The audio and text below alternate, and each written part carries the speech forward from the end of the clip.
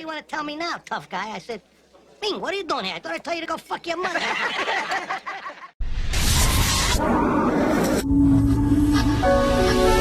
From the world above, across the gulf of space, minds immeasurably superior to ours. From the world beyond, regarded this earth with envious eyes. Howard 101 brings you Envious eyes. Riley Martin. In 1953 in northeastern Arkansas, I had seen lights above the river for 3 nights running. Call 888-STERN-101 with your questions. The Riley Martin Show on Howard 101. Hello, hello, hello. Hello, people. How are you out there in Radio Land? Welcome to the Riley Martin Show. We're glad that you're here. It's been rather eventful upon the planet, has it not? Welcome to the Riley Martin Show. I want to thank you for coming. For those who may not be familiar with who I am Riley Martin. I was born in the spring of 1946, state of Mississippi, America. My family moved across the river into northeastern Arkansas, near the banks of the St. Francis River. It was there in 1953, at the age of 7, that I was visited and taken aboard an aerial ship that is not of this earth. I managed to befriend these beings. They are called Biavians, and their ship, the great mothership, is stationed out near the planet Saturn. I believe that the Cassini-Huygens began to take pictures of some great luminous control object out there in 2004. However, I had given this information some 25 years ago. Welcome to the Riley Martin Show. Back in the studio, we have the one and only, the great, got to be one of the world's greatest technicians. I speak of none other than the great Matt Little Nicky Scarfo, Nicosia. And somewhere evolving in the ether around like a shadow in the night is the great John the Hammer Hunelac. And I want to give due mention to the genius of John the Jambar Curver, Dan, the song Parody Man, and, of course, the great world's greatest newsman, Steve the Lone Wolf Langford. Here in the studio, of course, we have the one and only Double O. Dare I say it again, Double O. Aragon. Shout out to the lovely Michelle. And of course, by my side, as usual, Ace of the race, the one and only, the sidekick of the kick side, the Ace Boone Coon of the rumors. I speak of none other than Eron McCauley. I'm just dabbling in your stratosphere space. We are doing it, kid. And welcome to the Riley Martin Show. We're glad that you're here. And, people, these things, this book was written some 25 years ago. In this book, it will tell you of these things that are transpiring on the earth now. I have given forewarning of so many things. Now, of course, things happen, always have, at one time or the other. But if you are perceptive, you can see that at this time, so many of these awesome and detrimental factors are coming together at the same time. The rebellion against dictators around the world, tsunamis, earthquakes, storms, spills, water poisonings, dead fish, you name it. It's coming down all at the same time now, and it's picking up speed and what have you. And I've never seen so much political hatred in my life from people who are making all the money, have been making all the money, and not paying any taxes for the last 10 years, and things of this nature. We are living on borrowed time here. But all is not lost. I am assured by those people in the sky that it need not be so tragic as it seems like it's coming to be. But it has to be up to us. We have to go ahead and give it that old college try, or else we're in heaps of trouble here, people. And I don't want to frighten you or anything. I'm just saying, I have spoken of these things, and so they are coming to pass with a passion. Talk to me, Ron. This is a quick email, okay? Interesting here. Okay. This is Mark in Sleepy Hollow. He wants to know, he's saying that there has been established that there was contact between these extraterrestrials and the ancient Egyptians, and he wants to know about what's going on in the entire Mesopotamian Middle East region in general, and do the extraterrestrials have any influence to bear on that?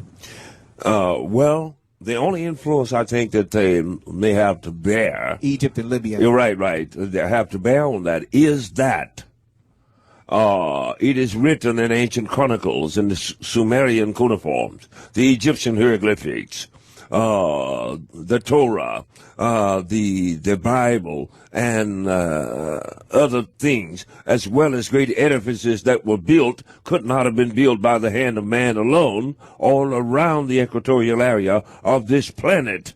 Therefore, in that sense, they perhaps had something to do with it. Ultimately, the evolution of various different godlike concepts that evolved down into what we have now split people apart. People of the same bloodlines, but of different factions of a certain religion or dogma or what have you.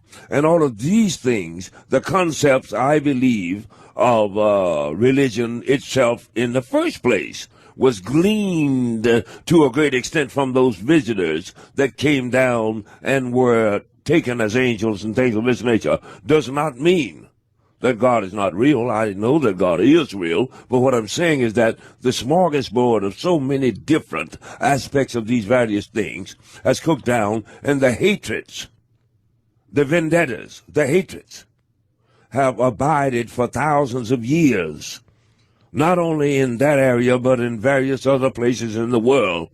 And thus now it is coming to fore. You see what I mean? Yes. But as far as them scientifically doing something now to instigate these things, yeah, I do not think so. Okay, that's Mark in Sleepy Hollow. He has a part two up to his question. I'll get to it later. Okay. People call the Spaceman tonight, 888-101. Okay, we have callers. I have one quick question I want to ask you. Okay, then we'll get to the callers, okay? Okay. You say that these extraterrestrials did give you an opportunity to stay up there if you wanted to. Yeah. Correct? All right. With all of the things that you have to go through, all the trials and tribulations of being a man or a woman on the earth, I want to know, what is the real reason that you accepted this? Because it seems like you could have been up there with them and not be bothered with all of this and be even farther along in your own personal evolution. So I want to know why you chose to come back and do this. Did you have to do it, or what's the reason? Well, a man's got to do what a man's got to do, in the sense that if I told you, Iran, we can go up today, however, in doing so, your family and your loved ones, your children, may very well be condemned by your doing so, when you know perhaps how to influence them to stop it. Make your own decision. You want to go. Like me, in the end, you would probably say, well, let me see what I can do here, and what have you. For I do not think that I could abide in peace in my heart if I left all of these beautiful people that I've met along this journey here, and simply for my own aggrandizement went on, up there anyhow. So I believe they knew this, that I would be. Otherwise, they wouldn't have helped me. They would have just left me here instead of giving me all of this data and information and what have you. They were more or less preening me to get ready for what I was eventually going to have to do. That's the way I figure it. But I'll see them again before May 9 in 2012, and then I'll tell you what's going down or what they said, where we are. altogether. I'm waiting to get all of the data. I have a good idea now, but I cannot openly reveal that simply because I want to be sure. See what I mean? Dig. All right to the call then. This will be Danny in L.A. Hello, Danny in L.A. What's up, Riley? What's up, Iran? Oko Santiwan. Oh, go out there and you want, Danny. Hey, Riley, don't dump me fast because I have two questions, okay? Okay. First of all, do the Biafrans comprehend the fact that the universe has no end? You know, like in other words, there's no wall. You just keep going and going. Right. Well, the Biafrans have not been to the end of the universe. And I don't think there is an end. I cannot perceive that there would be an end. You see what I mean? But they have not been to the end. Yeah, because us as humans only use like 10% of our brains, so we can't comprehend like certain things. Even like, you know how God has never had a beginning? Right. So it's hard to like grasp that type of thing. Okay, now my second question, Riley, is do you feel threatened at all by the new show Black on Black? What was this question? The Black on Black, the show. Yeah. Oh, the show.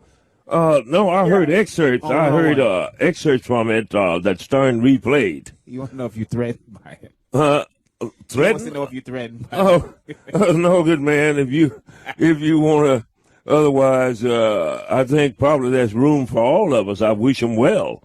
My goodness, I'm not threatened by nobody on the face of the planet.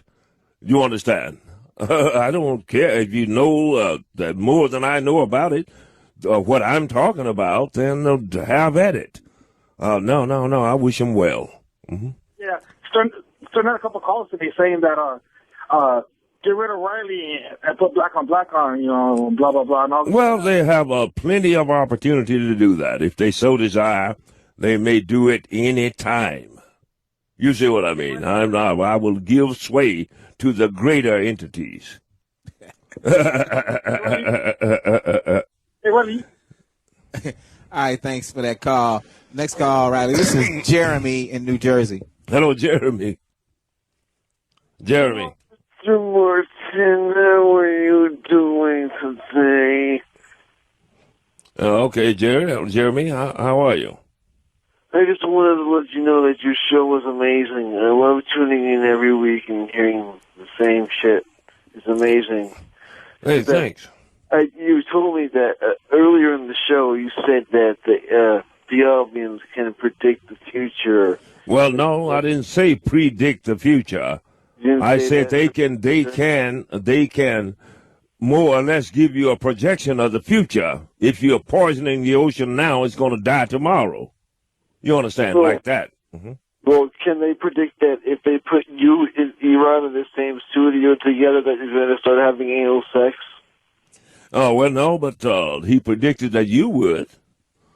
You know. All right. Next call. This is Chris in Arizona. Hello, Chris in Arizona.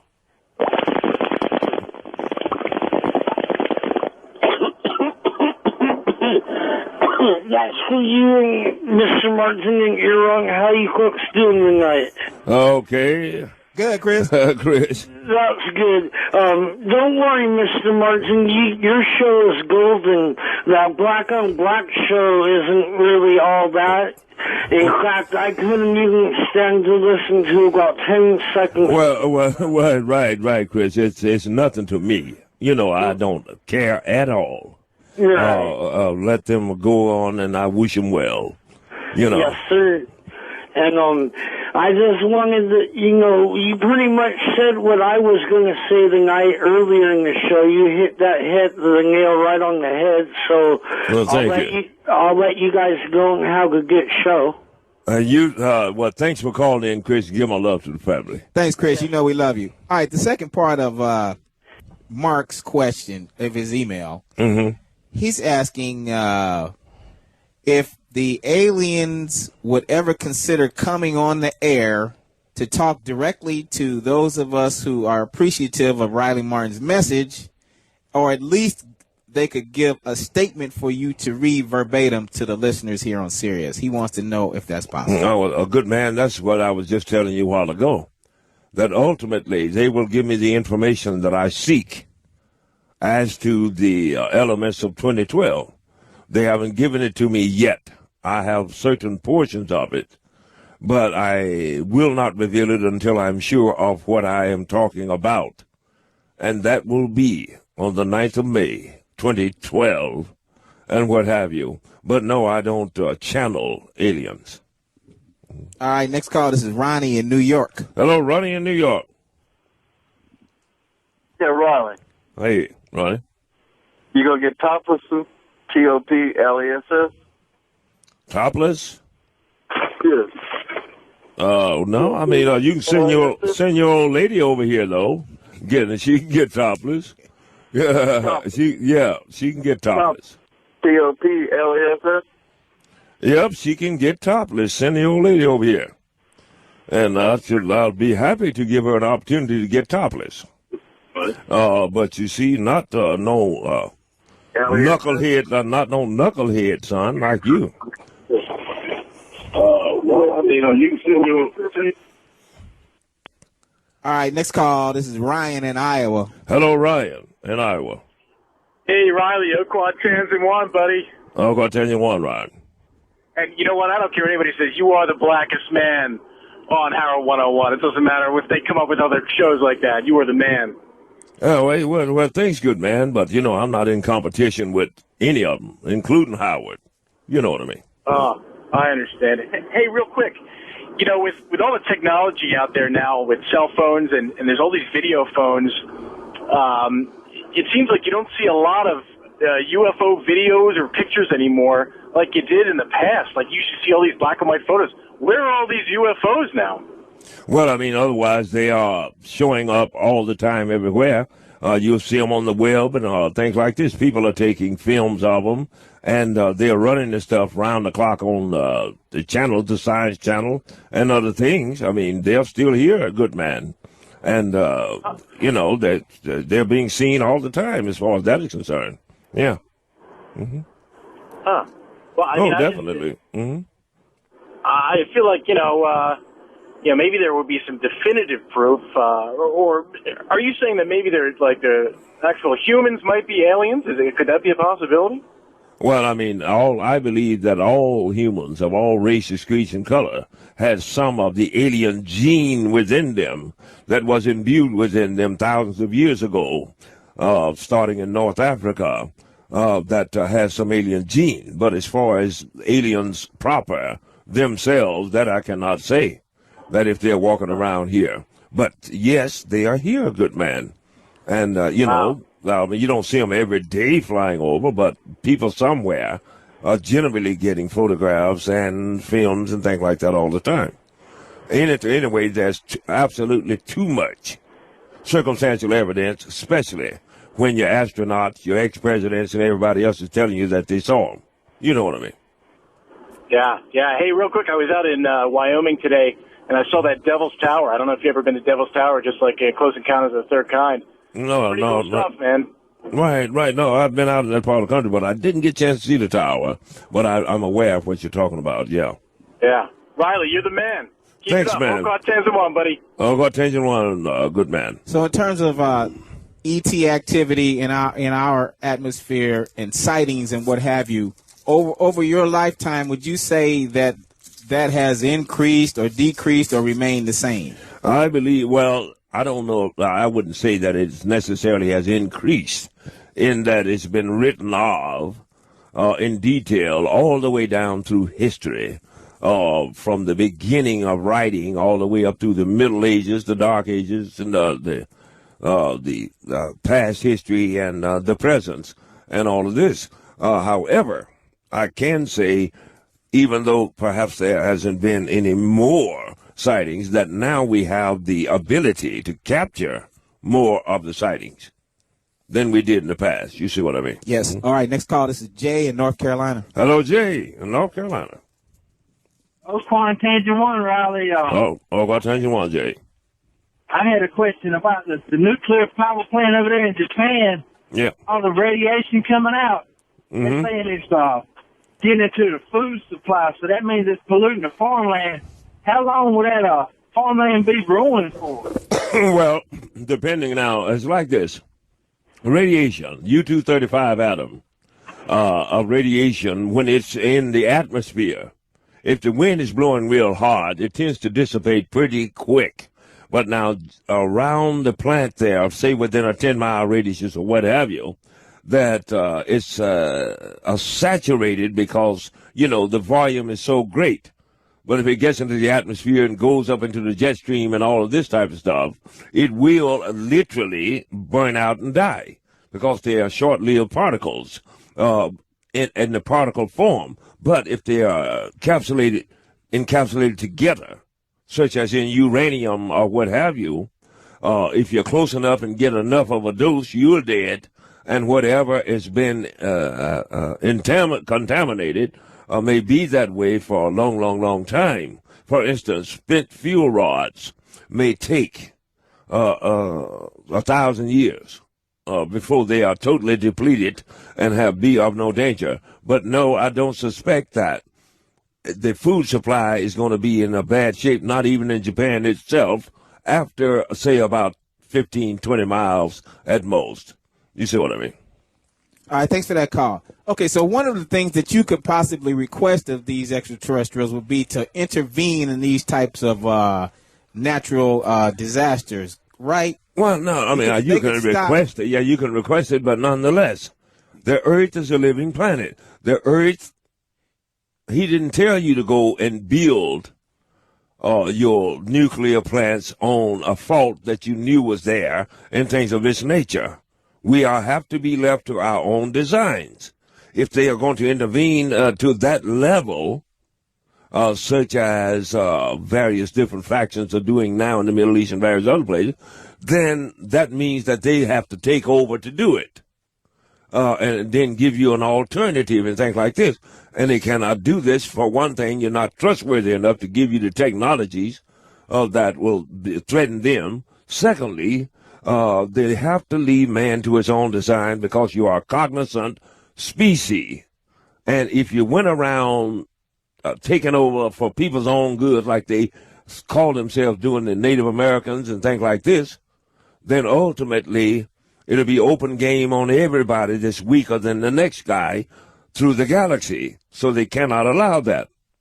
But just as we have split the atom, we have enough sense not to abuse it and misuse it to the extent that we are. See what I mean? Yeah. Mm-hmm. All right, next call. This is Leroy in Pennsylvania. Hello, Leroy in Pennsylvania. Hi there, Riley. Leroy Johnson here, a.k.a. Murdoch 313 on the key. Breaker. Yes. Yeah, Riley, what I'm curious is, with the recent release of radioactive material in Japan, what do you think the Biavians view this as far as a future occupation of this planet? Does this alter any plans they may have? Well, I mean, they have never said that they were going to me, that they were planning on occupying this planet at all. I mean, that's up to us. They said they would not allow this species to perish altogether. But no, I know of no alien faction that wants to occupy this planet. If they wanted to do it, they could have did it 1,000 years ago, kid. Let me give a shout out to Mike Knapp's, Chris the Lover Libertini. Shout out, Chris the Lover Libertini. Yes, indeed. Mike and Diane Boyd. Mike, great man, marvelous musician, the lovely Diane. Jamal and Lula Lawson out in Arkansas, Salt Lake City. Michael Blundick Sr., Jr., the lovely Jennifer Babcock in Chicopee, Mass., and down in Vero Beach, Florida. Jacobs Woodstock and the crew over in Oakville, Ontario, Canada. Dr. Mars Galula down in Miami, Florida. Stick and Jenny Carter out on the road. Gary and Lisa Parshiak, the lovely Lisa down in Des Plaines, Illinois. Clifford and Helene Green, the lovely Miss Helene Green in Macon, Georgia, and all the crew. Maurice Watkins and Kyra and the great crew in Stone Mountain, Georgia. Margaret and Dick Woodward out in Ramona, California. Robert Weldon Jr., his lovely mom, Marcia Joy, in Griffith, Indiana. Dr. Robert Friedman, my ortho-surgeon, the man's brilliant. Dr. April Smith, Dr. Ann Merkel, Avalone, and Ferrante. Vicky and Yarvison, Ellie, and Miss Baldish. Down in Phillipsburg, New Jersey. Dr. James Johnson, a great doctor. Flemington, New Jersey. Matt Panther. And Miss Sheila down in Dawsonville, Georgia. Go to thecosmiclegend.com, thecosmiclegend.com, and get my Atlanta lecture on film. Dr. Michael Caldwell in Oak Park, Illinois. The great Clark Kochowski, Devonay and Zach, Kingsford, Michigan. Richard and Karen Horowitz, Matawan, New Jersey. Stay with us now. We shall return. Riley Martin. In 1953 in northeastern Arkansas, I had seen lights above the river for 3 nights running. Call 888-STERN-101 with your questions. The Riley Martin Show on Howard 101. You are on the verge of destroying the entire universe. Call 888-STERN-101 and make contact. The Riley Martin Show. Howard 101. And we are back. Welcome back to the Riley Martin Show. We're glad you're here. People, if there ever was a time for you to get this information and to get your symbols, now is the time. You should do that outlay. It's not very much, and if I am telling you the truth, you are getting a priceless treasure. If not, you are just getting a priceless piece of art. But now is the time. Go to RileyMartin.com. RILEY, like Thomas, MARTIN, RileyMartin.com, and get your symbols. You can also there click on I support Riley Martin. Also, you can go to the App Store and buy Riley Martin. And on RileyMartin.com, we also have the Android app. Click on it, the Android app, there also. But you should get your symbols now. People, time is of the essence. And to tell you the truth, I don't know if I'm going to be around indefinitely. Put it like that. So go there and get these things now, and what have you. My job. I grow weary of my job. Not talking to you, but of what I see and what hurts me so bad to have to see and can do nothing about it and things like that. See what I mean? Welcome back to the Riley Martin Show. Talk to me, Ron. People, you can listen anytime online at Sirius.com. Just click on the Listen Online tab. And, of course, you can call the Spaceman tonight, 888-STERN-101. All right, right back to the calls then. This is Donnie in Texas. Hello, Donnie. Texas. Hello. Hello, Donnie. Hey, do I sound like I'm on speakerphone? Well, you sound okay to me. Oh, it was. Never mind. Hey, Riley, by the way, you sound unbelievable. You sound as clear as I've ever heard you tonight. Oh, thanks. Are you off the stuff or what? What stuff was I on, young man? I have no idea, but you're definitely in a different mindset. I'll give you that much. Hey, well, thanks. Otherwise I'm an old guy with a hip and knee replacement. That is simply trying to live on the face of the earth, son. With what Howard pays me, I couldn't even smoke grass. You know what I mean? Right? Yeah, that's what I'm saying is, didn't nobody take pity on me. Yeah, I couldn't even get a joint with what they are paying me because, hey, son, I don't know how long I can stay here anyway. Simply because, not because I don't like doing the show, but because I may have to just leave because I cannot afford to live in this humble abode here and without them giving me any kind of slack. I gotta believe. Yeah, I gotta believe, good man. I am not cutting you off. I'll let you talk in a moment. I gotta believe that my show is at least worthy of some of the other stuff that they are doing, and they can't tell me that they cannot give me another hour or two a week. But I leave that up to Tim Sabian and Howard Stern. They are to blame. Mel and Scott could do it. However, they don't want to spoil their golden Jew. You know what I mean? If he don't say it, it won't get done. You see what I mean? Well, I figured I'd say what Howard's been thinking about. And I caught this story on TMZ, how he's suing Sirius XM. Did you see that? Who is that? Who's suing him? Howard Stern Incorporated. His company is suing them. No shit. Well, I didn't know nothing about that, good man. I hadn't heard him say anything about it. Yeah, absolutely. Look it up on TMZ. It's all about after XM and Sirius, they became the same company. Right. He was supposed to receive a lot more benefits or bonuses through stock, and they kind of quit paying him whenever the company became different. I understand. Oh, well, no, I'll check into that, but no, I wasn't aware of that. But anyway, still, kid, what they're paying me, Howard spends more than that on a hairdo. You see what I'm talking about? All I'm saying is that they have dogged me out. And Tim Sabian don't even return my calls, and I do not call him but once every 2 or 3 months. You see what I mean? And things like that. So did you have a question, good man?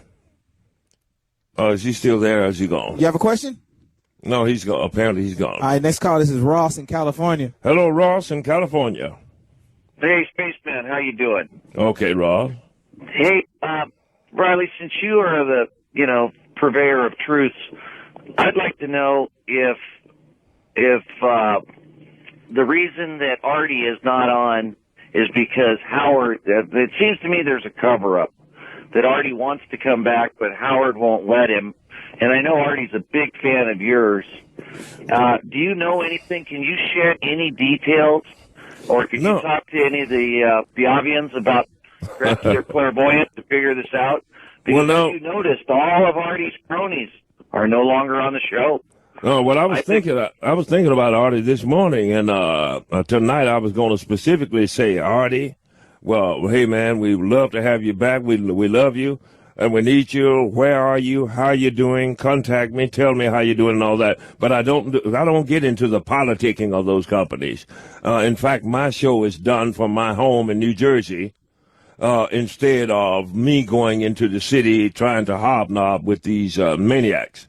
You see what I mean? Well, yeah, you got to think of one thing, though. Even though they pay you a very low stipend, at least it's for us little people out there, we get to hear the great Riley Martin, and you get to, enlighten us with your symbols, your books, your novelties. Well, certainly, and I appreciate that. Nonetheless, there's still no reason not to pay me. I wouldn't be bitching if I was comfortable enough as to where I didn't have to.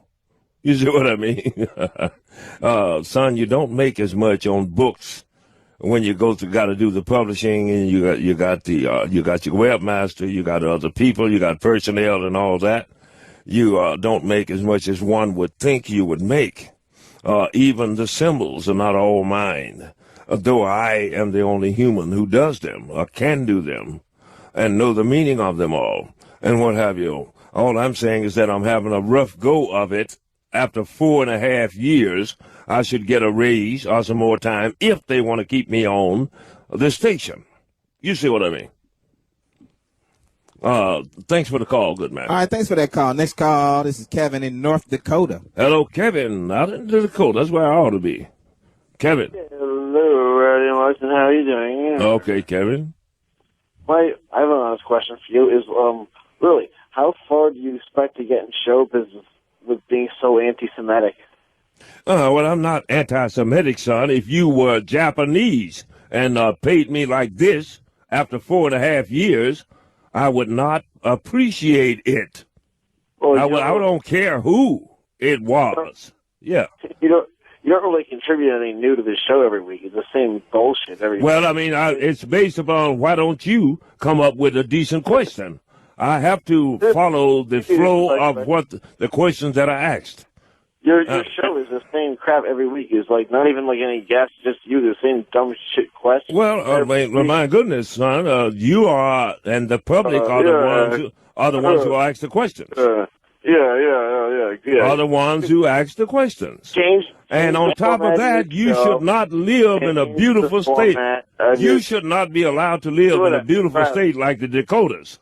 Yeah, okay. Change the format of your show to something interesting, and people will start giving a shit. Otherwise, the same infomercial. Son, start your own show and get your own format.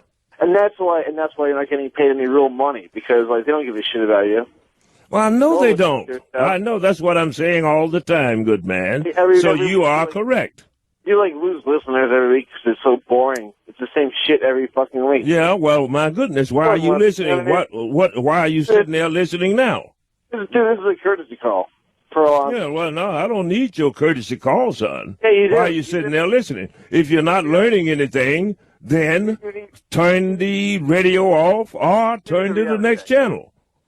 No radio. You need a reality check. That really, like, the reason why you're not making any money is because no one wants to hear your shit. It's a favor just to keep you on because you're funny to listen to. No one gives a shit. Well, I mean, I don't even think I'm funny, kid. Do you think I'm funny?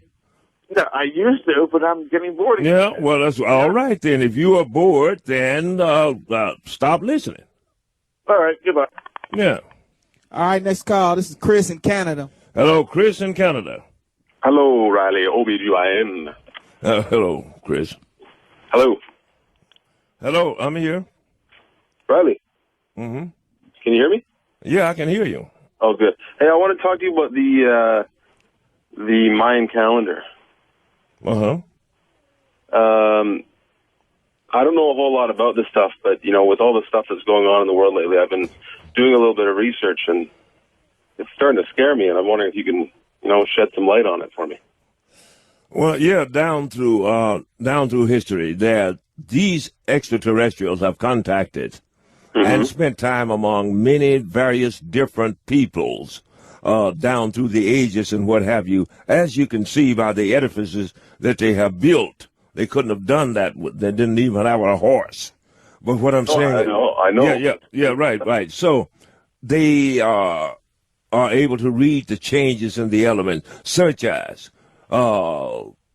perhaps when so many things are going to come together.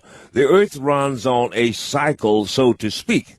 However, what the Mayans were trying to tell us is that they foresee that we are rushing this cycle instead of its natural course and things of this nature, and ultimately, according to them, by their calendar code, that is going to come to a head, and there will be alterations, great alterations, sometime in late 2012.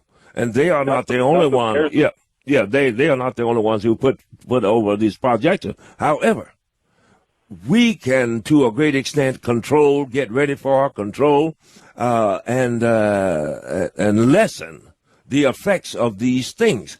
I don't believe they were talking about just earth changes, volcanoes and tsunamis and like that altogether, but various other things, karma, wars, rumors of wars, poisoning of the land, various that's what I wanted to touch on, Riley. You know, like I don't know if you've heard of the Peruvian prophet Juan Melendez. I've heard the name. Mm-hmm. So, you know, he's talking about what's going on there and the correlation between, where is it? It's just outside of Roswell, Delabate, New Mexico. Right. And about the UFOs and the uranium, and back in the 60s and 70s, you know, there was a big outbreak of kids with, you know, stained teeth, and the government tried to blame it on tetracycline. Right. It was a big cover-up from the chief medical examiner, what's his name? Dr. Bob Bowie. Yeah, right.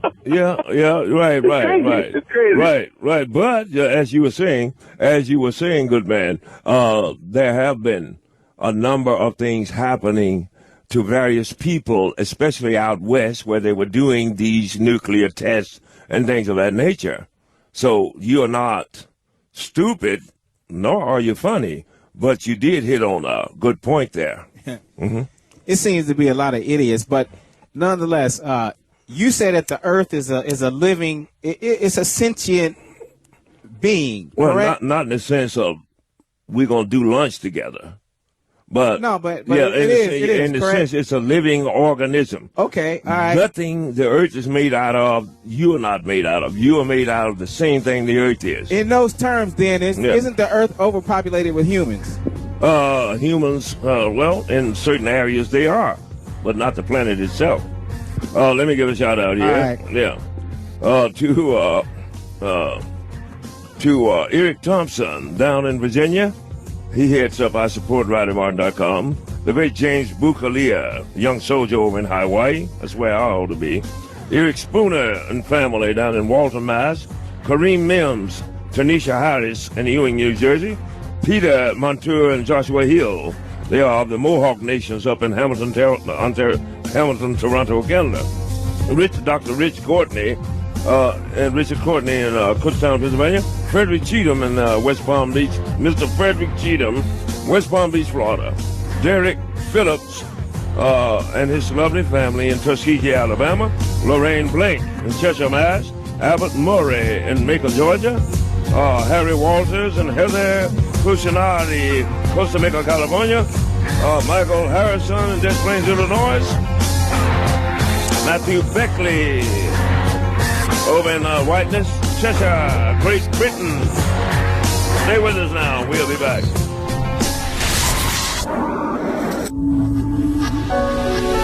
From the world above,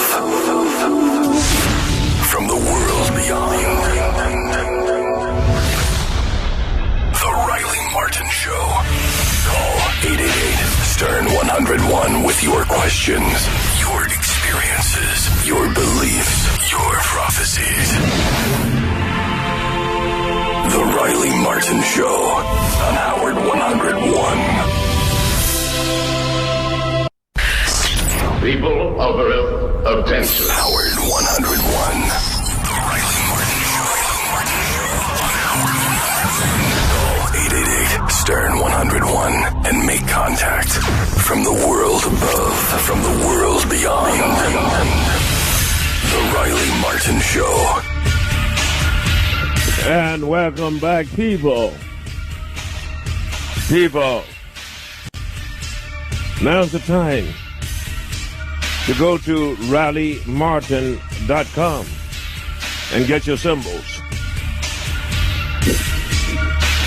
and your books, your audio, your talking book, or the written book.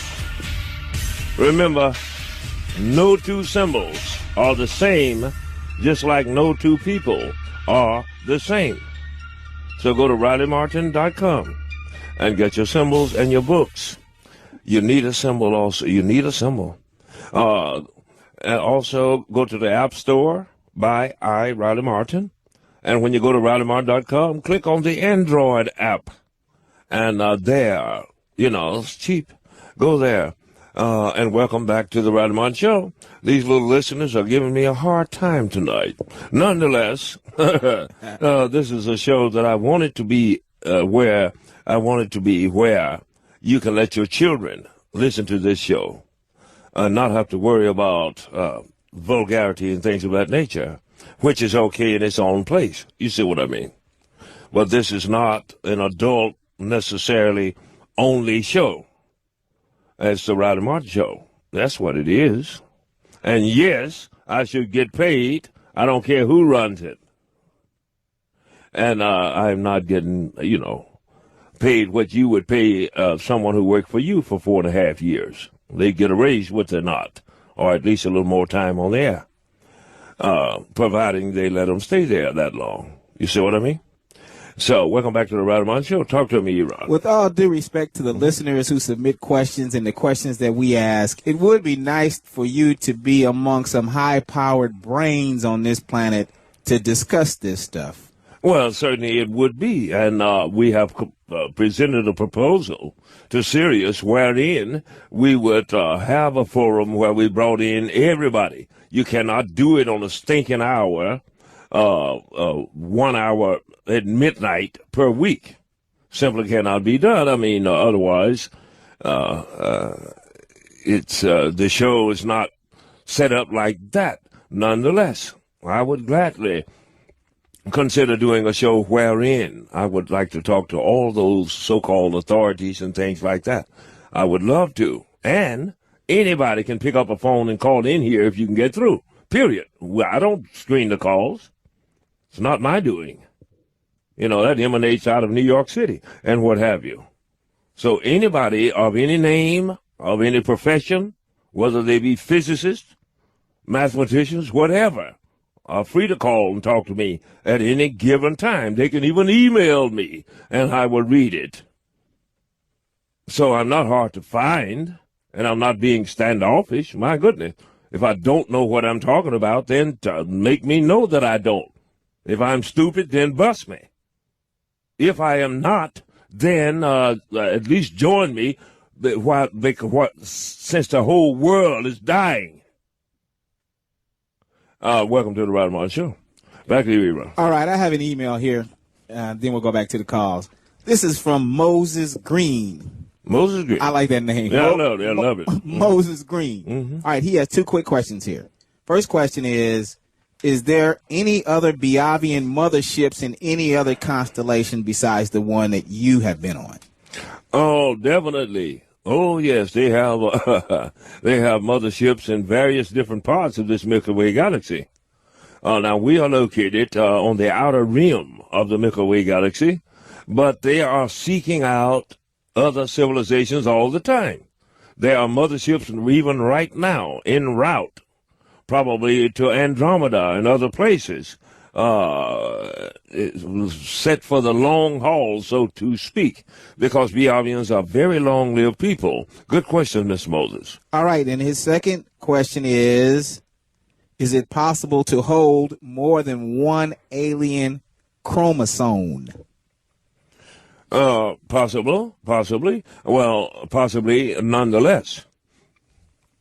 Now, if you mean just one alien faction has mixed with man, then that is true on this particular planet.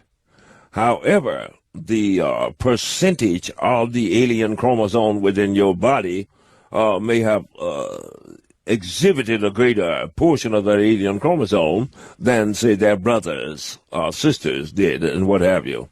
Mm-hmm. All right, thanks for those questions, Moses Green. Back to the calls. This is Ben in Chicago. Hello, Ben in Chicago. Hey, Riley, how you doing? Okay, Ben. Hey, my question tonight is, in the book of Revelations, you got 144,000 people that are sealed, and it's from four corners of the earth and so on. Now, the 144,000 that you speak of, now, it's coincidental that there's 144,000 people that are going to get on the list. Well, yeah, you got a point there. Now, I never associated it in life like that. However, from what Tan told me, the Biavian told me, friend Martin, if you pass out 144,000 symbolic configurations to 144,000 heads of families. See, the father of the family can take the kids and the wife and what have you, even the mom and dad if they're alive. So it's more than 144,000 that'll get on.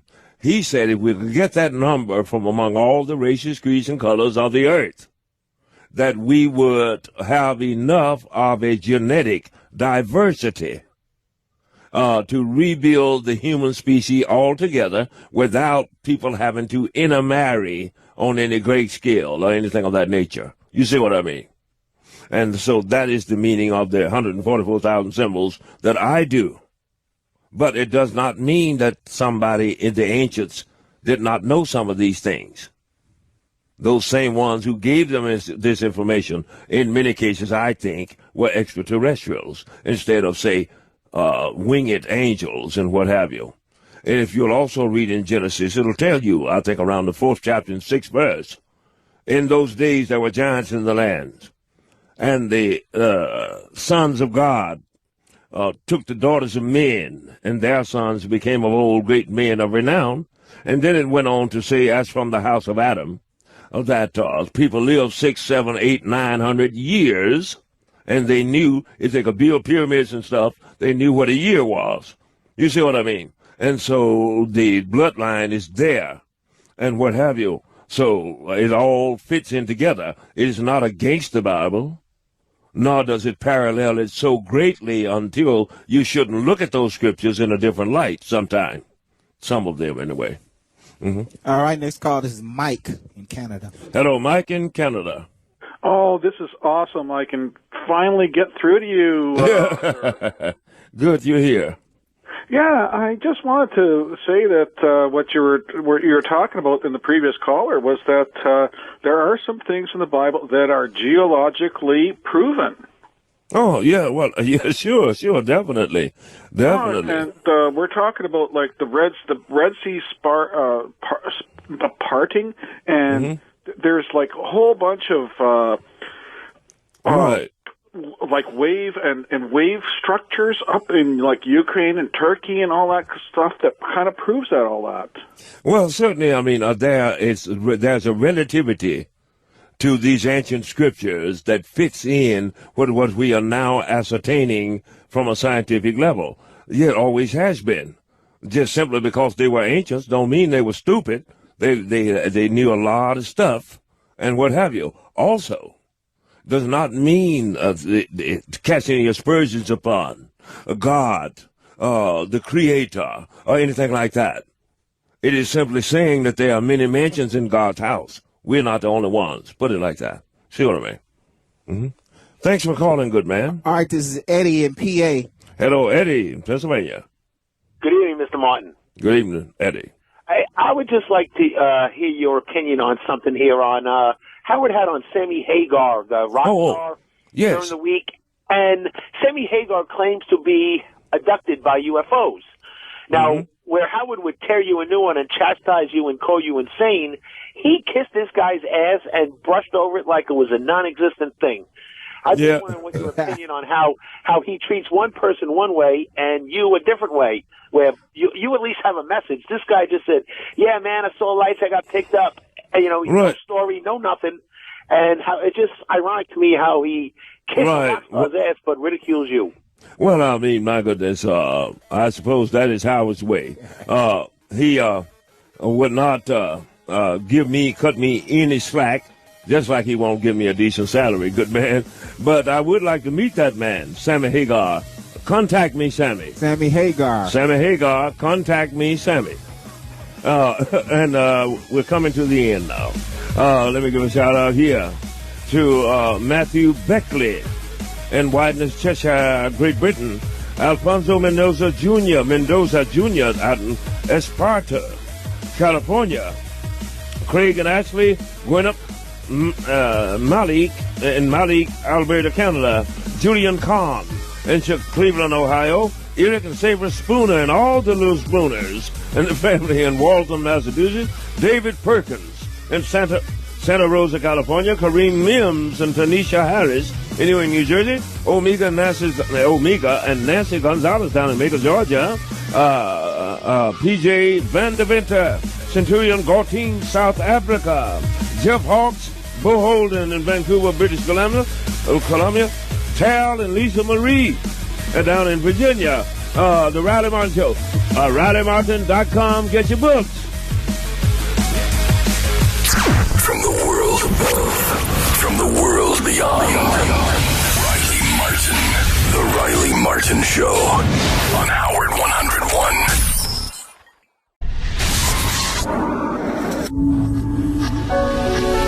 From the world above. Across the gulf of space, minds immeasurably superior to ours. From the world beyond. Regard this earth with envious eyes. Howard 101 brings you envious eyes. Riley Martin. In 1953 in northeastern Arkansas. I had seen lights above the river for 3 nights running. Call 888-STERN-101 with your questions. The Riley Martin Show on Howard 101.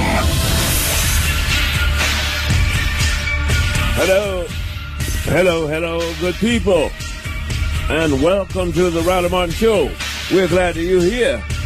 Today is June 7, 2011, going into June 8th. Well, welcome to the Riley Martin Show.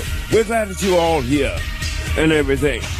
Don't forget now to go ahead and follow me on Twitter at Riley L. Martin. Take a few minutes to sign up. Riley Martin, Riley L. Martin at Twitter. People, welcome to the Riley Martin Show. We're glad you're here. Back in the studio, we have, no doubt, the world's greatest technician, producer, and who women say lover. I speak of none other than the great Matt Little Nicky Scarfo Nicosia. And, of course, in the peripheral, tweaking the buttons and keeping everything together is, no doubt, the great John the Hammer Hunterlack. We want to give due mention to Lou, the Megamind Pellegrino, and, of course, the brilliance of John the Jamborg Curva. Must not forget the genius of Dan, the song parody man. Dan, the song parody man. And Chris, the lover, Libertini. Also, Big Jim, Colosimo McClure, world's greatest producer, and no doubt the world's greatest newsman. I speak of none other than Steve the Lone Wolf Langford. Yes, indeed. He was calling me about my Twitter account and what have you. Yeah. And, of course, smooths down the road, easily pulling into the driveway. And when he does that, he really actually cuts his light because they say he can see in the darkness and move through the shadows and all of that. And then when a pretty girl bumps into him, bump like that, she's like, oh, you're so cushy. He said, yes, I am none other than the great 00 Al Regani.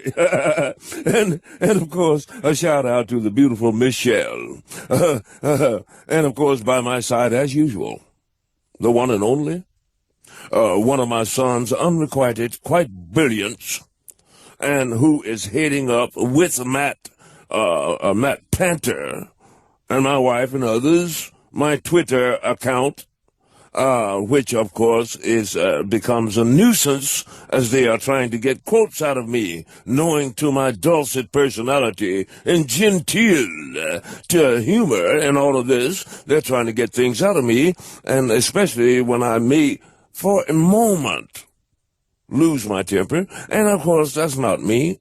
Howard and Steve Langford will tell you that's not me. Heavens forbid. I speak of none other than the great, the one and only, Eric Eron Macaulay. You are a marvel to behold. Yeah, right. Spaceman. Yeah, right. It's like my wife is talking about, do I look fat in this dress? And I said, no, darling, it's like a twiggy thing you got there. She said, what if I turn like this way and poke my belly out? I said, no, darling, you got a cute little innie belly button, and you're just cute like that. And also, okay, I'm busy now, I'm going now. And then she said, well, what if I like turn this way and take a really, really deep breath? I said, lady, go eat another pig or something. Please. Twitter. Lady, go eat another pig. You see what I mean? That's how they trap me, people. And you know that I'm not like that. Welcome to the Riley Martin Show. How you doing, Ebron? I'm doing fine. I have emails here. You have a board full of callers and all of that. Okay. So we'll get to that. People, you can call the space Cowboy. Riley Martin with questions tonight, 888-STERN-101. Also email us at RileyMartin@SiriusXM.com. Okay, Yeah. we're going to go right to the calls if you're ready. Yeah. You ready? I'm ready. All right, this will be Ben in North Carolina. Hello, Ben in North Carolina. Ben? Yes, sir. How are you, Ben? Sorry, I had you on speaker. I was waiting. I'm a big big fan. It's a real privilege to talk to you. Well, thanks, Ben. Hey, I got a quick question. I see Okay. a lot of comets at night. I didn't know if those. I live near the ocean. Right. Sometimes when I'm up late, I see comets. Sometimes I don't. I know it's because of the atmosphere, but didn't know. If you think anything special about those comets, or or if it's just meteors, or do you think they're actually UFOs ever? Well, a UFO now. The way you can tell if it's a UFO, of course, it's bright and luminous. Nonetheless, a comet or a meteor will not change its trajectory. But if you see it stop or change directions or something like that, you can be rest assured that it is a comet, meteor. Now, that you mentioned... I feel like I see them all the time, but I don't know, maybe it's me, I don't know. Well, no, they are over here all the time somewhere. And if you have clear skies, it is quite possible that you would see them, good man, and what have you. Light out here. It's pretty dark at night, so... Yeah, definitely. They're here, and they're here big time now, because we're coming down to a pivotal time in the history of humanity. Are you in New York City right now? Oh, no, I'm close to New York City, but I'm not in the city proper. The light's kind of... It's harder to see at night, I guess, with all the ambient light. Right. Definitely. Definitely. Sometimes when it's really, really dark, I can really see the outlines a whole lot better, Well, sure. Well, most people, if they would take the time in the clear places to watch the skies, then ultimately they would probably see some of these ships, because they are here now in more numbers than ever been. And so, continue to watch them. If we come up like to you and hit you with a big light or something like that, grab your cojones, because you're going places. All right. Yeah, don't be afraid then. Okay, thanks for that call. Next call, this is JD in BC. Hello, JD in BC. Fred Martin, what's up? Oh, nothing too much. How you been? Pretty good, man. Hey, can you evaluate my impression of Gary the Retard? Yeah, okay. Howard's always like, Gary, what would you rate this woman? And Gary the Retard's like, I'll give her a 10. Yeah, well, that's pretty good. Now, you can stand in for Gary the Retard if you so desire, because you can do voiceovers for Gary the Retard, though I don't know how great a career, this will turn out to be. All right, next call. This is Keith in Canada. Okay, Keith in Canada. I'm Samalajuan, Riley. I'm Samalajuan, Keith. Question I had is, I recently saw the video on YouTube of the UFO hovering over Jerusalem as it comes down. Did you see that? And if you did, I want to know your opinion on that, because it was quite startling. Right. Matt Penta sent it to me. He did. What is his website, Matt Penta? The Cosmic Legend. Yeah, go to thecosmiclegend.com, and you'll see many of those. He gets the good stuff. Now, yes, it is more or less written that ultimately these ships would show back up. The one I saw descended over the Dome of the Rock. Now, somehow this plays a major part in that which is to come. And also, I will tell you this, that the Israeli scientist has come up with some inventions that ultimately may be implementary in helping us to weather this storm and what have you.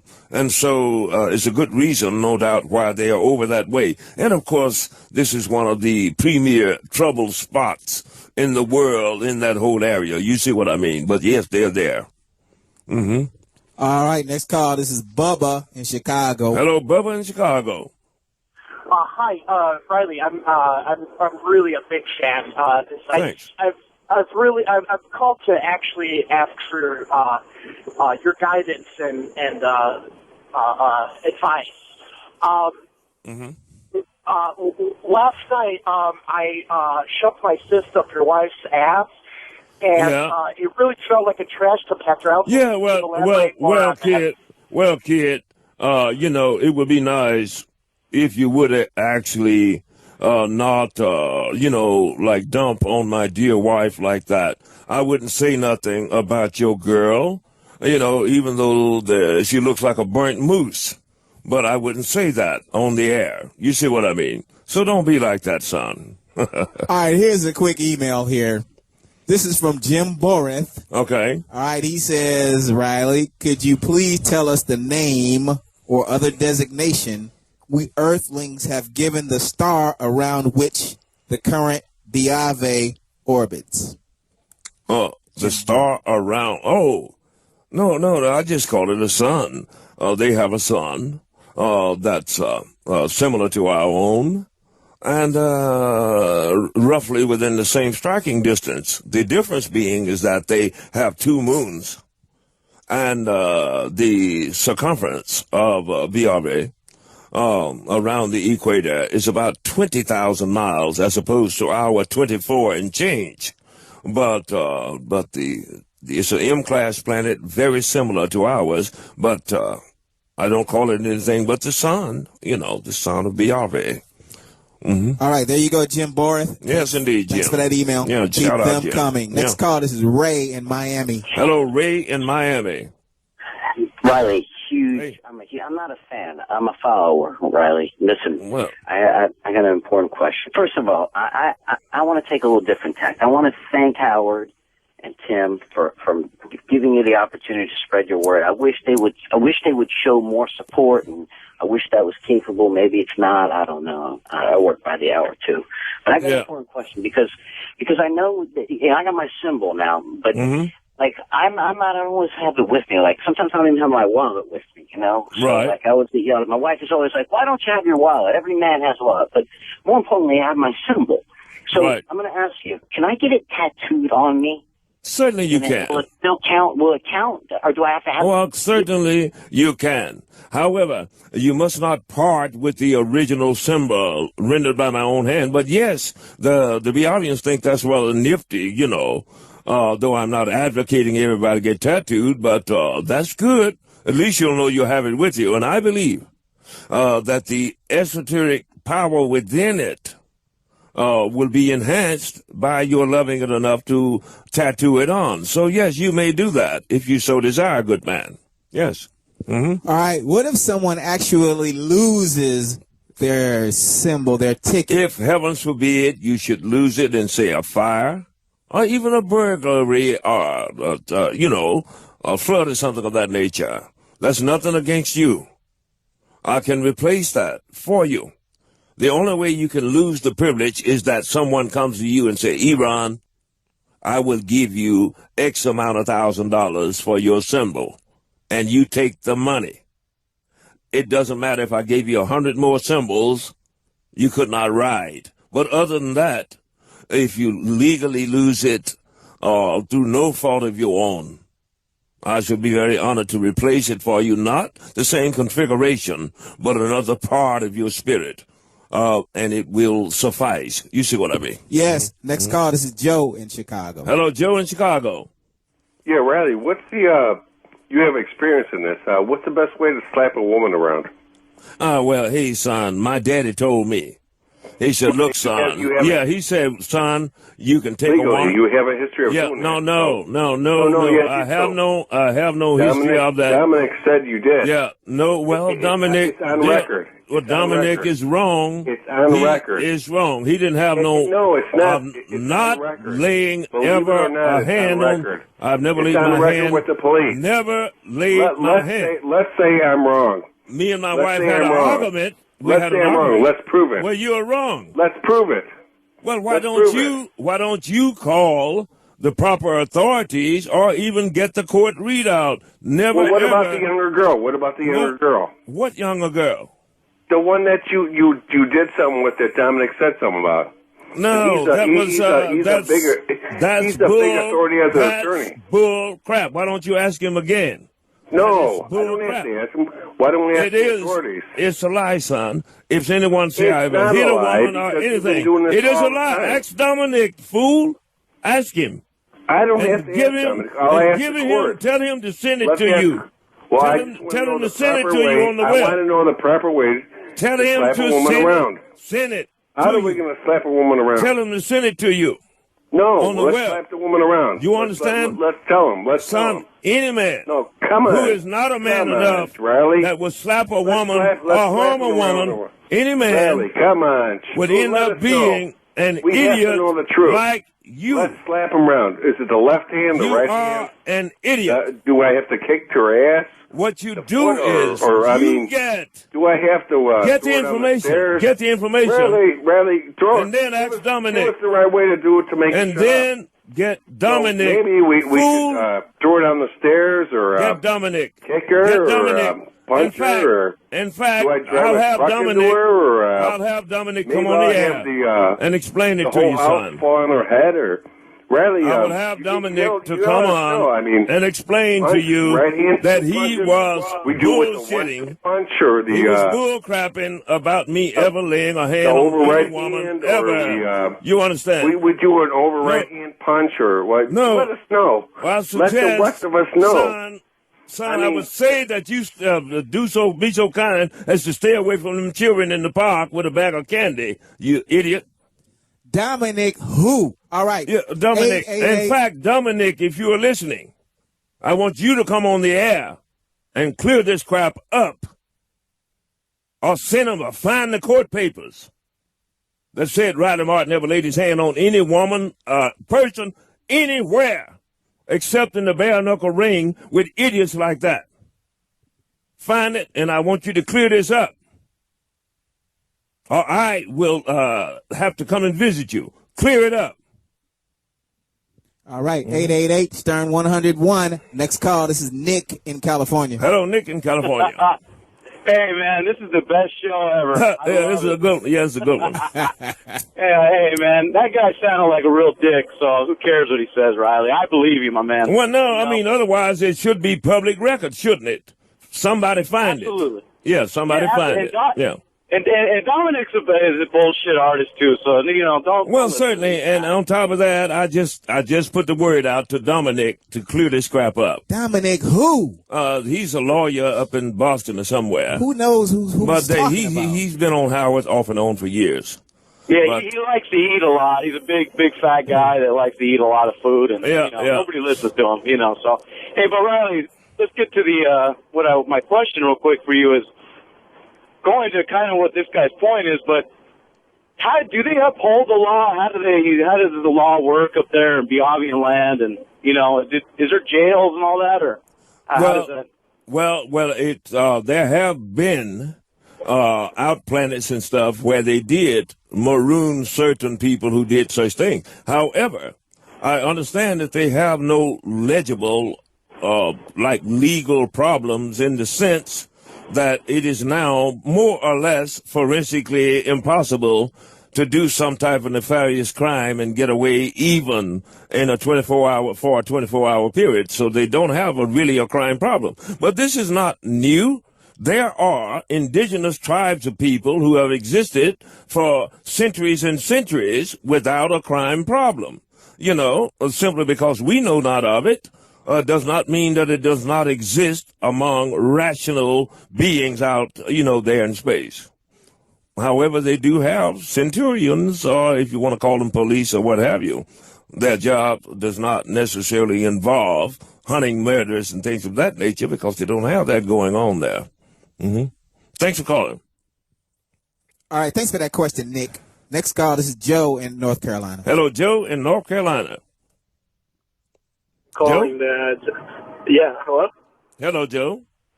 Yeah. Can you hear me? Yeah, I can hear you, Joe. Talk to me. All right, perfect. Yeah, sorry about that. I just wanted to see what were your thoughts on people saying that we're actually the time travelers going back in time in a form of aliens because of the pollution, the actual radiation coming from Japan, that we transformed into aliens, and we're coming back in time, and that's what we're seeing when we see UFO sightings. What are your thoughts on that? Well, I do know that time travel is possible. Now, I know nothing about there being a campaign that has to do with Japan and what have you. Merely the insufficiencies in man's technology and the tectonic movements of the earth will cause such things as we go along. However, time travel is possible. It is much easier to traverse back in time from this point. But going from this point forward, that is the question. The Biavians have not been able to accomplish that and record it. However, if you went back to the time of, say, Alexander, we could bring you back more or less to where you left from. But yes, time travel is possible, good man. But no, there's no insidious campaign and what have you to release radiation upon the earth. Mm-hmm. Okay, so when the humans get airlifted, if it happens, and they're on Biave, will they have access to, or will they be able to travel back in time? Well, it depends upon what you mean by back in time. Back to here in time, or back to somewhere else in time. Anytime. Let's say somewhere else. Okay, anytime. Ancient Egypt. If you leave here, well, they will have more or less archives of scenarios and things of that nature, but you are not free to travel loosely through time in as much as you may interfere with the continuum. However, when you reach the speed of light, essentially time as we know it stands still. Any speed beyond the speed of light starts to reverse time. This is how you can cross vast distances in space without it legibly registering on the biomechanism about the passing of time. 450 light years, you can do it in about 4.5 years one way. So only 4.5 years in your time has passed, even though you have accomplished 450 years or light years in time and what have you. See what I mean? I think so. Mm-hmm. All right, next call. This is Chris in Arizona. Hello, Chris in Arizona.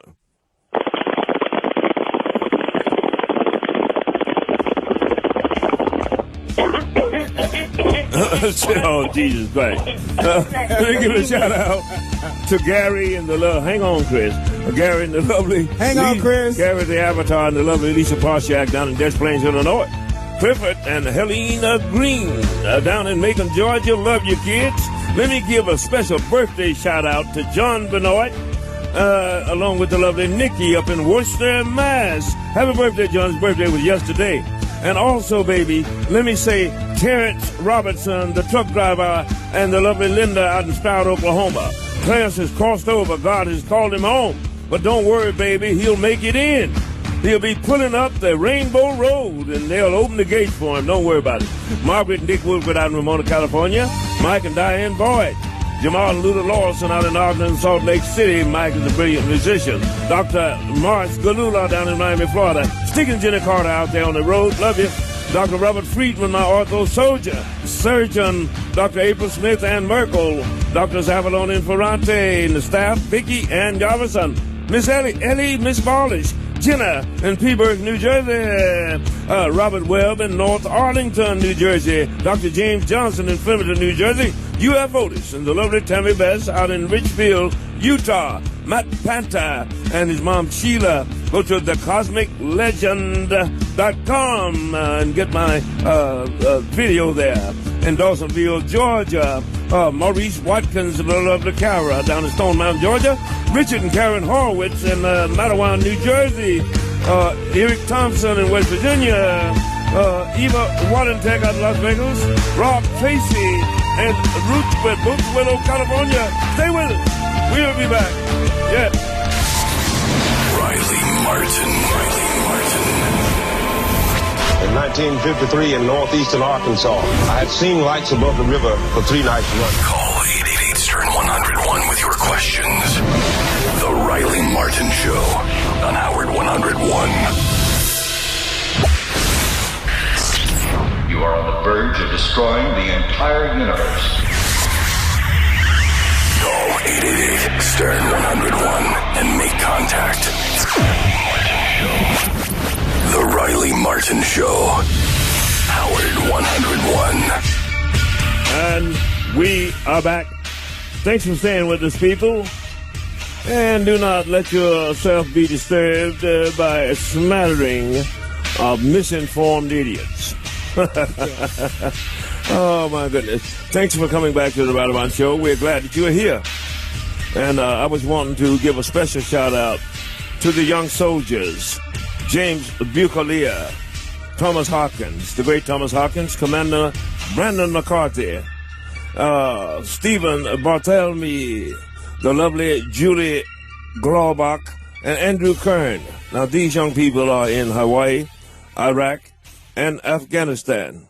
We love you and are watching over you as best we can, and we thank you for fighting for our freedom. Thank you. Back to you, Iran. Back to the calls. This is Chris in Arizona. Chris. You guys doing, Mr. Martin and Iran? Doing okay, Chris. Good. That's cool. And I was wondering about the clothes that they spring on us when we get there. How often do they make like one suit, and do we wear it permanently, or do we change clothes, or how often do we change? Well, you change clothes like you do here, Chris. You get up in the morning, probably get your shower, and change into a new outfit. And they have various colors and things of this nature. Generally, it's 2 pieces and some slippers. The bottom and the top and the slippers. And for women have a bevy of colors because, ladies like beautiful things and what have you. Yeah, there's a wide variety and all of them. You'll have your little yard working clothes and all these type of things. And you'll even have your hiking boots and all of that in case you want to actually go exploring and things like that. Yeah. They want humans to live like humans. You know what I mean? Mm-hmm. And thanks, Chris, and give my love to the folks, man. Oh, yeah. If you're out in Arizona, go to Chris's Auto Spa. That's CHRISS AUTOSPA, chrissautospar.com. That man details cars, people. Check him out on the web, chrissautospar.com. So all the cool clothes and hats and stuff that we are used to wearing, we won't have that out there. Well, you'll have it. Right. Or a rendition thereof. You'll have all of that. Well. All right, next call. This is Mark in West Virginia. Hello, Mark in West Virginia. Yes, Riley, will you bare knuckle box my asshole the way you beat your wife?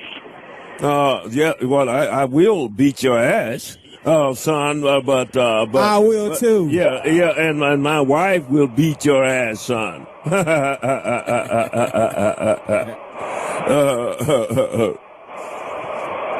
All right, next call. This will be Josh in Orlando. Hello, Josh in Orlando. Hello, Riley. How are you? I'm doing okay, Josh. Good. I won't take up too much of your time. I just have 2 quick questions. One, here on Earth, we have all different types of entertainment. There's iPods, there's video games, movies, beaches, all that stuff.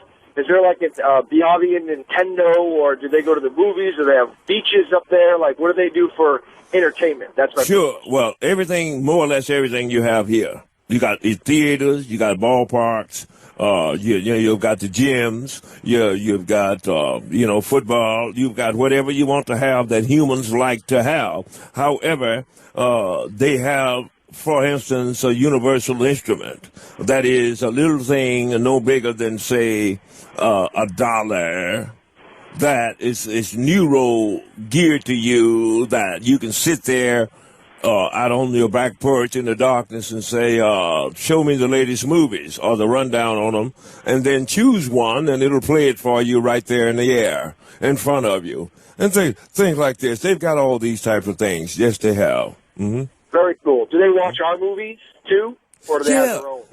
Well, actually, see, our movies is interesting to them only to the extent of the special effects and things of that nature and all of that.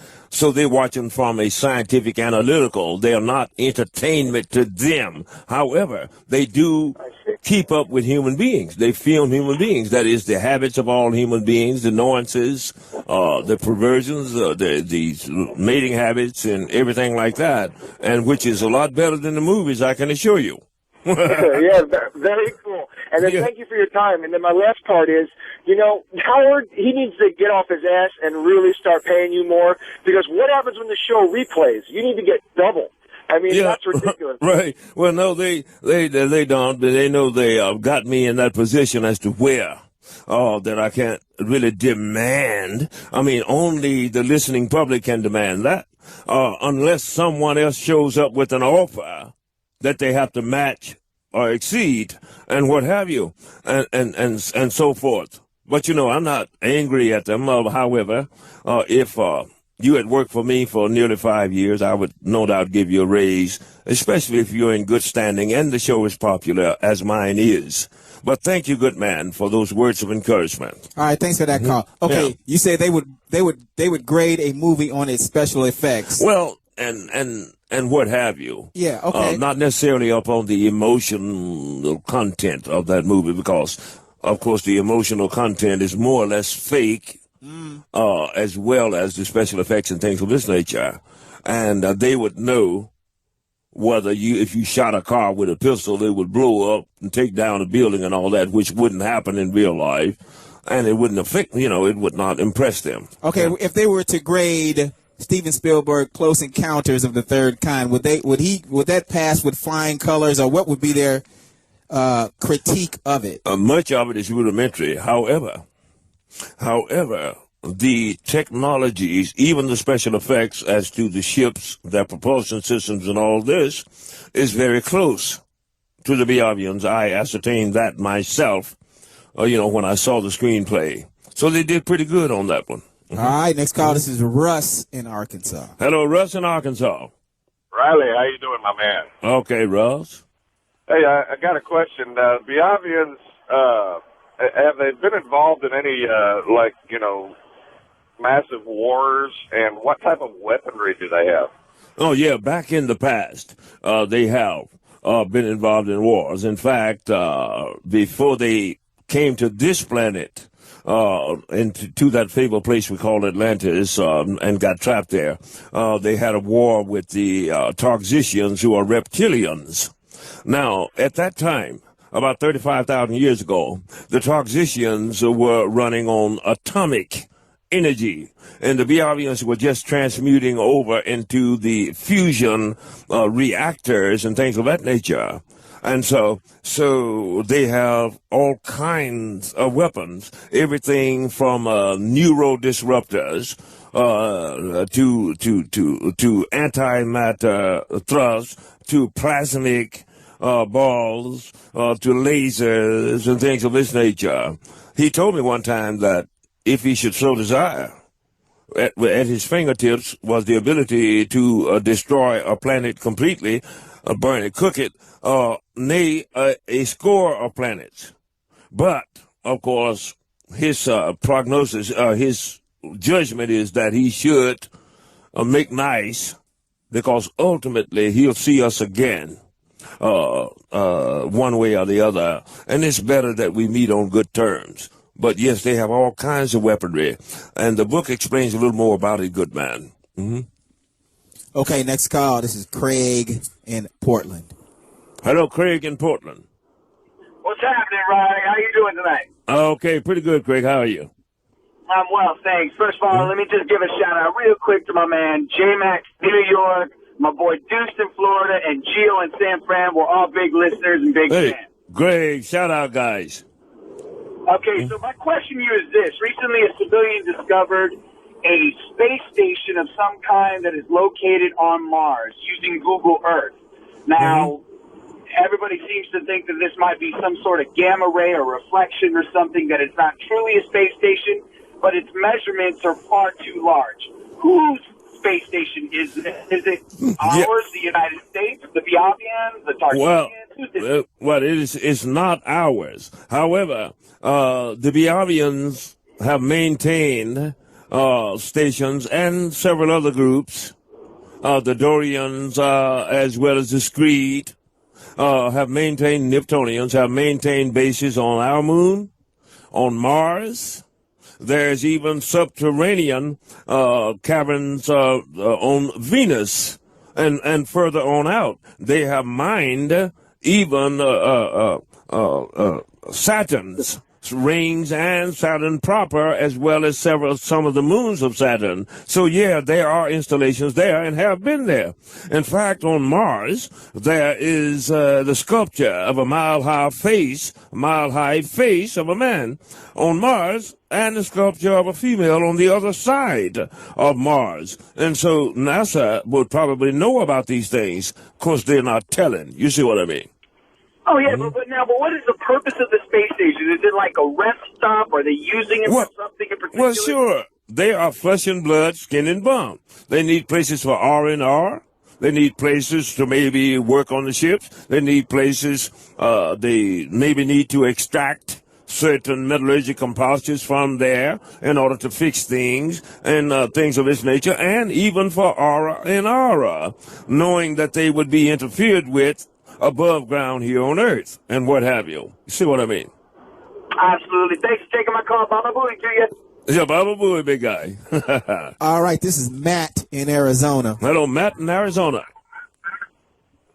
Matt? Hey, Riley, how you doing, man? I'm okay, Matt.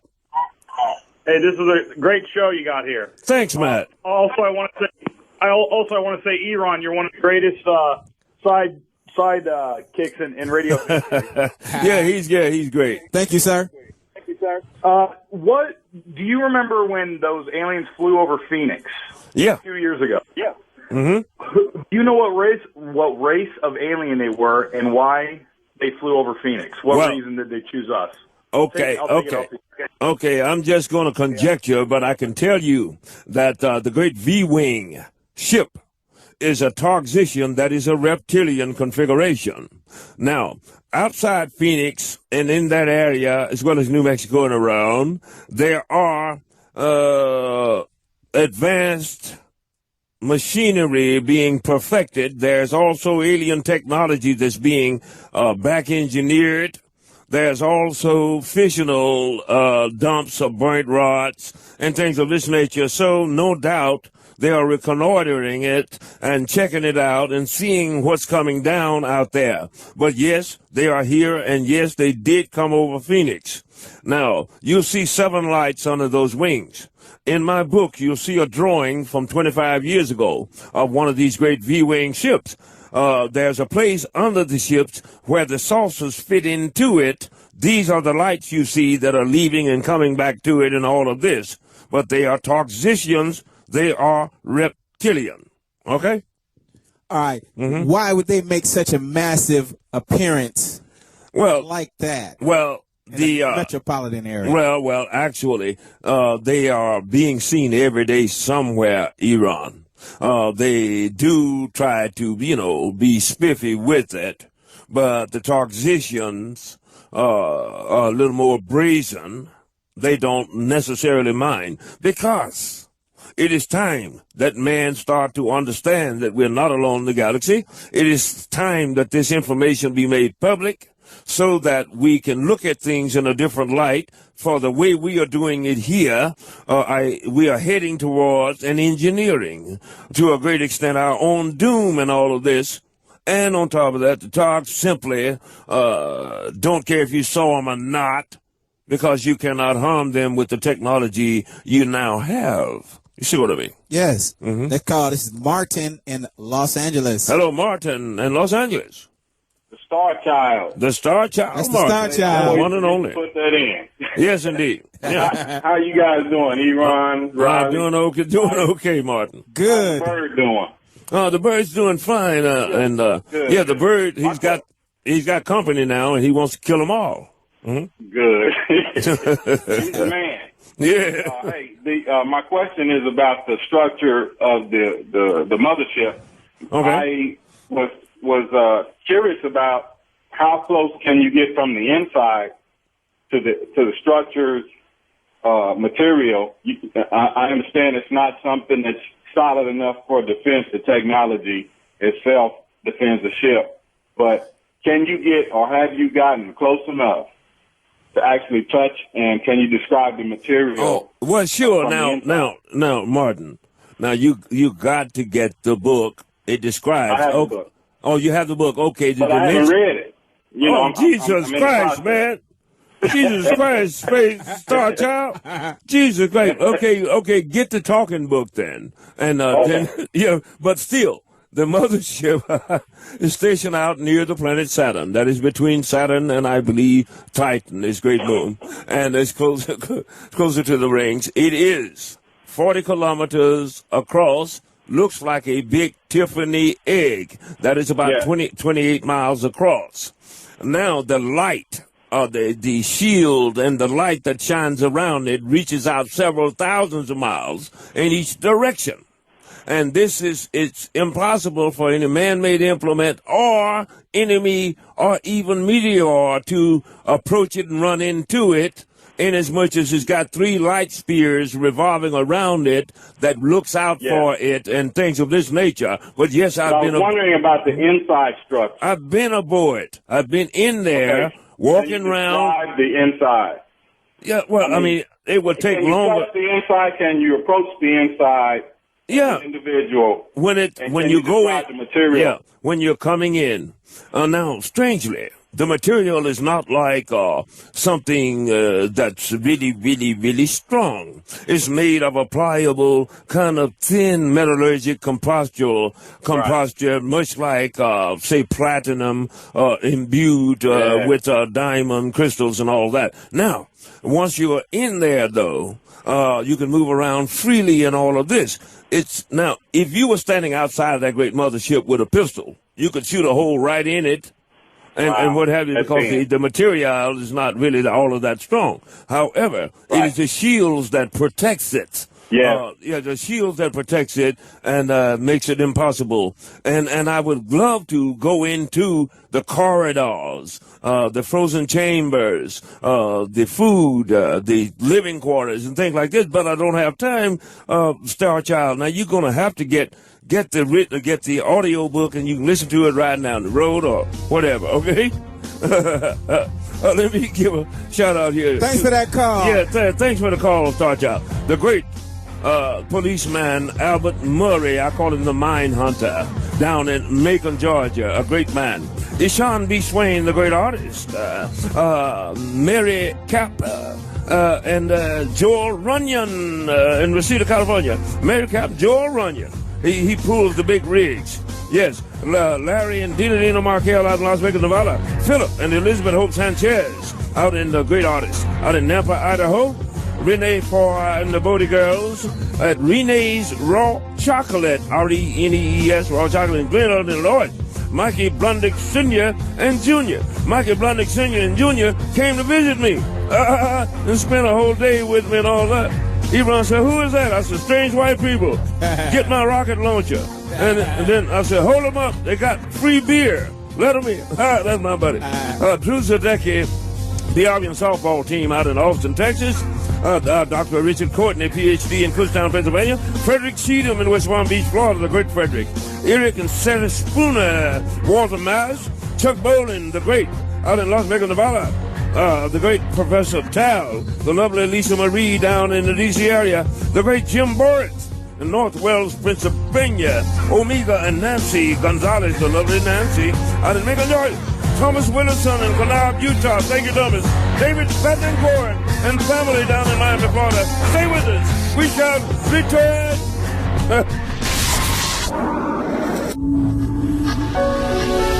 From the world above, from the world beyond, The Riley Martin Show. Call 888-STERN-101 with your questions, your experiences, your beliefs, your prophecies. The Riley Martin Show on Howard 101. People of Earth, attention. Howard 101. The Riley Martin Show. On Howard 101. Call 888-STERN-101 and make contact from the world above, from the world beyond. The Riley Martin Show. And we are back, people. Thanks for staying with us. This is good. This is why I wish I had more time on the air. Then I could explain things more fully. Like the Star Child, he was asking a good question. but it would take more time than I'm allotted here in order to get into the thing and all that. And especially I just want to say shout out to the great Floyd Kachowski, Devonay, and Zach. I hear Zach is doing good in school since he got his symbol. I hope I had something to do with it. Up in Kingsford, Michigan, beautiful people. Now, if you're ever down in Teaneck, New Jersey, or anywhere within striking distance, you go up there to the Blast Gallery at 445A Cedar Lane in Teaneck, New Jersey. The great Scott Harris and the very lovely Sarah Jack. They have some of the symbol art. You can look at it there. As well, you can get the book there. You can get my music, the album, Last Man Standing. So go by there. And if he don't want to show it to you, noogie his head until he do. 445A Cedar Lane in Teaneck, New Jersey. The Blast, or go to blastgallery.com and check them out there. Right. Mm-hmm. And back to you, Iran. People, don't forget you can listen anytime online at SiriusXM.com. Right. Click on the Listen Online tab. And let me tell them, too. All right. Go to the App Store. Yes. And buy Riley Martin. And you can go to RileyMartin.com. You can naturally get symbols and all that type of stuff, and the books and all that. But also click on the Android app. And there's different stuff there, and you'll love it. Go there and get it, and it's cheap. Go there and get it, people. At RileyMartin.com. Yeah, sure. I need you now. You notice that I can't make it off of what Howard and Tim Sabian pays me here. And what have you. And plus, they don't give me enough time to accrue anything. But still, I mean, I'm not, I appreciate the opportunity nonetheless. I would think that I could have moved up a notch by now. You see what I mean? You people who have sent emails, hang in there. We will get to them. There's some good ones here. Right. All right. We have some callers here, but I have a quick question for you. Okay. Okay. In the event of this airlift, you said it'll probably be about 1 million humans, correct? I say 144,000 heads of families and their immediate loved ones. And your estimate on a number is about 1 million, right? Well, I mean, if I'm estimating, I could estimate 1 million. Okay. But all you know. All right. My question is, if 1 million people get lifted off of here at the end of 2012, in the aftermath of that, don't you think, or do you think that this exodus will go largely unnoticed by the general population of the earth? Well, no, it won't be so unnoticed until people won't know. You know what I mean? We have a pretty good idea of the disappearances of people in general on the face of this planet, because, you know, it's not just that you're gone and not seen again. It's that people know you have extended families, you have neighbors, you have others, and what have you, who would have known that you have your symbol, and the time is proper. And the ones who left behind really won't have time to be worried about where you are. What they're trying to do is not die. You understand? So they're going to have their hands full. Yes. And what have you, should this happen. Yes. We are here to try and prevent it from happening, Iran. I got you. Next call, this is Bob in Florida. Hello, Bob in Florida. I love your show. It's just so great. And it's so nice to speak to you, really. I got two questions. The first is, this goes back to the Arizona question when the aliens cruised Phoenix. Prior to that, I was out there in Arizona, Del Rico, out in the desert. I was walking out there, and this was reported by 60 Minutes, and I saw mutilated cattle, which 60 Minutes reported upon, and I was wondering, why did the aliens do this to the cattle? Well, okay. Now, I've explained, and my take on this, I'm aware that ever so often, probably about every 6-7 years, the toxicians, the reptilians, the females come into what we call estros. They're ready to breed. And I believe at that time, simply because domestic cattle and all that are readily available on Earth, that there are certain things they take, hemoglobin, blood, and certain other organs from these creatures on Earth and all of this to the extent that they need it and all of this. And which is another reason why they may have been over Phoenix around that time. One of the reasons, so to speak. We are not to naturally assume that all aliens are godlike etheric things. They are physical things like we, and they have necessities, but they don't believe that a few cattle would hurt us. Let us be thankful they're not, taking the hemoglobin of humans. Yeah. Well, hey, your voice, man. You could make money with that voice. Well, thank you, sir. December 21st, 2012, the alignment of the planets. Right. Is it going to happen? It's going to happen. That alignment is going to happen. That is, the time when the sun lines up with the center of our galaxy. Other planets will also come into a certain configuration, and I am trying to more or less calculate what the immediate effects this will have on Earth and how it can be offset, not necessarily with our technology, but with our friends in the sky. So I'm working on that, good man. But we are coming to a pivotal point in the history of mankind. We really are. And once again, I said, you should do some blips and put it out there, man, to people, studios and what have you, because you got a beautiful voice. Yeah. All right, thanks, Bob. Next call. This is Lewis in Boston. Hello, Lewis in Boston. Yeah, how you doing, Riley? What's up? Okay. This is one half of the twins from Boston, Lewis. Yeah. So I just wanted to see how you're doing, and I had a question. Riley, my question is, how old does a typical BRVian the BRV can get, and what's a typical day for you over there was when you were over there in BRV? Well, actually, I estimated the days by certain things. You eat 3 meals in a day. You will probably sleep about 8 hours. You would have more or less one bowel movement. This is how I counted the days because they didn't have regular clocks and what have you. And so they know the human refrain, and they know you need to eat at a certain time and sleep at a certain time and all that. That's how I did the days. But a BRVian may live something like 20,000 years before recloning, and he can go ahead for another 10, and if he wishes, another 10, but they said that you'll come to a point where you don't want to be recloned no more. You just want to grow old and go to rest, even though you probably could live 30, 40,000 years or more. Yeah. Thanks for calling. All right, thank you, man. Thank you. Sure. All right, I know how you love beans. I do too. I would imagine that you didn't eat any beans while you were up there, but what would be a typical lunch? I did eat beans. You ate beans while you were there? Yeah, of course.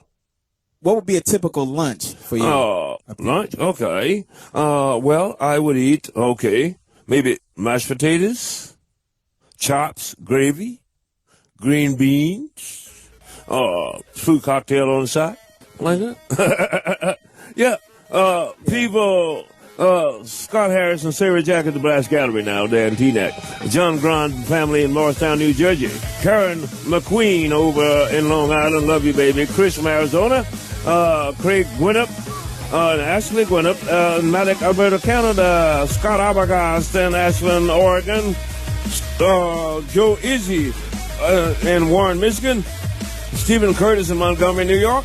Seth and Jamie Alexander at SRAstudios.com down in Scotch Plains, New Jersey, man. They'll do your music, they'll do your voiceovers, whatever you want. Jason Tate, Brian Creighton, Los Angeles, California. Matt Wells and Jody Bowman in Lexington, South Carolina. Rob and Marcia George Weldon, the great Rob Weldon, Griffith, Indiana. Thank you, Rob. Corey and Brad Grubbs in Memphis, Tennessee. Adam Hunt in Phoenix, Arizona. Nathan, his dad Bill, his lovely mom Marianne Phillips, Columbus, Ohio. Norman Yee, Hunan Ra, out in Honolulu, Hawaii. Love you. And once again, happy birthday, John Benoit, the lovely Nikki in Worcester, Mass. go to RileyMartin.com.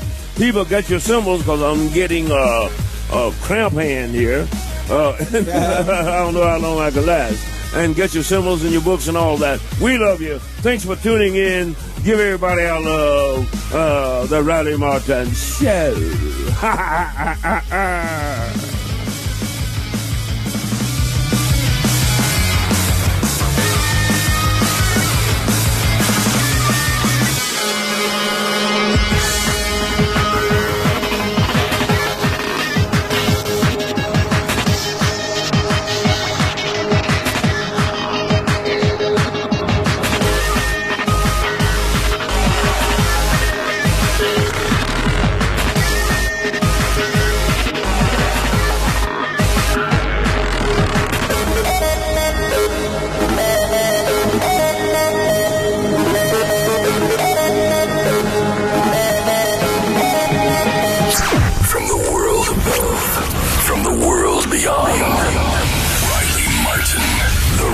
Martin Show on Howard 101.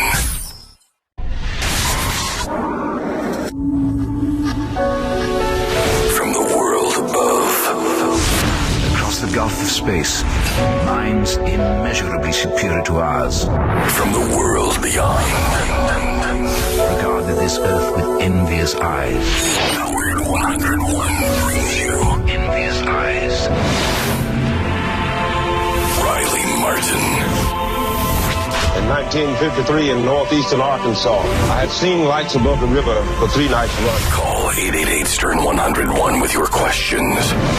The Riley Martin Show on Howard 101. Hello, hello, hello, hello, good listeners. Welcome to the Riley Martin Show. Today is September 27, going into 28. And we are glad that you're here. We're in real time, you know, as you notice. Welcome to the Riley Martin Show.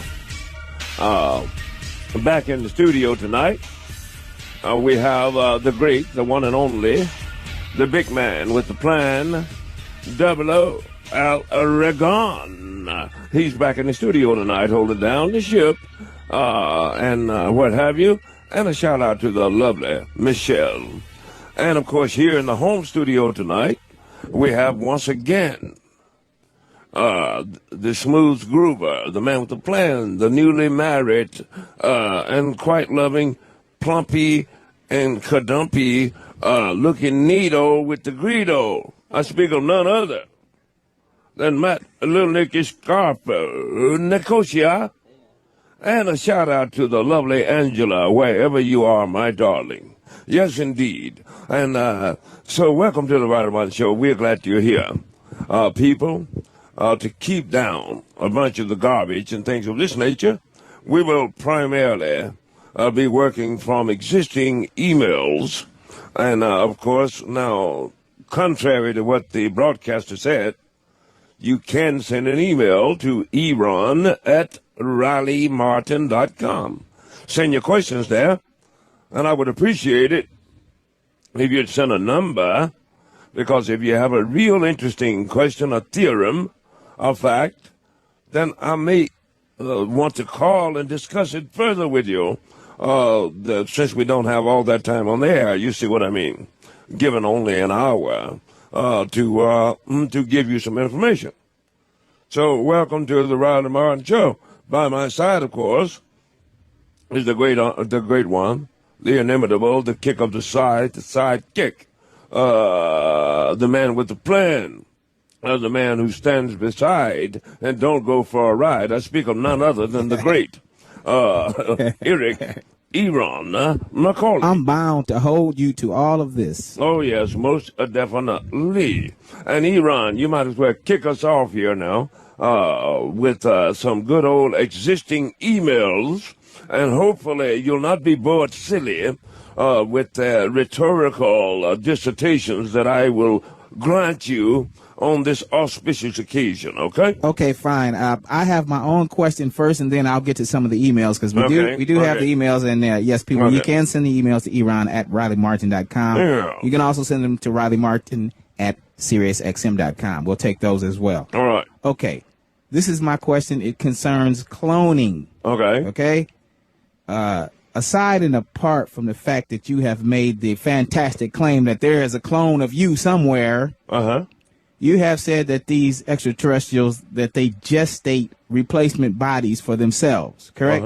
Yes. And at the point where that they are ready to take on this gestated cloned body, that they technologically transfer the brain, I believe you said. Yeah, yes. And so my question is,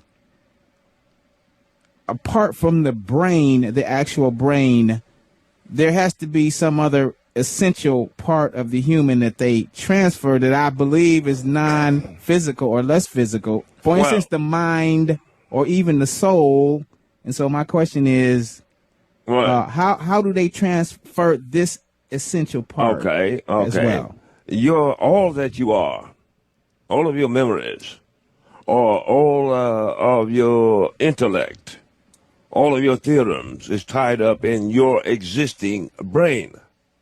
This is why now, when they clone your body on BRV, they would inhibit the growth of the cerebrum, the cerebellum, but they will leave the hypothalamus intact and the limbic region, as well as the occipital cluster. Now, they will, because given oxygenation, your existing brain can exist for thousands of years, really, without deteriorating to a point where they have to do something else. So, in that case, they would have, of course, transferred the brain. So that's you. It is physiologically, genetically the same as you, the grown body, but it's not a cognizant body. Therefore, any cognizance it gets has to be from your original in that sense. However, that does not prevent them from cloning me, your cats, your dog, your cousin, or anybody else as far as the physiological sameness. But since they were not able to transplant my original brain, the toxicians were not, then they would simply have to teach the new being something, if not necessarily of me, then of how to motivate in society, as you would have to teach any other new brain, such as an infant or something of that nature. But yes, cloning a person is not hard. The transference of the brain, which loses a little something in each transference, is a more tricky proposition. However, the neurotronic computers can do this all the way down to tying together even nerve endings and things of this nature. But so the person that's there is physiologically me. Otherwise, I could take transplants from him or anything of that nature. Nonetheless, he is still not the original Riley Martin. You understand? Yes, but but I don't know if that answered my question, because what I'm trying to find out is... They cannot transfer your soul. They cannot transfer all of your memories intact and all of this without the original brain. The new brain. So the seat of the soul is the brain, in other words. Well, I know. Is that safe to say? Well, let's put it like this.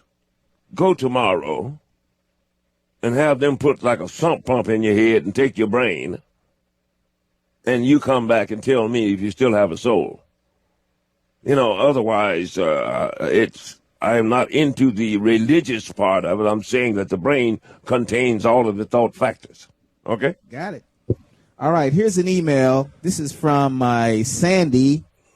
I don't have the last name here, Sandy, but she is asking the question, why did the Biavians decide to start a hybrid breeding program? And also, are the hybrids, or are your children even, your hybrid children, are they treated as equals?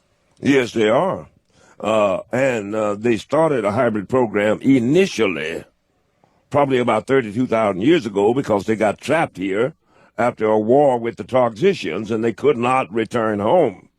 So ultimately, they chose, instead of just growing old and dying, having not all the technology here, they decided to choose another Homo sapien biped erectus, which was the human animal, and began to see if they could transfer their genome into the human, and it worked. Today, we got lions crossbreed with tigers. We got wolves crossbred with dogs, chihuahuas crossbred with Great Danes, etc., etc. So it's not so far-fetched in that we are all still of the same genus, sapien erectus, bipeds, and what have you. But they did that because they had no choice. You see what I mean? Yes. Thanks for that email, Sandy. Yeah. Okay, here's another from Randy and Dina. Okay, Dina. Randy Markel. Randy Markel. Dina. Okay, this question is with regard to your very first abduction in 1953. Okay.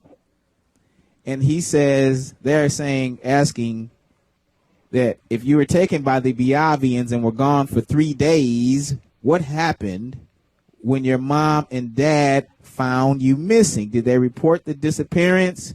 Did it make the papers? What happened when everyone found you missing? And also, what happened when you were returned by the Biavians? Okay. This is such a big thing. It seems like when a 7-year-old disappears for 3 days, it would be a big deal. Right. Well, you're talking a country black child 60 years ago. You're not talking about a white kid in the 21st century. But I am firmly convinced that the extraterrestrials had subliminally let my family knew that I was safe and that I would return. Why did they not go and report this? You know, a kid can go to the fishing hole and be gone till after dark without anybody getting finicky or something like that. But by the time the darkness was falling, a lot of strange-looking white people in military trucks and stuff was showing up in that part of the country and what have you. And in my daddy's jargon, they looked like revenuers, for one thing. And so they didn't want to communicate with them. But I believe the underlying fact is that the aliens had more or less pacified them and let them know that I would return subliminally, if not openly. Thirdly, when I did return on the third day, riding on my brother's back, found me in a cotton crib. They had people there in beekeeper suits, bee catcher suits, and everything else, taking samples down on the river, asking questions and all this. All the more reason why they did not reveal that I'd gone, and I did not at the time know where I had been, so they did not question me. They were not aware that I had been anywhere or what have you. And that is about the size of that. Today, child, black or white, disappears, and his family would raise a ruckus about it and all that. But it wasn't easily like that years ago in the country. You see what I mean? Yes, thanks for that email. So, yeah, that was a good question, too. So you think you think that no, outside of your family, no one around suspected that had anything to do with you? Well, not really. People had been seeing lights above the river, but I can't see where they would automatically know that one of the Martin children had been taken if didn't nobody say it or anything like that. We didn't live bumper to bumper, you know. Yes. We were out in the country. Yeah. Mm-hmm. All right, real quick question, too, here before I get to the next email. Okay, you say you left home when you were approximately 14 years old? Right. And I wanted to know what was behind that decision. Did you have any objections from your parents? What prompted you to leave home at such an early age? It was not an unknown thing for a child around that age, especially if he was a big boy like me, to go and join the migrant workers. These are the people who pick the tomatoes, the okra, the corn, the watermelons, and things like that, starting in Florida and going up and down the East Coast. That child, if he was a good worker, would make more money as a migrant worker and be able to send it home than he would have staying around, eating and being a shift with no account, what have you. You understand? Yes. And his work quotient would have been overwritten by what he could earn, and so it was not unnatural. And generally, there would be a number of people from the same area whom you could trust to watch over your child as best they possibly could on those journeys. And that is one of the reasons. Plus, my brain had literally outgrown my love of picking cotton for $2 a day, or chopping cotton for $2 a day. I knew that there had to be something better, and I was adventurous of nature. See what I mean? Yes. All right, here's another email. Okay. This is from D.K. Turner. Okay. D.K. Turner. How was it possible for these aliens to even find the planet Earth? It seems like a needle in a haystack, given their distance from our planet and the size of the galaxy. Yes. This is Dave in Las Vegas. Yeah, Dave in Las Vegas. You have to realize, Dave in Las Vegas, that they have had several millions of years of exploration and Hubble telescopes and all that type of stuff in order to have found more or less potentially living bodies. One may not know that Dave lives in Vegas on Earth immediately, but we do know that we are getting some gaseous elements and that the planet contains water, the building blocks of life, and various other things, carbon dioxide given off by creatures and all of that. If we can read that with our technology, then we can state more or less specifically, due to its proximity to our sun, that something lives there and ultimately find it. But they didn't do it overnight. They came through all of this that we're going through now and more before ultimately they were able to make that step. And then finally, when they overcame the proximity of the speed of light itself and were able to exceed it, then all of the Milky Way galaxy was then open to them to go exploring, given their long lifespans. Okay? All right. Thanks for that email. Yeah, good. A good question. Here's another one. This is from Mike Voigt. The great Mike Voigt. All right? He says that here is a scenario that may have some people concerned. Okay. This is regards to your symbols and the protection that they would offer. Okay. He says, let's say a father obtained his prime symbol and his time has come to leave. Okay. He passes on.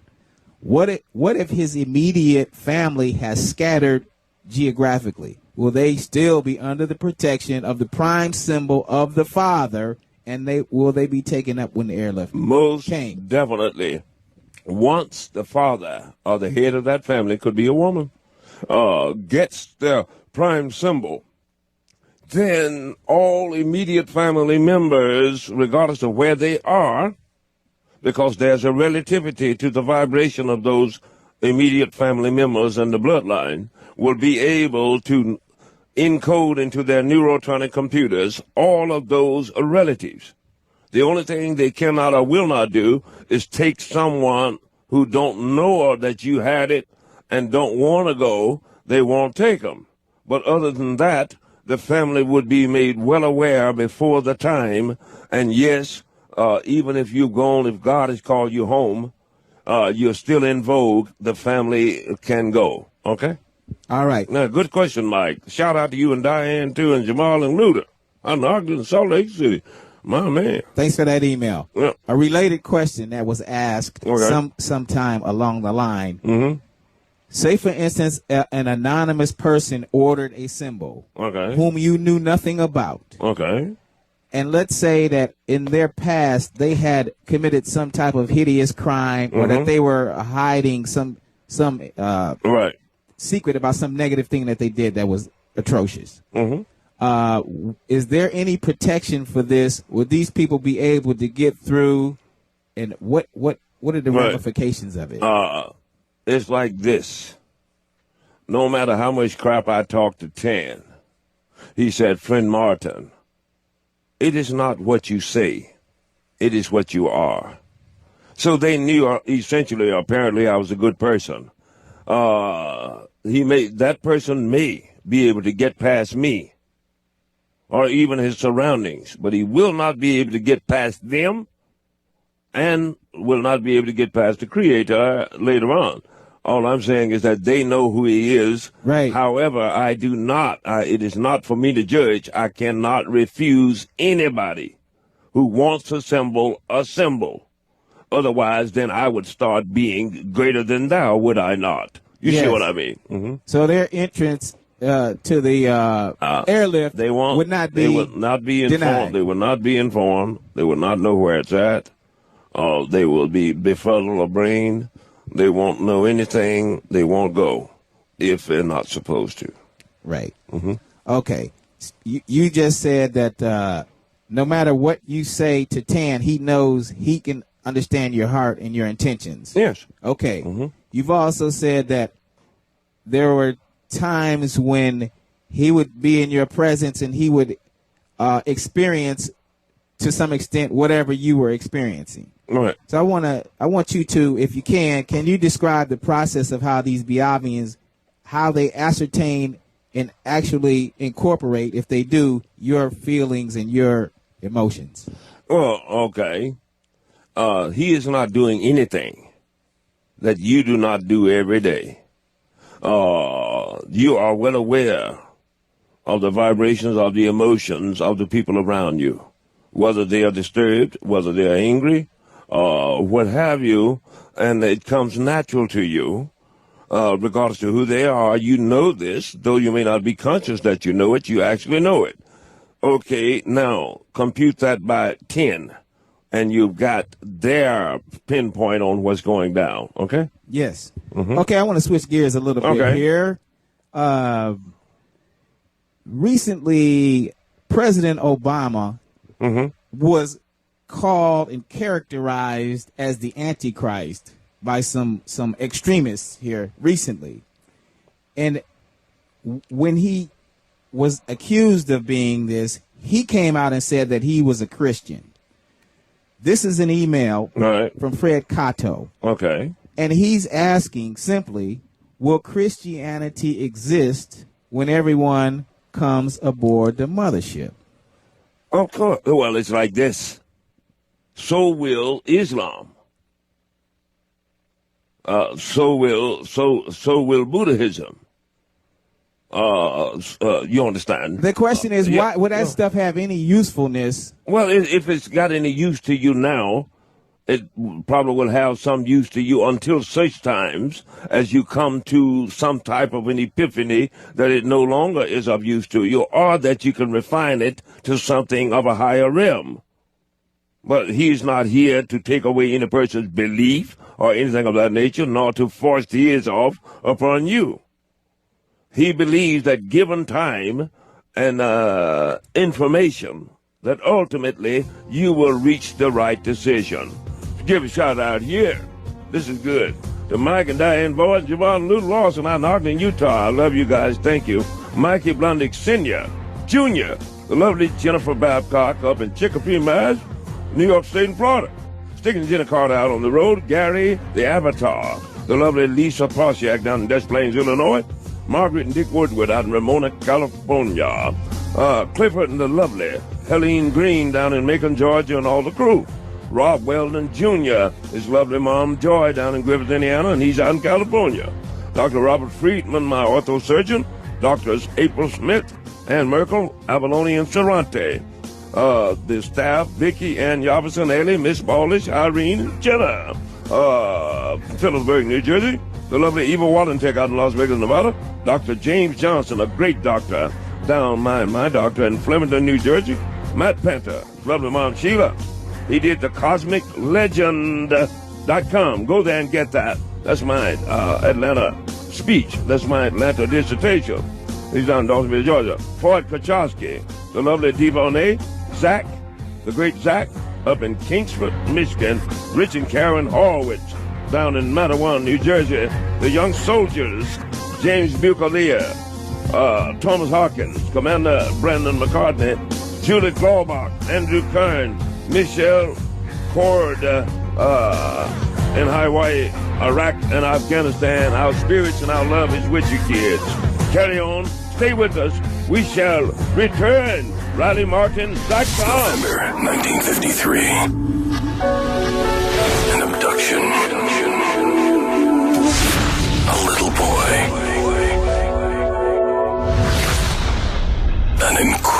universe. Call 888-STERN-101 with your questions, your experiences, your beliefs, your prophecies. Riley Martin. The Riley Martin Show on Howard 101. You are on the verge of destroying the entire universe. Call 888-STERN-101 and make contact. The Riley Martin Show. Howard 101. And we are back, people. Let me remind the listeners now that you should go to www.rileymartin.com and get your symbols, get your book, and other things. And I will answer many of your questions. One young man sent an email and say, why are you not taking calls? Yeah, you're not interesting in all that. And I'm telling him that if you want to be interesting, good man, then email me a question. I trust your intellect, and that you can ask just as good a question as you would if you were on the phone, and what have you. But in this manner, I will be able to disseminate some information for those who wants it. Now, if you want a bunch of buffoonery and lackadaisical stuff, then stick with the rest of the other people's shows, and you'll get all of that and what have you. Nonetheless, I do not cotton to that type of stuff, family insults and things of that nature when they know nothing of me, nor I them, for the time being anyway. And so I think this is the best way to go. So welcome back to the Riley Martin Show. Now go to RileyMartin.com, and I want to remind the listeners that if you want to talk to me personally, you will meet me in Doylestown, Pennsylvania, on Saturday, October 8th. Incidentally, that is a high holiday for the Jewish people, Yom Kippur, which is a notable day for me to give this information to the world. So meet me there too, and go to Susan Duval, D-U Victor A-L, Duval Seminars.com, Susan Duval Seminars.com, and get the skinny on that. I think there's even a phone number, and meet me there on Saturday, October 8th. And of course, go to RileyMartin.com to get your symbols and books and all of this. You should do this, people. The world is in a lot of trouble, and is coming down, and from all different directions. So be safe, Back to you, Iran. All right, perhaps we will take some calls before the night is over, but... Well, yeah, but I don't, necessarily want them to be hanging on the phone until such times as I say call in. I understand that. I was just letting them know that there's a possibility that we might take them. Right. I don't want them to have to guess and, figure they're getting trick-or-rated or something. Right. Okay. Yeah. Following up to something I was saying earlier. Right. With respect to President Obama. Right. His intelligence seems to be well beyond the common measure. I mean, he's really like a smart guy. But my question to you is, I wanted you to give an assessment, an honest assessment overall of his performance. And if you could give a letter grade, A being excellent, F being a failure, what grade would you give him thus far in his capacity as the president? Under his circumstances, a B+, because he's swimming against the current. He has got bigots and maniacs and thieves that wants to, even if it means your destruction and that lady, nice white lady down the street, her destruction, mine, the Chinese destruction, and everybody else's destruction in this country, they want to hold back on anything that he is trying to do for other people. He is not so greedy that he don't want to pay his own taxes. He does actually love and want to do something for humanity and Americans in general and things of this nature, and they are holding him back. So I have to say give him a B+. In my heart of hearts, he's an A, straight up A+. You see what I mean? Yes. Mm-hmm. All right. Here's another email. This is from Carl S. in Canada, Eastern Canada. He has a couple of questions. I'm going to try to get to a couple of them here. Okay. All right. This is with respect to the Targzicians. Okay. He wants to know, could the Targzicians be actually trying to manipulate the human race in any way for any reason? I do not perceive that they, after having saw the technologies that is fielded by these various people, I do not see where, unless it is a study in aberrant behavior or psychology or something of that nature, I cannot see where they would have to surreptitiously have to do anything to institute their programs upon the land. And as I understand it, it is not simply not allowed for you to go around manipulating to an nth degree other cognizant intelligent species, because then everybody would be open game on everybody. I'm not saying that they are nicey-poo and that they would not, if given free rein or something like that, but no, they are not allowed to do this, and they are held in check by this, if not by their own logic. You see what I mean? Yes. So I do not fear them. Fear the conglomerate. Fear the people who are killing the oceans, cutting the rainforests, stealing all the money, outsourcing all your jobs, closing all your factories, putting your mother out of her house. Fear them. You got plenty of more to fear than you have these aliens in the sky. Because if they wanted to take us out, they could have did it during the time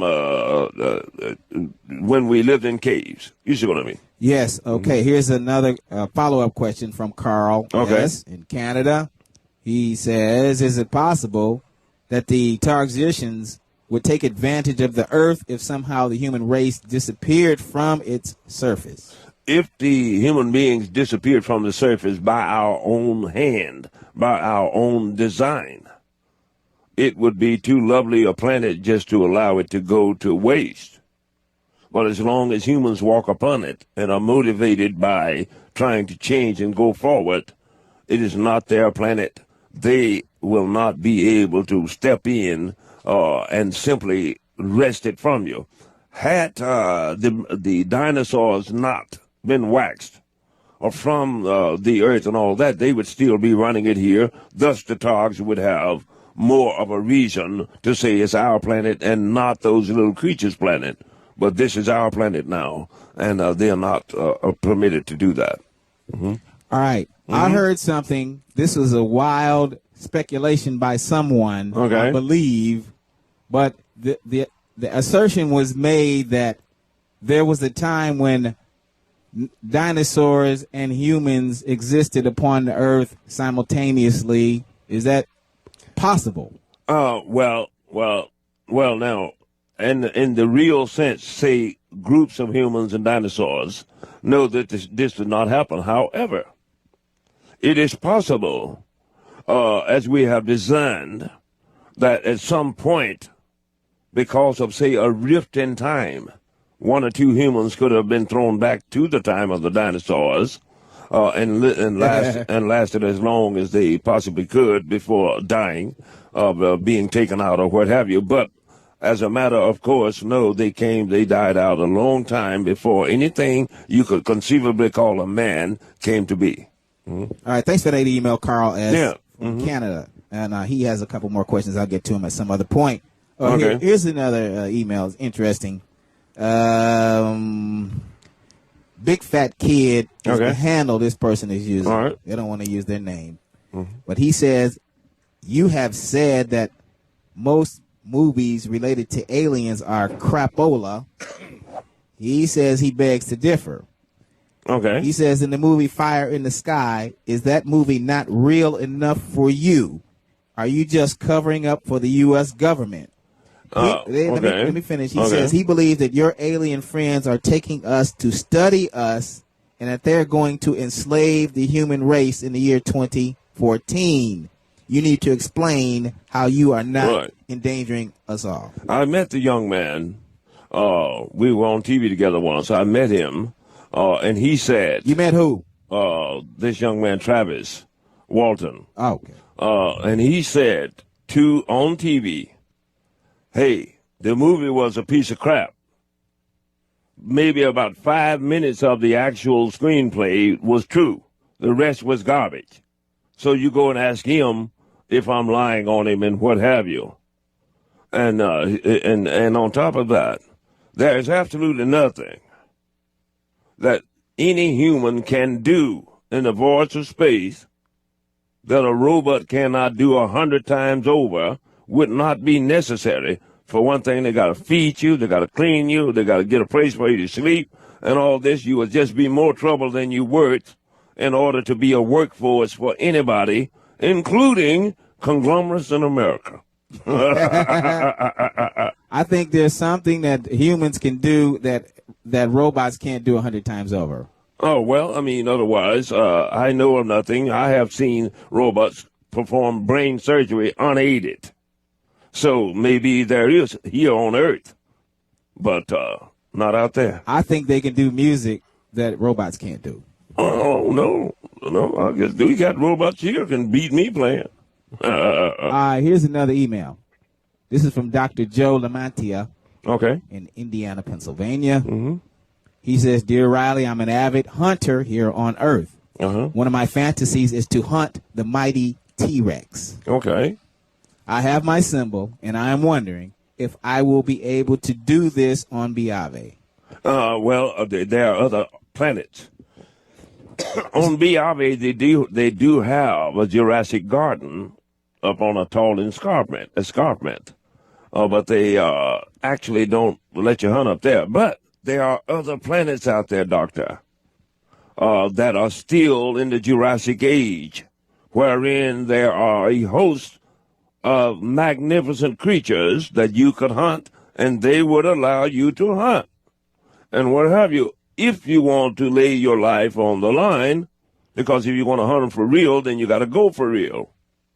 They will also, should you so desire, get you ready by putting you in virtual reality circumstances and seeing how you make out and all that before you go for the big one. But yes, you could do that out there. You know, there are planets out there for that. All right. Mm-hmm. Thank you, Dr. Lamantia. Yeah.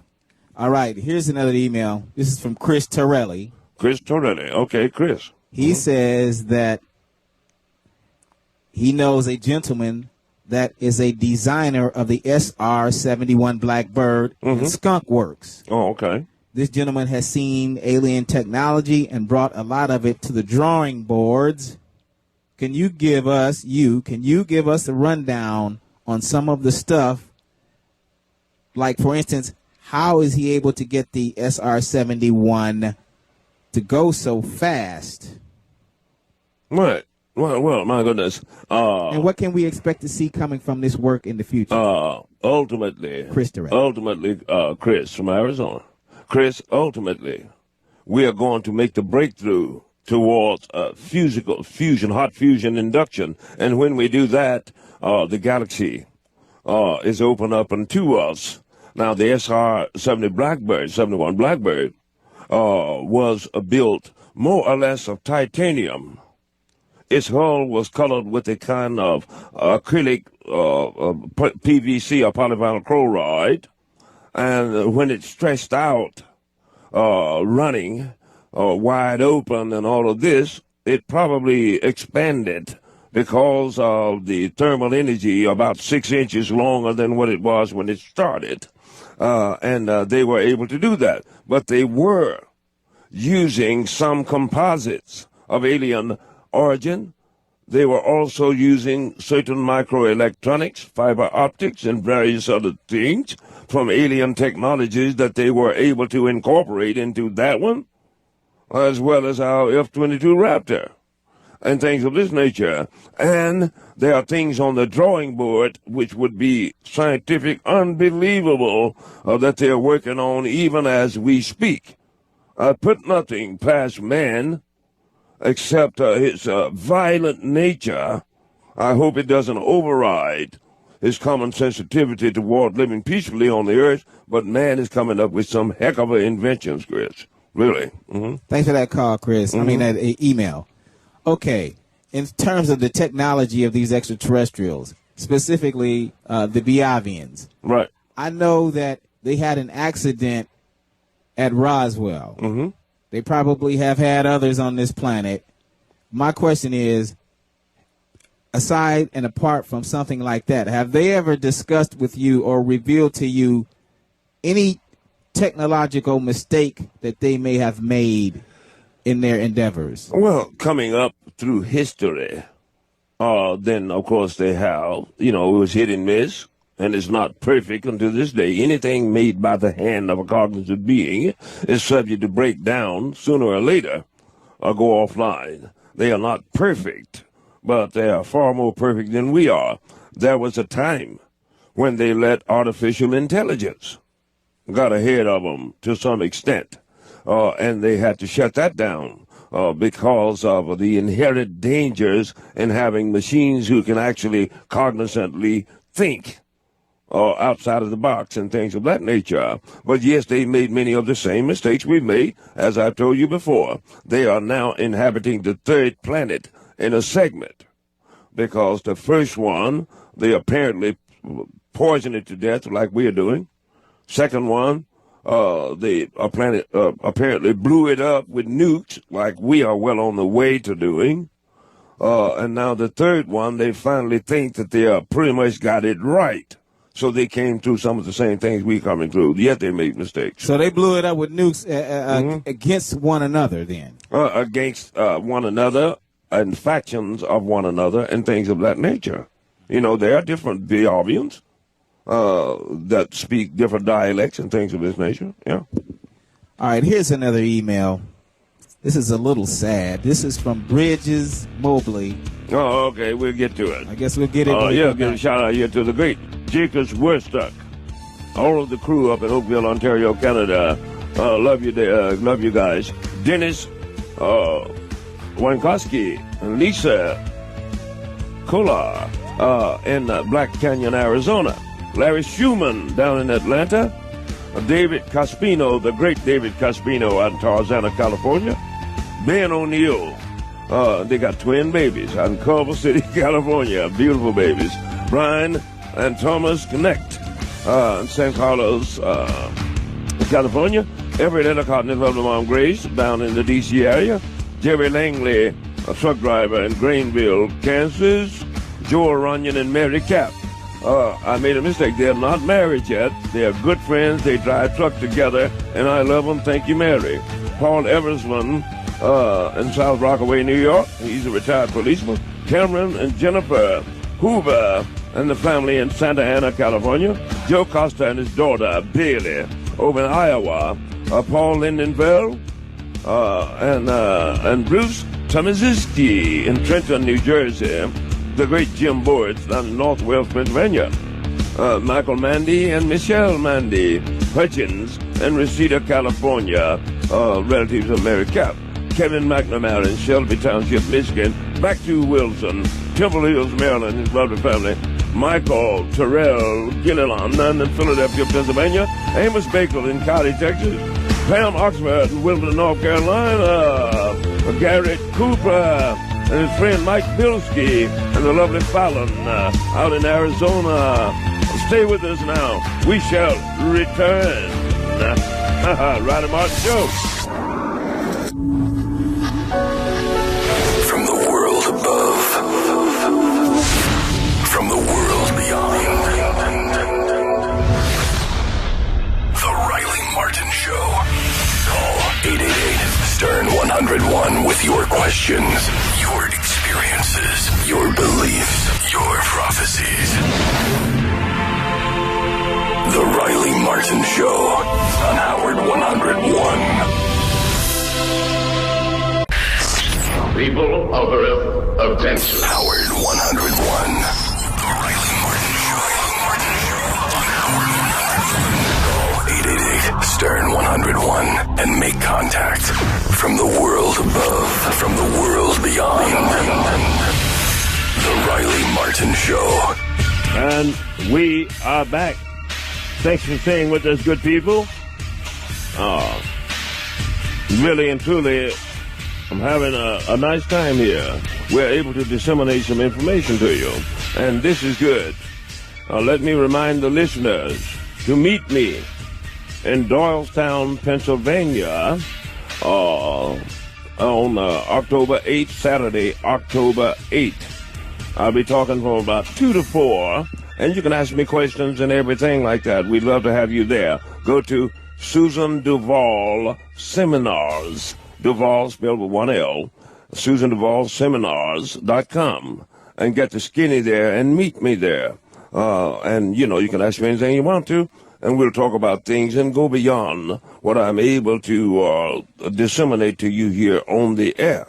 In order to get your symbols and all of this and get them, you know, the holidays and everything is coming up, birthdays, stuff like that, and get your symbols, go to RileyMartin.com and get your symbols there. Also, go to the App Store and buy I, Riley Martin at the App Store, and go to RileyMartin.com and click on the Android app and get that too, and everything.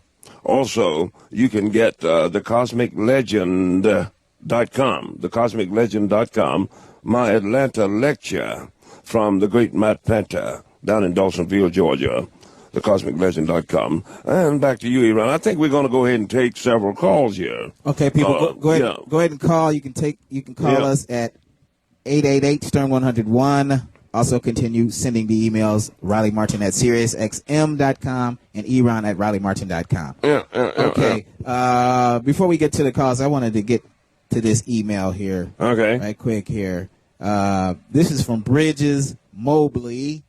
Okay. And Bridges Mobley says, my girlfriend Dixie was killed 2 days ago. My Dixie wrecked. Okay. She loved you, Riley. She believed so much in God. Do the Beavians believe in God? Yes, they do. However, their concept of God, personally, I don't see any difference in it. They say, Qua Umsalajiwan, which is roughly translated, all praises unto the light.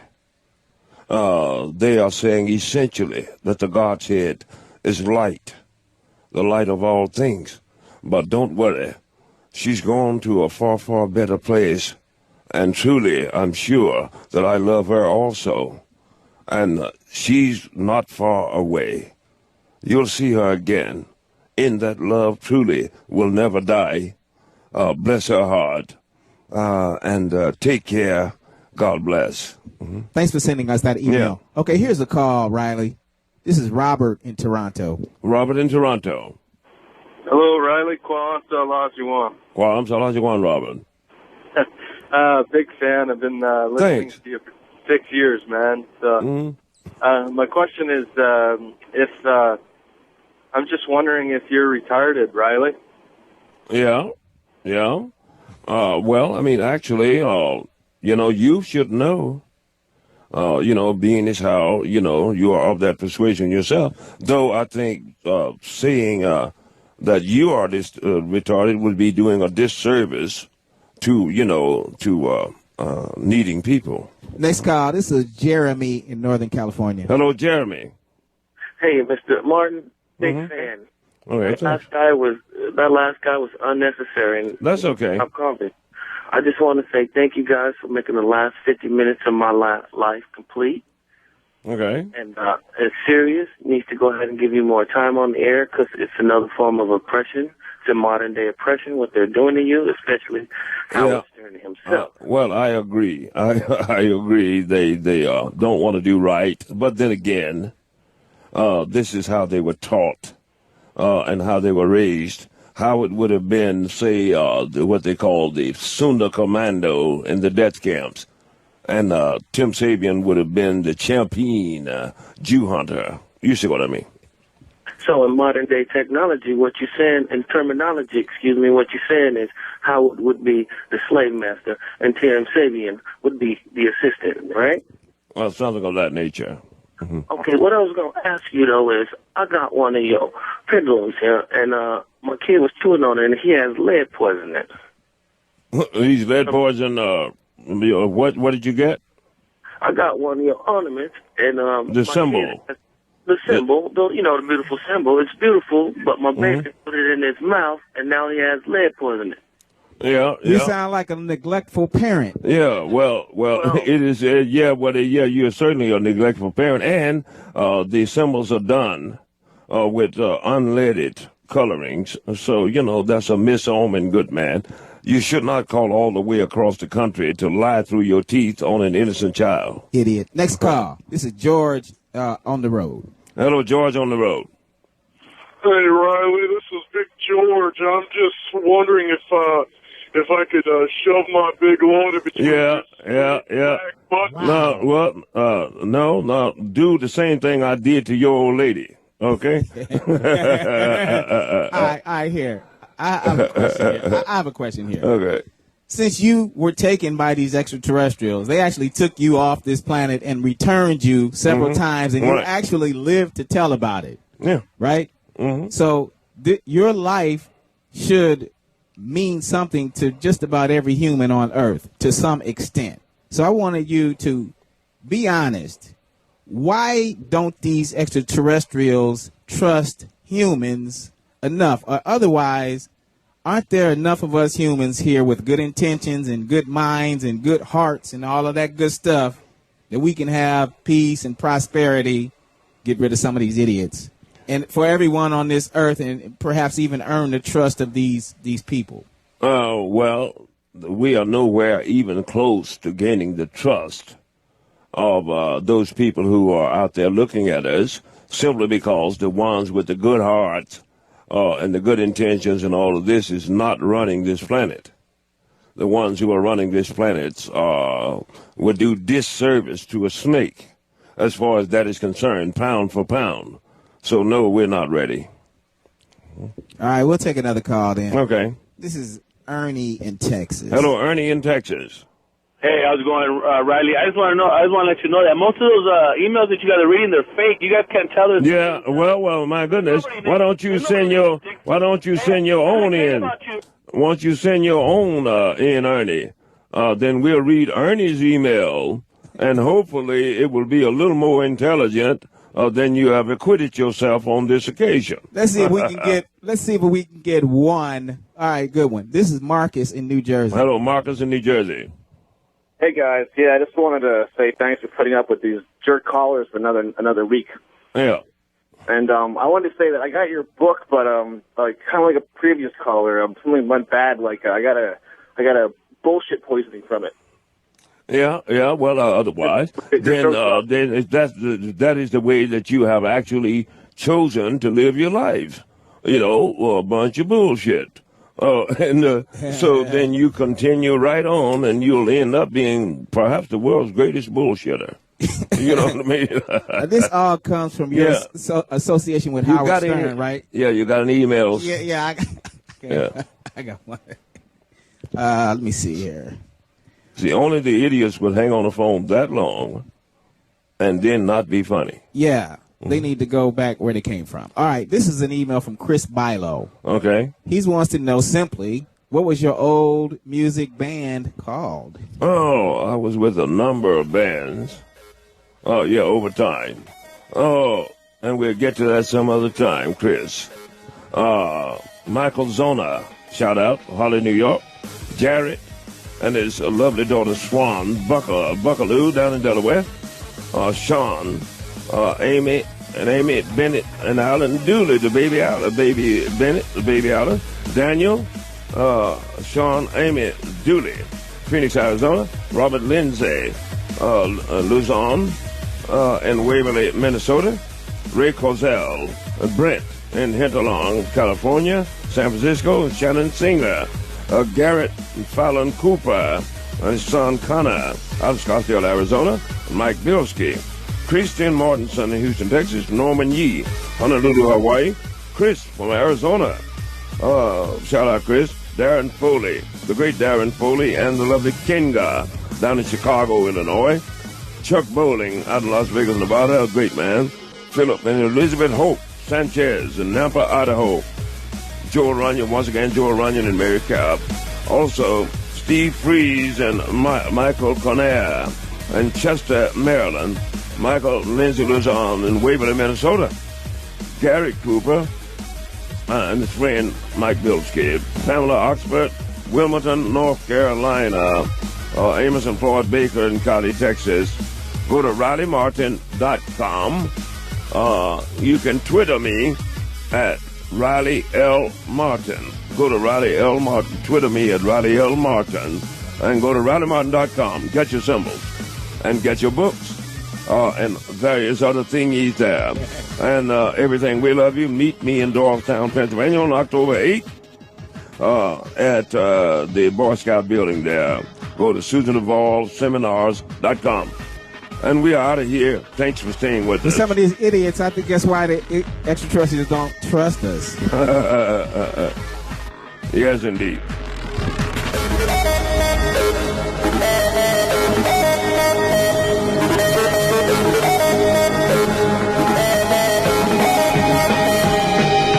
From the world above, from the world beyond, Riley Martin, The Riley Martin Show on Howard 101. Another day ends. Another day begins. On Earth.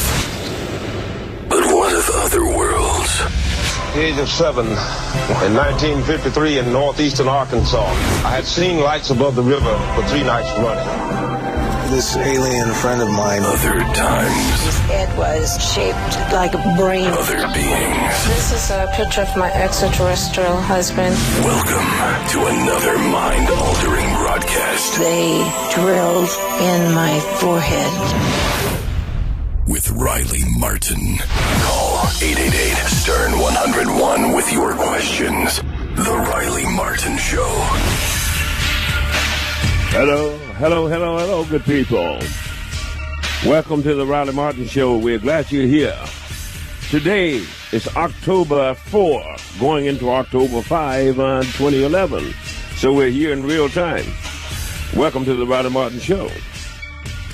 As you can see all across this planet, things are in dire straits. It would seem that all of sociology, even the planet herself, is deteriorating at a rapid course.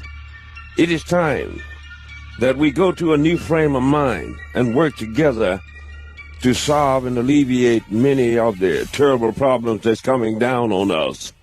Welcome to the Riley Martin Show. Back in the studio tonight, and we have the great, the one and only, inimitable, Matt Little Nicky Scarfo Nicosia. And shout out to the lovely Angela. You know, he just recently got married. He got married. Bless his heart. Good luck to your son. And, of course, here in the studio with us, coming all the way out of the New York City, low-riding, cruising, grooving, smoozing. I speak of none other than the great, the one and only, Double O, Aragon. And shout out to the lovely Michelle. Yes, and of course, as usual, by my side is the one and only sidekick of the kick side, the inimitable and quite brilliant, if I must say, sidekick, the one and only Eric Macaulay. Let's get it going, Space Man. Indeed. And, before I get started here, let me wish belated happy birthday to Reverend Al Sharpton. What? Reverend Al. Happy birthday, Reverend Al. And you have swiftly became one of my heroes. Good job, good man. Good job. Good job. And welcome to the Riley Martin Show. And how are you, Eron? I'm doing fine. Are you digging on Big Al tonight, huh? Yeah. People, you can send us emails tonight at RileyMartin@SiriusXM.com or Eron@RileyMartin.com. You can call us with questions, 888-STERN-101. Okay, We have a lot of stuff here to get to. Right. Do you want to get to anything? In particular? Oh, not really. I mean, okay, let's start off with a couple of emails. Okay, but before we get to that, I have a little thing here that I wanted to ask you about. In the past, I have emails, and some of them are actually pranks and all this. You're getting all these prank calls and whatnot. Right. Well, anyway, I was reading in your book, and you have a chapter on mind control. Mm-hmm. Okay, and specifically, you had talked about how people's prejudices can be a means of mind control, can be used against them in mind control. Well, you see it every day in the political situation and all of this. Yeah. You understand? Instead of them saying, hey, we're going to rob you, your mama, black, white, red, yellow, and everything else, they're trying to tap into your Americanism and loving the Lord and all of this type of stuff when they're in the pockets of the conglomerates, So, that's a type of mass mind control, but they could not do that to me or you, the next person, unless they were predisposed in the first place to be hateful and prejudiced and racist and things of this nature. You see what I mean? Yeah, that's what I wanted to know about the predisposition of people to call in with this type of the garbage that they call in with sometimes. No evil can influence you if you do not welcome it. No dark force, anything of that nature can get to you unless you welcome it and under the promise, the fake promise that they're going to do something great, which they have no intentions of doing. It's the same thing about devilish things and what have you. Don't let it get to you. But if you already welcome it in, it will come in. Right. No, I can't stop that. Okay, of course. Okay, and speaking of, I wanted to relate that to this chapter you spoke about, and specifically about Hitler's Germany and how he was able to marshal all of the masses to go along with this program, even though it was hateful and it was destructive to other people. And I wanted you to discuss a little bit about that, because these were ordinary German people who may have been in their heart of hearts good people, but they actually went along with this massacre. Well, yes, of course. Now, you'll find that look at the state of our economy now. In the time of distress, any society can be preyed upon to go to their aberrant side and things of this nature, just like they were in Nazi Germany. There were marvelous good people there, more so than not. However, they went along with the flow, and this is what is happening these days. People are tending to go along with the flow, even though they know their jobs are in China. They know their houses being foreclosed. They know that some of them sleeping in their cars. Got these white people sleeping in the cars. Boy, that's showing up making me mad. Ain't it right, Iran? Yes. I told Iran about that. I seen a white woman sleeping in her car, and Iran, boy, his lip poked out now. That's right. That's right. And things like this. And this is what has happened to us under the Bush and the administration, and under these people taking over the countries and things of this nature. But if you look into your heart of hearts and look at things rationally and all this, we can overcome this thing and bring jobs back to this country, train our kids, feed our kids, pay our teachers, hire our teachers, keep the police on the job, and things of this nature. This is what we got to be looking at, not the flowery rhetoric and all this type of crap that they are trying to shove down your throat when they've already been bought and totally owned by the conglomerates and all of this. It's cheaper to buy a parcel of GOP politicians than it is to actually open up the factory here in America. You see what I mean? Yes. Okay, one more thing, and then I have an email here for you that's interesting. Okay, if there is an airlift of humans, and these humans who are transported to Viave, it would seem that the overriding feeling initially amongst this entire group of people would be maybe humility or being humble, or even remorse or shame for all of this stuff. And I wanted you to comment on that. To what extent will we go through these emotions as a group, or will we just be happy, joyful, etc.? Well, okay. What do you think? When you take away the want for necessity, and just necessity, from any society, it tends to be a very much happier society. Now, when we stop and think and look back on ourselves, and I say, well, the black people have been dumped on for the last 400 years, and we estimate, the 3 or 4 million, 2 million people have been unlawfully killed and things of this nature, then I stop to think. 2/3 of the Caucasians in Europe died during the Black Plague. 50 to 60 million of them died during the Second World War, all across the board, and what have you. Several millions died during the Civil War and all of this. So I'm willing to call it even, and let's get together and make a better world here. You understand? Yes. And so I do not dwell upon these things anymore, simply because that's hopefully was yesterday if they don't bring it back. And let's go forth and make a better world for all of us, black, white, red, and yellow. You see what I mean? Yeah. Mm-hmm. All right, here's an email. And this email concerns a recent picture that surfaced of the actor Nicolas Cage. They are claiming that, well, he says that these photos have surfaced. People can have probably seen them, the listeners, or you can go and Google it.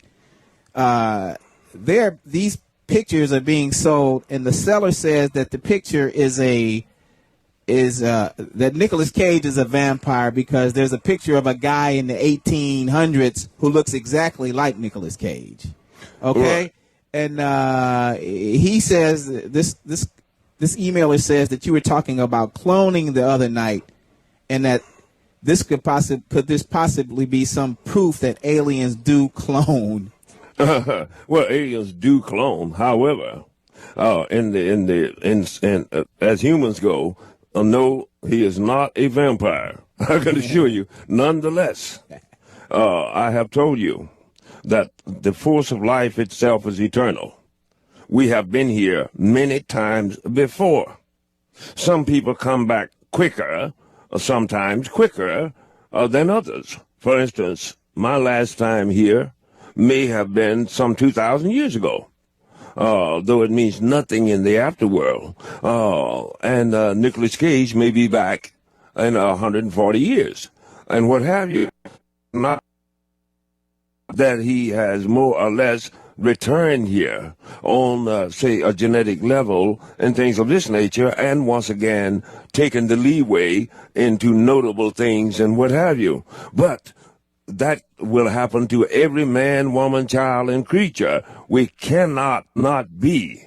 But so we will be back, but we're not vampires, people. so that there's no way that was him. It looked like him. I mean, it looks exactly like him. And it's possible that person could have some type of a genetic lineage to him that is cropped up again in this generation. I don't know his genealogy, but still, we've been here before and we will be here again, providing the planet is here to welcome us.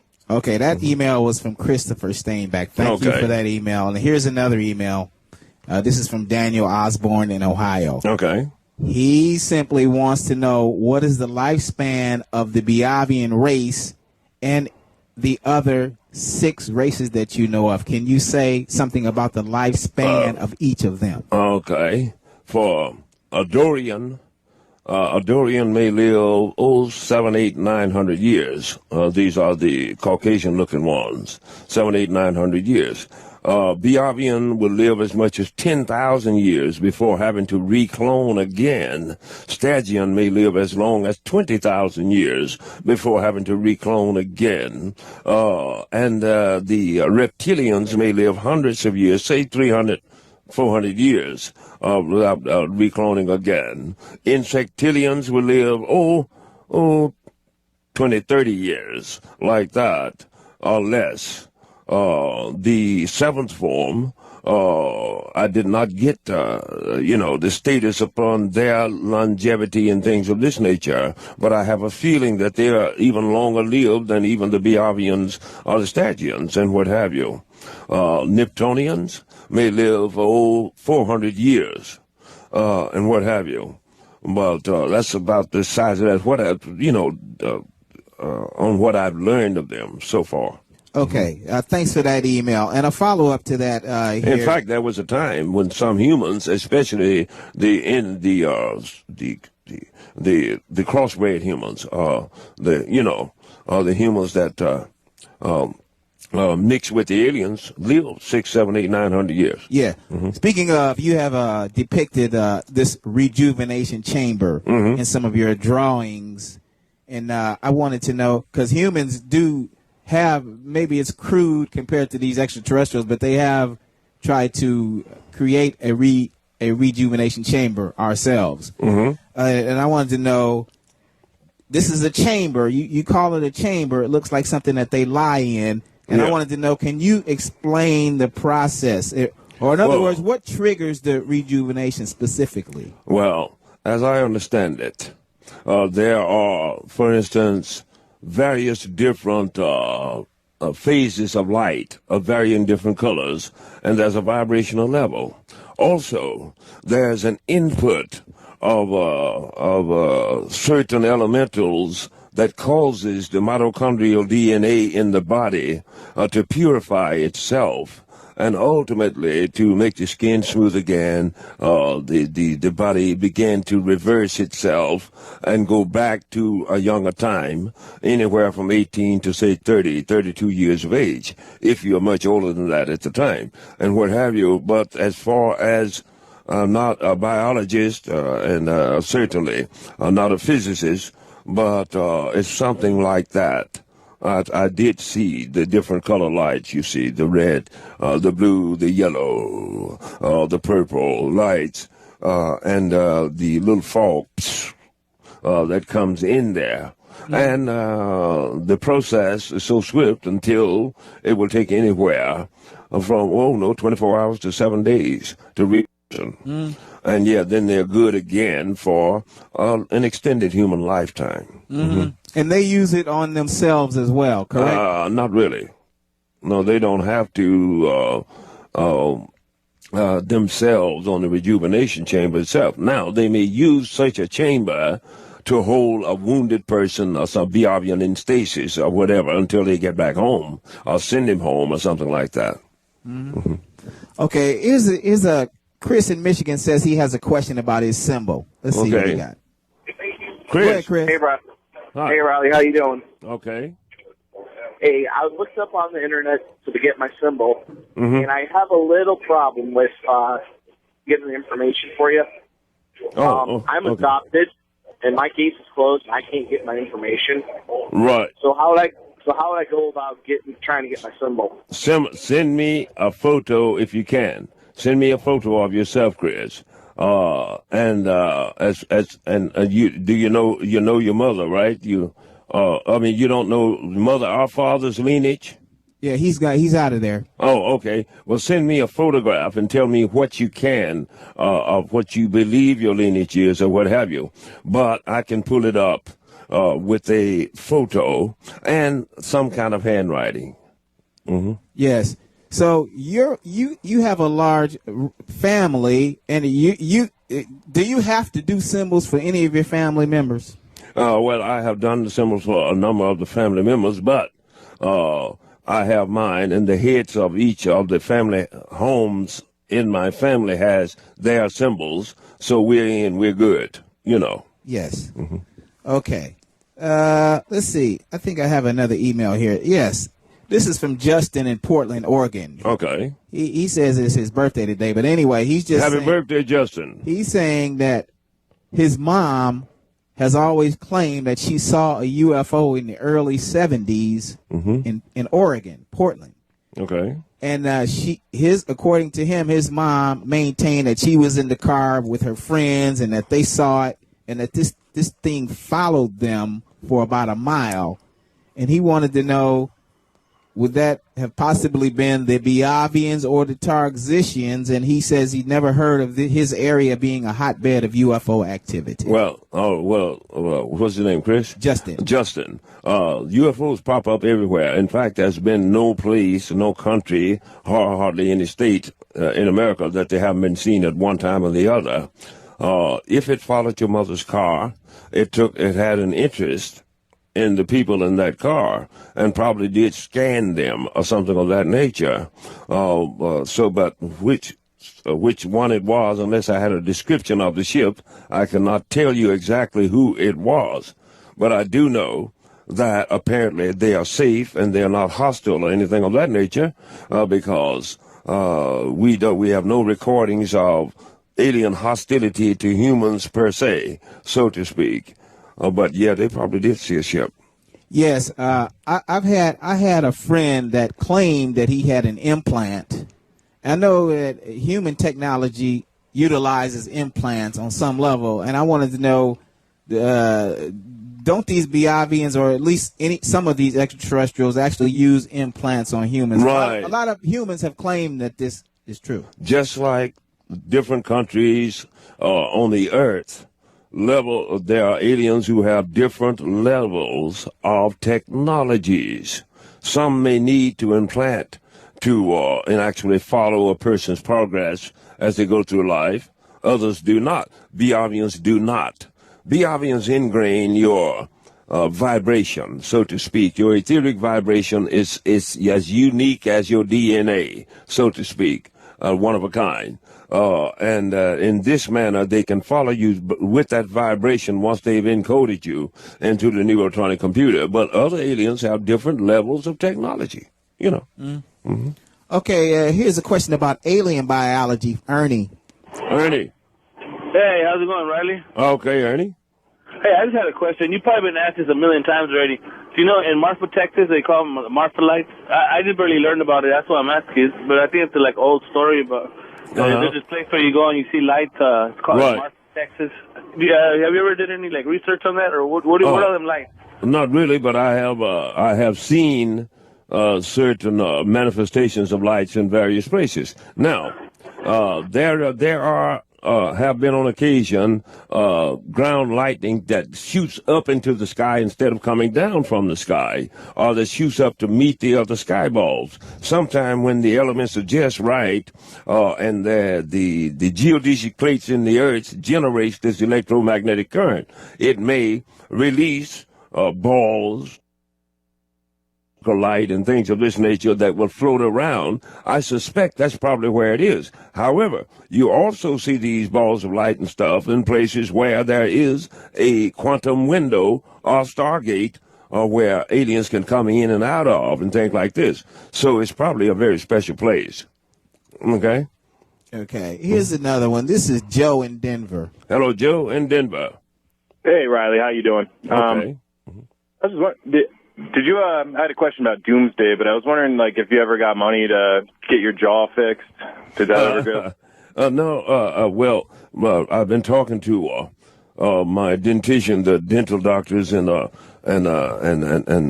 those guys, and, what they wanted to do was, because I don't have the money, what they want to do was, I got two ways to go. I can wear a certain brace in the mouth at night, or ultimately, or I can pull out the rest of my teeth and be fitted with, with dentures. Or I can, but this is the cheaper ways to go. However, I still need the thing here, you know what I mean? I need the surgery, but I'm not going to get that. Because I'm making, if you knew what I was making here, you'd laugh yourself off the phone, and these people are not going to help me. Okay, thanks for that call. Yeah, thanks. Okay, the last time you were in their presence, you probably were in your 40s or some such thing, and I wanted to know, did they do any type of rejuvenation on you at that time? No, well, not that I know of. Let me give a shout out here. These are some beautiful people here. Jacob, Carbon, Carbon down in Chicago. The great Jacob. Adam Kerwin in Chandler, Arizona. And Ryan and Joy Littrell, they out that way. Sarah Collins in Chicago, Illinois. Kurt and Patrick Heppard in Centennial, Colorado. James and Douglas and his son Douglas Basso in Glendale, Arizona. Jeremy and Ann Cushman in Bluemont, Virginia. Todd Rice, Christian Smock, San Marcos, California. Mikey and Diane Boyd, Jamal and Luther Lawson out in Ogden and Salt Lake City. Beautiful people, love you. Jennifer Babcock and her dad, Mikey Blundick Sr., and her brother Junior, Chicopee, Mass., and down in Florida. Stick and Jenny Carter out on the road. Gary the Avatar and Lisa the Lovely. Lisa Prosiak in Des Plaines, Illinois. Margaret and Dick Woodward out in Ramona, California. Clifford and Helene Green the Lovely and out in Macon, Georgia, and the crew. Stay with us now. We shall return. November 1953. An abduction. A little boy. An incredible universe. Call 888-STERN-101 with your questions, your experiences, your beliefs, your prophecies. Riley Martin. The Riley Martin Show on Howard 101. You are on the verge of destroying the entire universe. Call 888-STERN-101 and make contact. The Riley Martin Show. Howard 101. And we are back, people. We're glad you're here on this day, October 4, 2011. We're glad you're here. Welcome back to the Riley Martin Show. Time goes by, we want to be able to disseminate some information to you, because I'm telling you truly, I have been telling these people for the last 25 years that all of these things were coming down, which is why you got to go to RileyMartin.com, get the written book and or the talking book. You can also click on the Android app and get that. Go there to RileyMartin.com. And if you will, now, I think one lady, Dina and Randy out west, they were mentioning that I've spoken of women seem to not age when they're around me.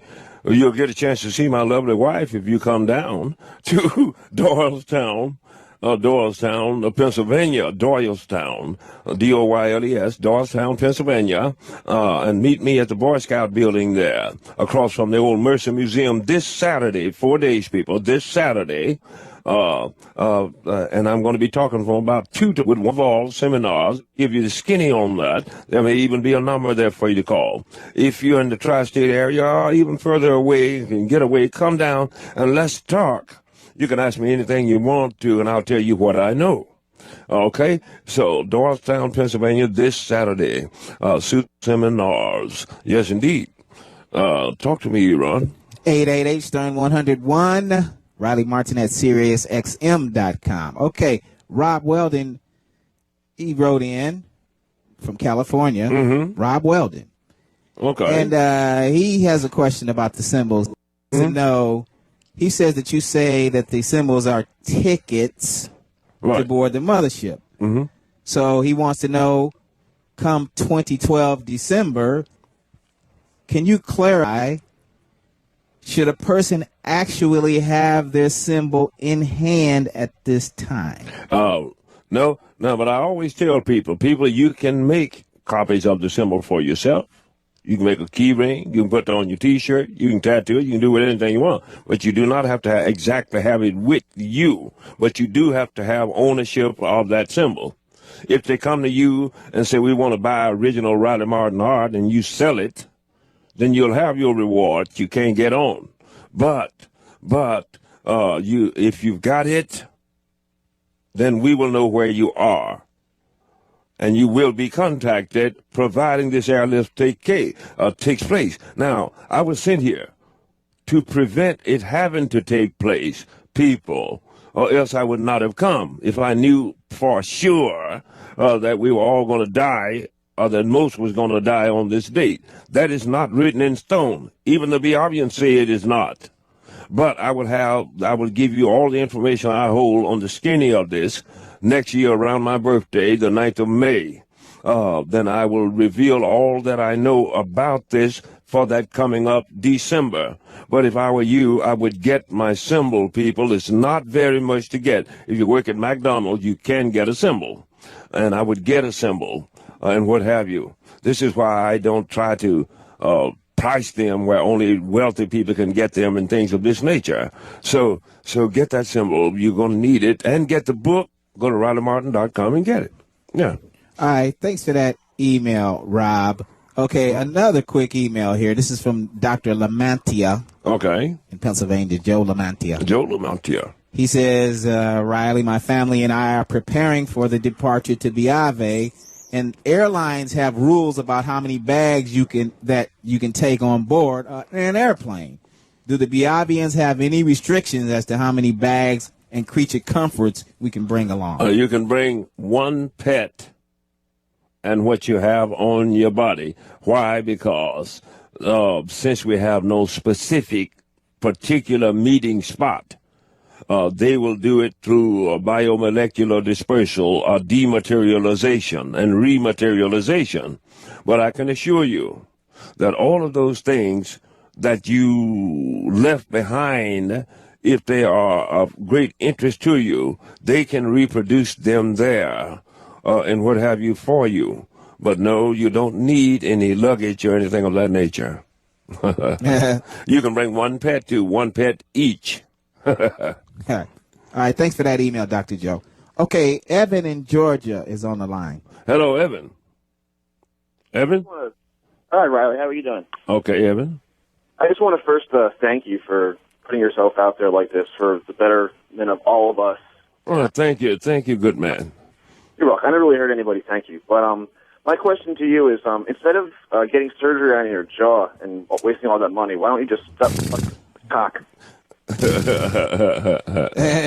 No, I'd rather get the surgery, good man, if you don't mind. And you go ahead and do that. You do the rest of that for me, okay? Okay. Okay. Concerning your earthly travails, have you ever even considered asking these aides to assist you, give you some money, make a way for you economically? Well, they've given me the knowledge. In fact, they did offer me an earthly fortune, providing I go with them. I could have, bushels of diamonds and all these type of things. And I chose to come back. But here on earth, they don't necessarily want to offset the continuum by giving me money. Probably if they had given me a vast fortune at my tender age, I wouldn't be here talking to you now, and what have you.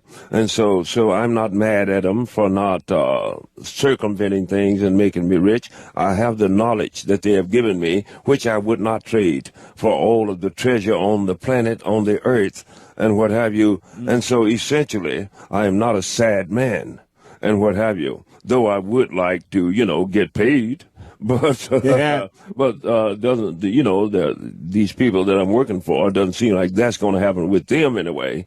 Nonetheless, if you'd be so kind as to get your symbols, your books, and things like that, and what have you, or if you want to be generous, do something for me. There are many of you out there who are able to, and it wouldn't hurt you, but I'm not going to beg you or anything of that nature. But thanks anyway. But wouldn't you admit that they have intervened or circumvented some things in your lifetime? I'm firmly convinced that on several occasions, something in a mortal situation, something brought me out that I could not really explain. However, there is a God, and there is angels that watch over sometimes even fools like me. So no Biavian has ever fessed up to doing it or anything of that nature. but I'm willing to believe that they have my best interest in mind. Yes. Okay, you say that there is a God. Yeah. Oh, These yes. ETs have a concept of God. Do they, like we do, pray to God? Well, I'm sure they do in contemplation. Anytime, if you were going away somewhere, I'm sitting here and I'm thinking, well, I sure hope I hadn't heard from him in a day or two. I sure hope he's all right. In essence, I'm actually saying a prayer for you. If I don't get on my knees or go to the temple or what have you, then I'm saying a prayer for you. And this is what I wish for all of humanity. So in essence, I'm saying a prayer for them, and I would imagine that the Biafrans do the same thing. Okay. Maybe we'll get to another call, but here's an email. This is from Jamie. Okay. Jamie says that when they took you, these ETs, and brought you back, did you have any discussion or argument with them concerning the fact that, or the possibility that humans would not believe your story? Well, certainly. Since you didn't have solid proof. Yes, that's why you should read the book, Jamie. I certainly did. I said, look, I did not go to MIT or Harvard. I was not born into a rich family. I have not yet even finished high school. Anything of that nature. What do you think they're going to believe me? Plus, I'm black. You think they're going to believe me? And all he told me was, friend Martin, those who have hearts will feel. Those who have minds will reason. Those who see the logic will feel the logic. For I tell you truly, friend Martin, the truth must be felt as well as heard. I said, thank you, O great pumpkin headimus. Okay. Here's another email here. This is from Carl in Canada. Okay, Carl in Canada. Yeah, and he wants to know. Shout out, Carl. He says you talked about the music that the Biafrans made. Can you tell us how it sounds and compare it? Can you compare it to anything? Does it have a beat? Does it have a beat to it? Well, it has not? It has a beat that they understand, but they don't have the true cadence like our music. However, when I was there, I did get a chance to throw down on some music with them in my way, and they loved it. You know, I was doing Stevie Wonder, very superstitious, and everything. I did some Elvis. You'll show me. I did some BB, and I did some Al Green, and what have you, and they loved it. But no, their music, I'm afraid, would not be grievously appealing to you. Yeah, can you even describe how it sounds? Their music.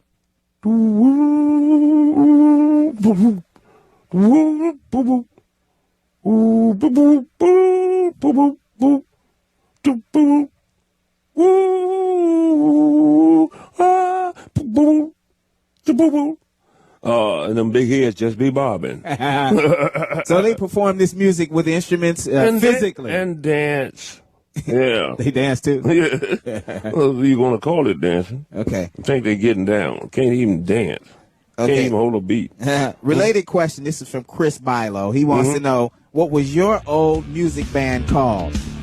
What was your old band called? Well, I got it. Let me do a shout out here now. All right. Yeah. Rob Weldon Jr. and his lovely mom, Joy, down in Griffith, Indiana, and out in California. Dr. Robert Friedman, my orthosurgeon, a great doctor. Doctors April Smith, Doctors Ann Merkel, Avalone and Ferrante. The staff, Vicky, Ann Yarvison, Ellie, Miss Baldish, and Jenna in Phillipsburg, New Jersey. The lovely Eva Wallentek out in Las Vegas. Dr. James Johnson, a great doctor, down in Flemington, New Jersey. Matt Panther, lovely mom Sheila. He did the CosmicLegend.com, the Cosmic DVD Atlanta lecture in Dawsonville, Georgia.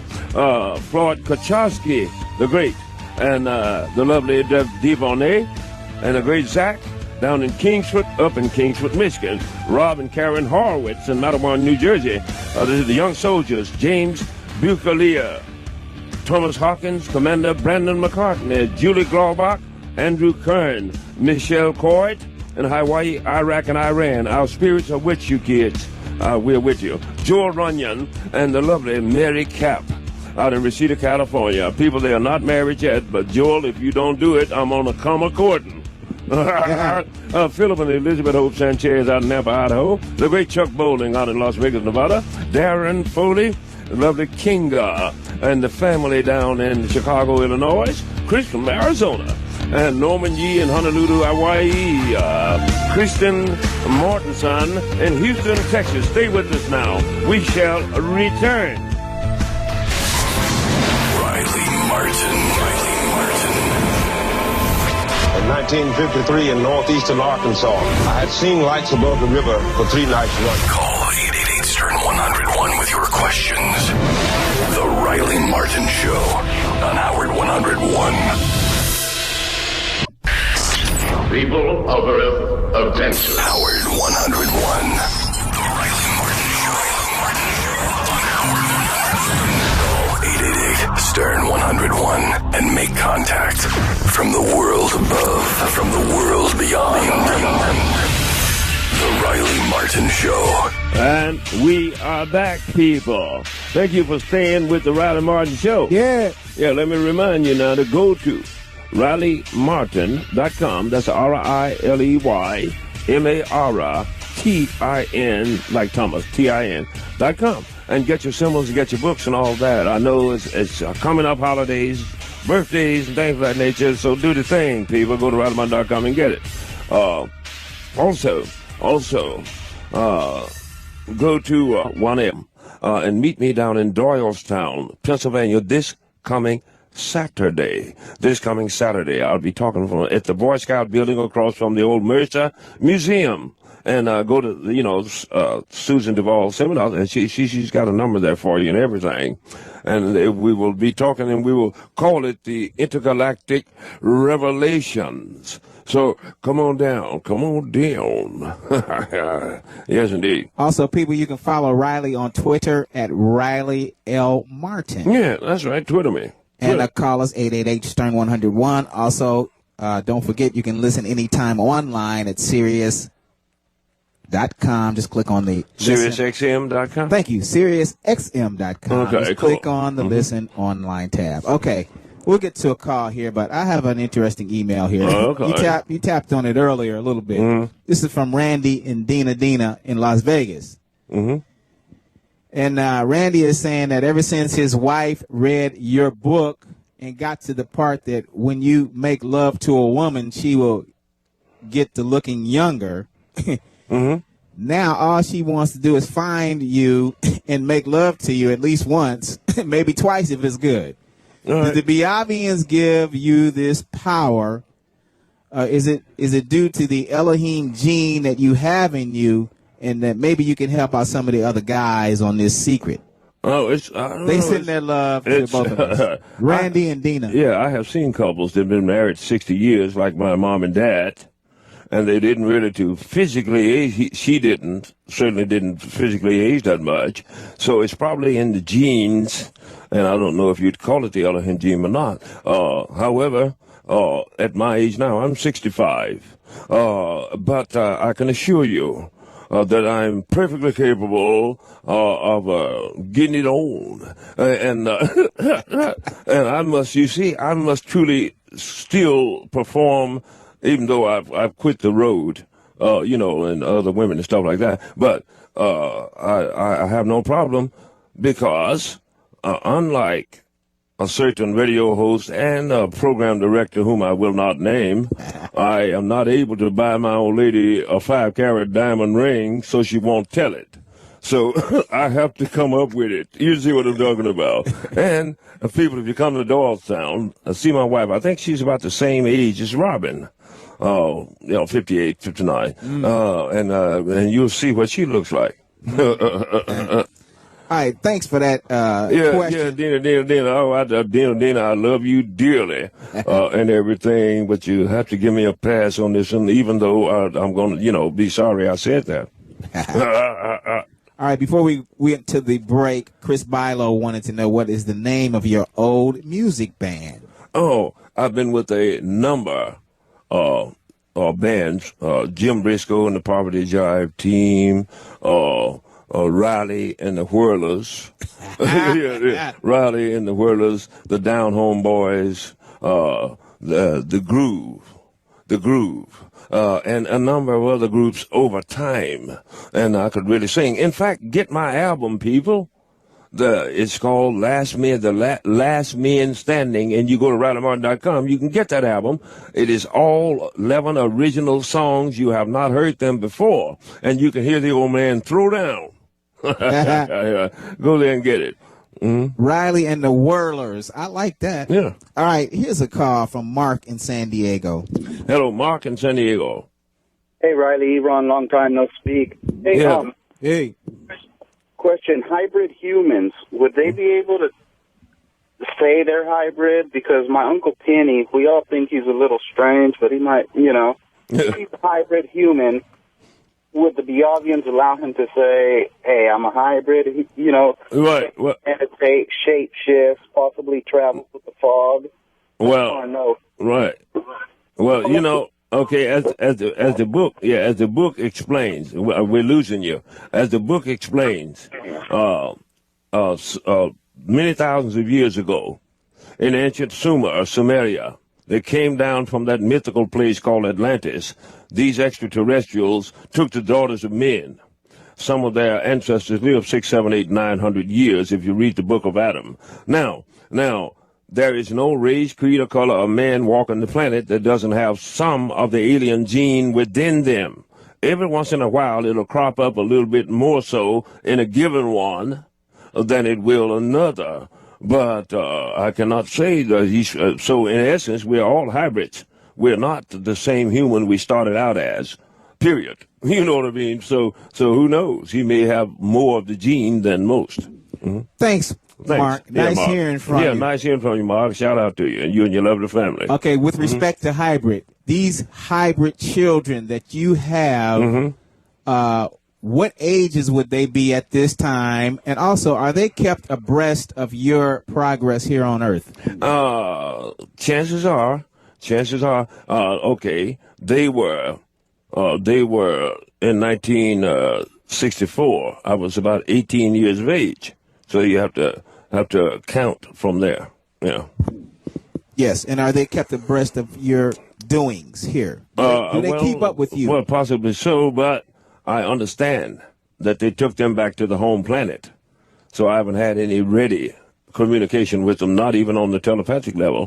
One time they let me see them in the holograph room, and they're doing fine. They got some big heads. Okay, here's an email from Carl and Lori in San Diego, your friends. Mm-hmm. You may have touched on this, but their question is in regards to the airlift. If these ETs are airlifting so many hundreds of thousands of people, there will undoubtedly be some that have various health issues and conditions. Mm-hmm. Do the Biavians have a plan for those who are sick to treat them or cure them? Yes, come what may. The Biavians will make you whole. They have the technology to easily make you well regardless of what is wrong whatsoever, whether it be a blood impurity, paralysis, cancer, anything of that nature. They will make you whole. Missing limbs? They will, they will rejuvenate that. Yeah, they can do that. Yeah, definitely. Okay, thanks, Carl and Lori in San Diego. Good question. All right, here's Ed in Pennsylvania, Riley. Hello, Ed in Pennsylvania. Gentlemen, how you doing? Okay, Ed. Hey, I'm a truck driver. I was traveling on 70 just outside Frederick, Maryland this morning, yesterday morning, about 4 a.m. I didn't know if you heard anything. There was a slight fog around, and all of a sudden I was passing another truck, and its flash was up in the sky. There was no storm, so it really got my attention. Yeah. All of a sudden, it was like a comet, but it was so low. You could tell it was only about 2 miles up. There was a tail on it, blue flame tail with, Right. It was long. This thing was breaking up. You could see pieces, embers flying off. I mean, I don't know if you heard anything or. No. God, I hadn't heard about any specific incident transpiring around that time, but it does not surprise me. Right now, our skies are literally full of visitors because the Earth is in such a perilous situation. Everybody from across, so many people from across the Milky Way galaxy are here now observing us. I know of about 39 different species that are visiting here, though I've only seen 7 with my own eyes. But they are visiting here. This is a perilous time. If we perchance to get through this perilous time, then we got a shot at it for a future. But they are here to observe so that they can tell their children what not to do to run a planet. All right. Here's Jim in Brooklyn. Hello, Jim in Brooklyn. Hi, Riley. Oakland Attention 1. Oakland Attention 1. Mm-hmm. Yeah, I know you said that when you make love to someone, you make them younger. I was wondering, does that make Elon 9 years old because you fuck him in the ass? Well, no, good man. However, I'd be glad to make your old lady younger. Send her over. Here's a question that came from Mike B and Mike V. Okay. Mike Blondek, Mike Voigt. Okay. Mike Blondek wants to know, since the prime symbol covers the immediate family of the bearer, does a non-prime symbol only cover the recipient, or is his immediate family also considered? Oh, well, the non-prime symbol has nothing to do with your ticket. Your ticket, if you only had that one, you and your immediate family can ride. The other symbols are for to expand your universal knowledge. Also, if push comes to shove, to give to other nice people around you. Doesn't matter if their name is not on it. Once you give it, you are encoded. Thus, they will be encoded immediately. You can give it to them. Or, should we pull this off and this world continues, it's a beautiful planet, ultimately one day, I can assure you that original Riley Martin art will do you well in any kind of sense you wish, monetary or otherwise. You see what I'm talking about. But is that a promise? Oh, well, that's a promise, my good man. Simply because there is no other artwork like this artwork on the face of the planet. And so just hang on to it. Either you or your offspring will get the benefit of it. Yes. Mm-hmm. Okay. I have a question here. Mm-hmm. Whoa. I'll save it. Yeah, okay. Let me give a shout out here to Raymond Cozell, the great, and the lovely Shannon Singer out in San Francisco, California. Garrett and Fallon Cooper and the great Mike Bilski out of Scottsdale, Arizona, and their little son, Connor. Robert and Lindsay Luzon in Waverly, Minnesota. Sean and Amy and Daniel Travell and the baby Bennett out in Dooley, out in Phoenix, Arizona. Jarrett and Swan, his lovely daughter, lovely Swan Buckaloo, little Buckaloo down in Delaware. Yeah, and Steve Freeze and Michael Conair in Chester, Maryland. Michael Lindsay Luzon and Lindsay Luzon in Waverly, Minnesota. Michael Terrell Gilliland up in Philadelphia. Shout out, Michael. Back to Wilson and his lovely family down in Temple Hills, Maryland. Michael Mandy, and Michelle Hutchins out of Reseda, California. Kinfolks of Mary Cap. Jim Borrett, the great Jim Borrett in Northwest Pennsylvania. Joe Costa, his daughter Bailey in Iowa. Cameron, Jennifer, Hoover and family out in Santa Ana, California. Everett Ellicott and his lovely mom Grace. Ben O'Neill in Culver City, California. David Caspino, the great, out in Tarzano, California. Contact me, David. Larry Schumann, Atlanta, Georgia. Dennis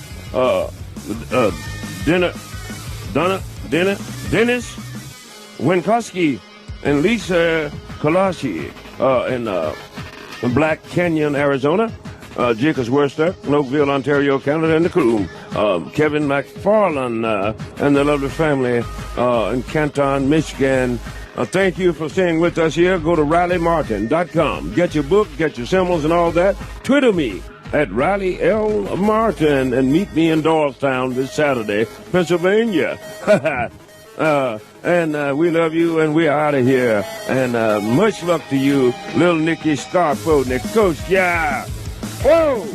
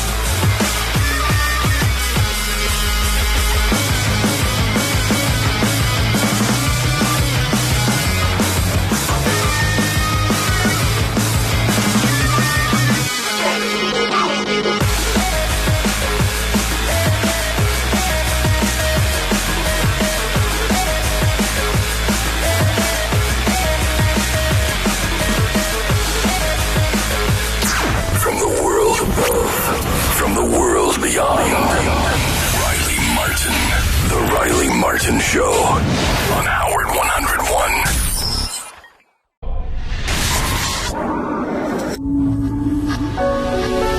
From the world above. Across the gulf of space, minds immeasurably superior to ours. From the world beyond. Regarded this earth with envious eyes. Howard 101 brings you envious eyes. Riley Martin. In 1953 in northeastern Arkansas, I had seen lights above the river for 3 nights running. Call 888-STERN-101 with your questions. The Riley Martin Show on Howard 101. Hello. Good people, welcome to the Riley Martin Show. Today is October 11, going into 2011. We're glad that you're here. Back in the studio tonight, we have the pleasure of having one of the greatest technicians walking, the fabled, the famous, the one and only, Double O Al Regan. And shout out to the lovely Michelle. And, of course, here in the home studio tonight, once again, we have the pleasure of welcoming the man with the plan, the man who recently got married. I'm speaking up, and he's just as puffy and everything, and she's feeding him well, and Angela's feeding him well. And I speak of none other than the great, the inimitable Little Nicky Scarfo, Nicosia. And a shout out to the lovely Angela. Yes, indeed. And of course, by my side as usual, the one and only, the inscrutable and inimitable, the man with a plan, the sidekick and the kick of the side. I speak of none other than the great Eric Eron Macaulay. Low riding with the Space Cowboy. Yes, indeed, dude. And thank you for coming out. People, as we can see, things in this country is accruing up to the point where the citizens can hardly take any more of what's going down. For you well know that Wall Street and the conglomerates now owns the GOP on Capitol Hill, lock, stock, and barrel, and probably a goodly portion of the Democrats, too. And so the people are taken to the streets, and I applaud them.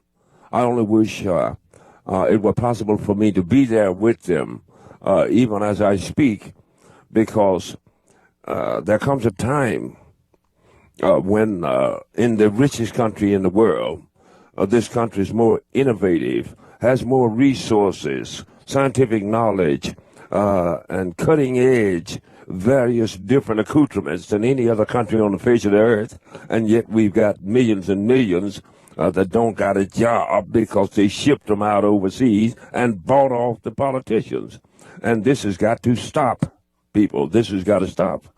My goodness. And I speak for not only minorities, but for all of Middle America and all America, period, and what have you, of all races, creeds, colors, and all of this. For we are the great experiment, democratic experiment upon the earth, to whom all turn their eyes and look and treasure the possibility of coming to America, and yet it's going down the drain and into the pockets of a handful, while the rest of us suffers. So this has got to end. And so I applaud you, 99ers. I applaud you, kids. I applaud all of you nice people who are out there, because truly you have been pushed to the point where you have no choice. Welcome to the Riley Martin Show. How you doing, Iran? Okay, I'm fine. Okay, go ahead and speak a little bit more on that, if you would, because of the fact that it has been reported, it is being reported that this whole activity there on Wall Street is in part being orchestrated by the actual Wall Street backers. And I wanted to know, did you think that there was any credence to that? And what do you think of these those people that are out there? Well, no, I don't think it's being orchestrated by Wall Street per se, and what have you. Nonetheless, they will always try to throw a monkey wrench into the thing.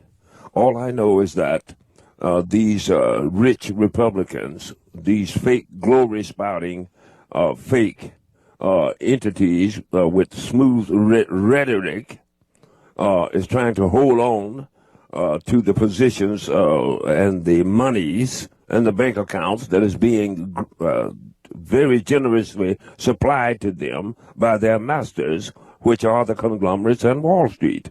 So the people really mean this. They are gathering in various different places. Even in this little town we live in, there were any number of people out on the street, students and others, making their voices heard, and it's spreading across the land as it should be, because there's absolutely no reason you cannot manufacture what you need here, and with a smattering of things for other people across the world also, but more so here than there.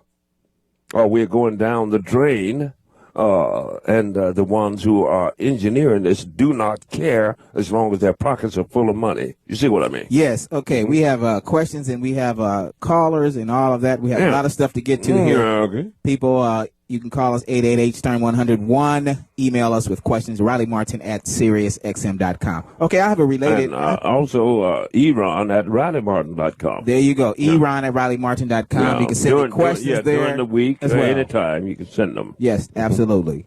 Okay. This is a related question, okay?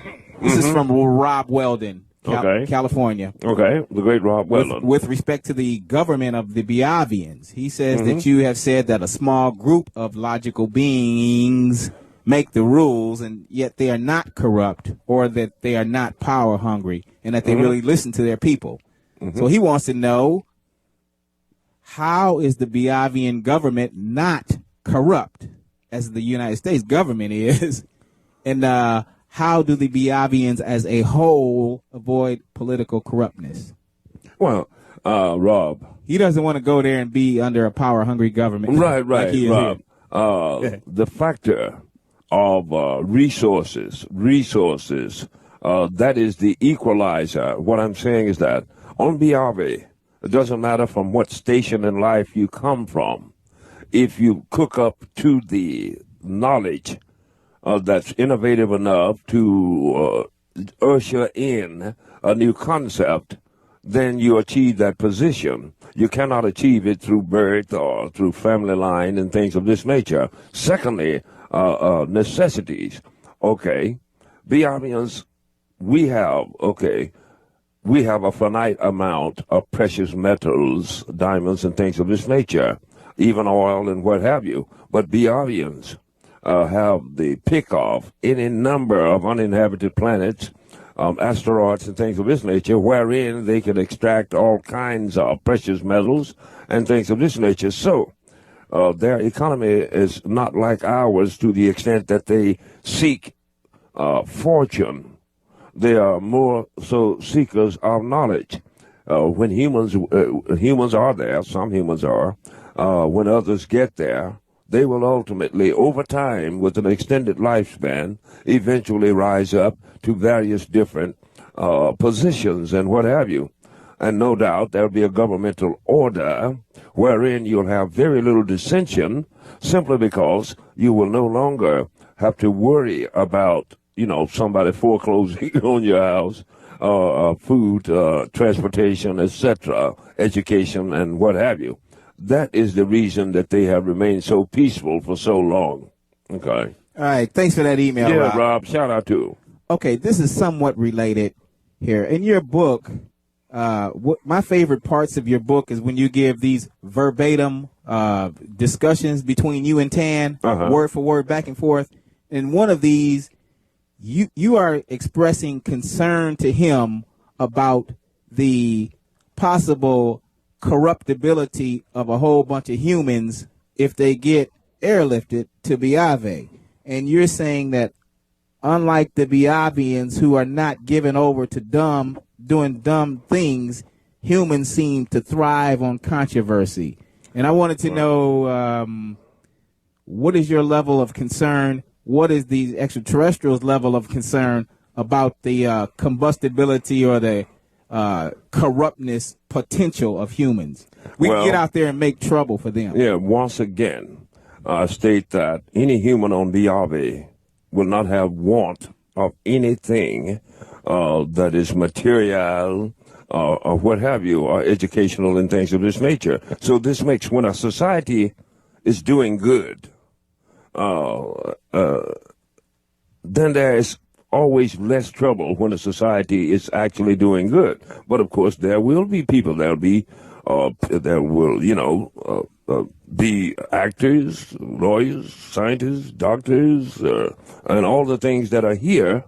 However, it would be run on a more, I believe, a more smoother basis, and so dissension should be kept down. However, we must also realize that Biavians more or less have technologies greater than we can even comprehend at the moment, and therefore they're not worried about you rushing over into Biave City and taking it over.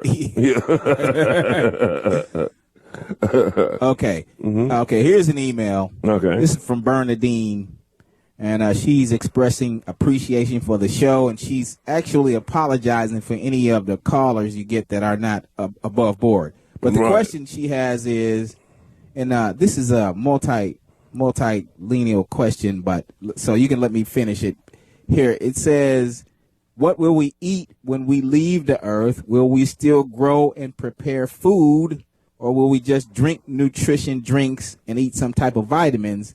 She says she doesn't want to give up spaghetti or chocolate, but doesn't know why or how they could sustain so many humans with traditional foodstuffs on a ship. My darling, I was shown out near the planet Saturn and in other locations various different Hyborian gardens that's floating in space that grows food. Now, they take this food and somehow they mush it down into a nutritional type of a thing. However, when I was there, if you read the book, you'll see that I requested eggs, sausage, toast, and jelly, as well as orange juice, and they served it to me forthwith, right quick. But I understand that it was made out of vegetable material, but I could not tell the difference. I've had steak up there that, was still rare and things of this nature, and I could not tell the difference. I tried. So they would be... That's hard to believe. Oh, they would be able to. Well, we can do it pretty much here. We have veggie meat here. That's not too bad. You know what I mean? My son's a vegetarian, and he cooks some kind of burgers. That's certainly not meat, but it tasted like meat. They have raised that to a very much higher order. And also, there's food fabricators in your chambers. Whatever you want, you can program it in, and it will give you a plate of it, hot and steaming. Yeah, they can do that. Okay. All right, thanks for the email, Bernadine. Okay, here's a call. This will be Tal from Washington, D.C. Okay, the great Tal. Kwame Salajuwan, Brother Riley, and Brother Iran. All right, Tal, how are you? The great Tal. It's been a while. It's been a while since I called in. But Riley, I wanted to call in on some research I was doing. You know, we don't have any materials here on Earth that prevent, you know, our space travelers' bodies from being penetrated by cosmic particles, which are basically pieces of, you know, ancient stars that have exploded, and their particles are flying through interstellar space. What do the Biavians and other wayfaring alien populations use to protect the populations from these particles? You know, right. Somehow they have been able to incorporate with their power systems that generates something like an electromagnetic, using the hot fusion reactor, generates an electromagnetic bubble around the ship. Now, contrary, these particles, these rays, these gammas, X and Z rays and things of this nature are actually more or less imbibed, transposed, and used to feed into the power systems of the ship, but it does not harm the ship. Now, if something should happen and the power systems go down, then they would be subject to the same thing that our astronauts are subject to, including weightlessness and things of this nature. But their power systems are such until, and I'm not an expert on it, but such until they can actually utilize the particles. For instance, the hydrogen atom, which is the most abundant throughout the universe, is used as a gasoline, so to speak. So you never run out of gas or particles to imbibe to keep yourself afloat and running. And the electromagnetic bubble more or less places you in full weight, regular time stasis, so that you're not affected by the centrifugal forces and things of that nature. I don't know if I've explained that very well, Tal. No, great answer, great answer. Information, that's great. Well, thank you, Tal. Take care and give my love to the folks. All right. Nice to hear from you, Tal. Yeah. Okay, in terms of the technology of these Biavians, on the cover of your book, you have you've depicted this mothership, and there are these three little small globes. You called them sentinel globes. Right. You even talked about the fabrication of them, but you said something that is hard to believe, but you said that there's nothing known that could penetrate something that was protected by these globes. Right. And I wanted to know what makes these things so powerful, what goes into the production of these sentinel globes. What is it that makes them so powerful, and what kinds of things that can these globes do? I suspect that they too are being powered by a fusion reactor. However, they too are able to absorb power from the ether, so to speak. This is why they more or less stay on the move, and they are not little. They're about 7 miles across for the Biavian mothership. And what they will do is, say for instance, a meteor is heading towards the mothership.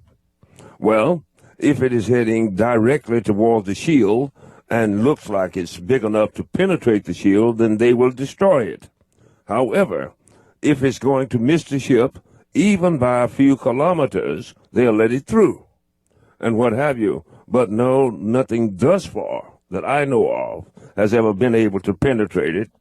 Not even our probes or satellites or anything of that nature. We can take pictures of it, but we cannot penetrate the shield. What is it? Does it fire off some type of a it does. projectile, yes. or what? Well, not a projectile, a type of beam it fires off. And this beam can do what it has to do as far as maybe heating the object to millions of degrees Fahrenheit in 1 second, and it'll blow due to the moisture content within it and things of this nature. Or they can literally push it or guide it change its trajectory if they think that the fragments are going to, do any damage. Yes. And finally on that, can you discuss a little bit the process of how they construct these things and how long it would take?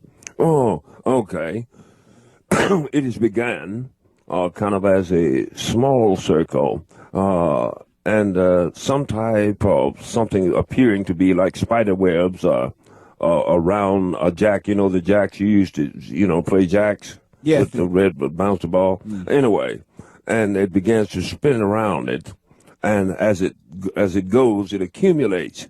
Now, I understand that millions of billions of bytes of data is ingrained within these silicon strips, silicon webbing, what have you, till ultimately it'll continue to spin from one chamber to another. It continues to spin, and they feed into it. By the time it reaches the outer door of the great ship, it may go through 3 or 4 changes. Then it is ejected into space, and it would have grown then to a humongous size. It can keep spinning and draw materials from the atmosphere, the ether around it, to grow to its optimum size. And then it clicks in. And this particular technology is exclusive to the Biavians among the 7 that you know, correct? Right. Nobody on that magnanimous scale, no other group I saw there could do it. However, the Dorians, the Niptonians do create smaller observation globes and things of this nature that sometimes you'll see, in Earth's atmosphere and what have you, collecting data. Okay. All right. Here's a quick email. This is from Billy Godwin. Okay. A proud Oklahoma son of Oklahoma. Oh, yes. And he has written in before. And his question relates to ghosts and the paranormal. Okay. He wants to know, how exactly do you explain the phenomenon of ghosts and paranormal activity? Is it just energy being passed through a certain time, or what? Well, now, I haven't been able to decipher why, but earlier in my life, growing up, I could see dead people from time to time and what have you. And I never could really pin it down, but, for instance, in the morning, when it is somewhat foggy or something of that nature, and perhaps the geodesic plates of the earth gives off a certain vibration, and then it may tie into the beta waves of the human brain, because everybody can't see them. Animals can.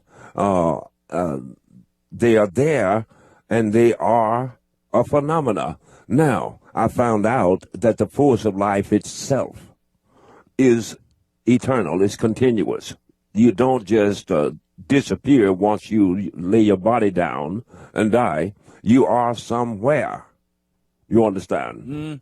Yeah, if you read one of the hidden books, the Book of Mary, that's, ultimately been found in the 20th century and all of this, Jesus explained to her the various different roads one must travel once they leave this earth, and the trials and tribulations they still will suffer over there, meeting the negative as well as the positive and all this type of stuff. But I wish I had time we could discuss this further. But it is a fact that they are there. Now, cameras can pick them up sometime, and they can be picked up with the naked eye. Some people are more susceptible to seeing them than others, and what have you. But it is nonetheless a fact. So it's true that you would see dead people as ghosts, and the only reason that they would be hanging around is because they feel like they have unfinished business? Well, possibly so. You can never tell. Perhaps they died on the battlefield. I used to see Civil War soldiers in Arkansas from time to time, and what have you.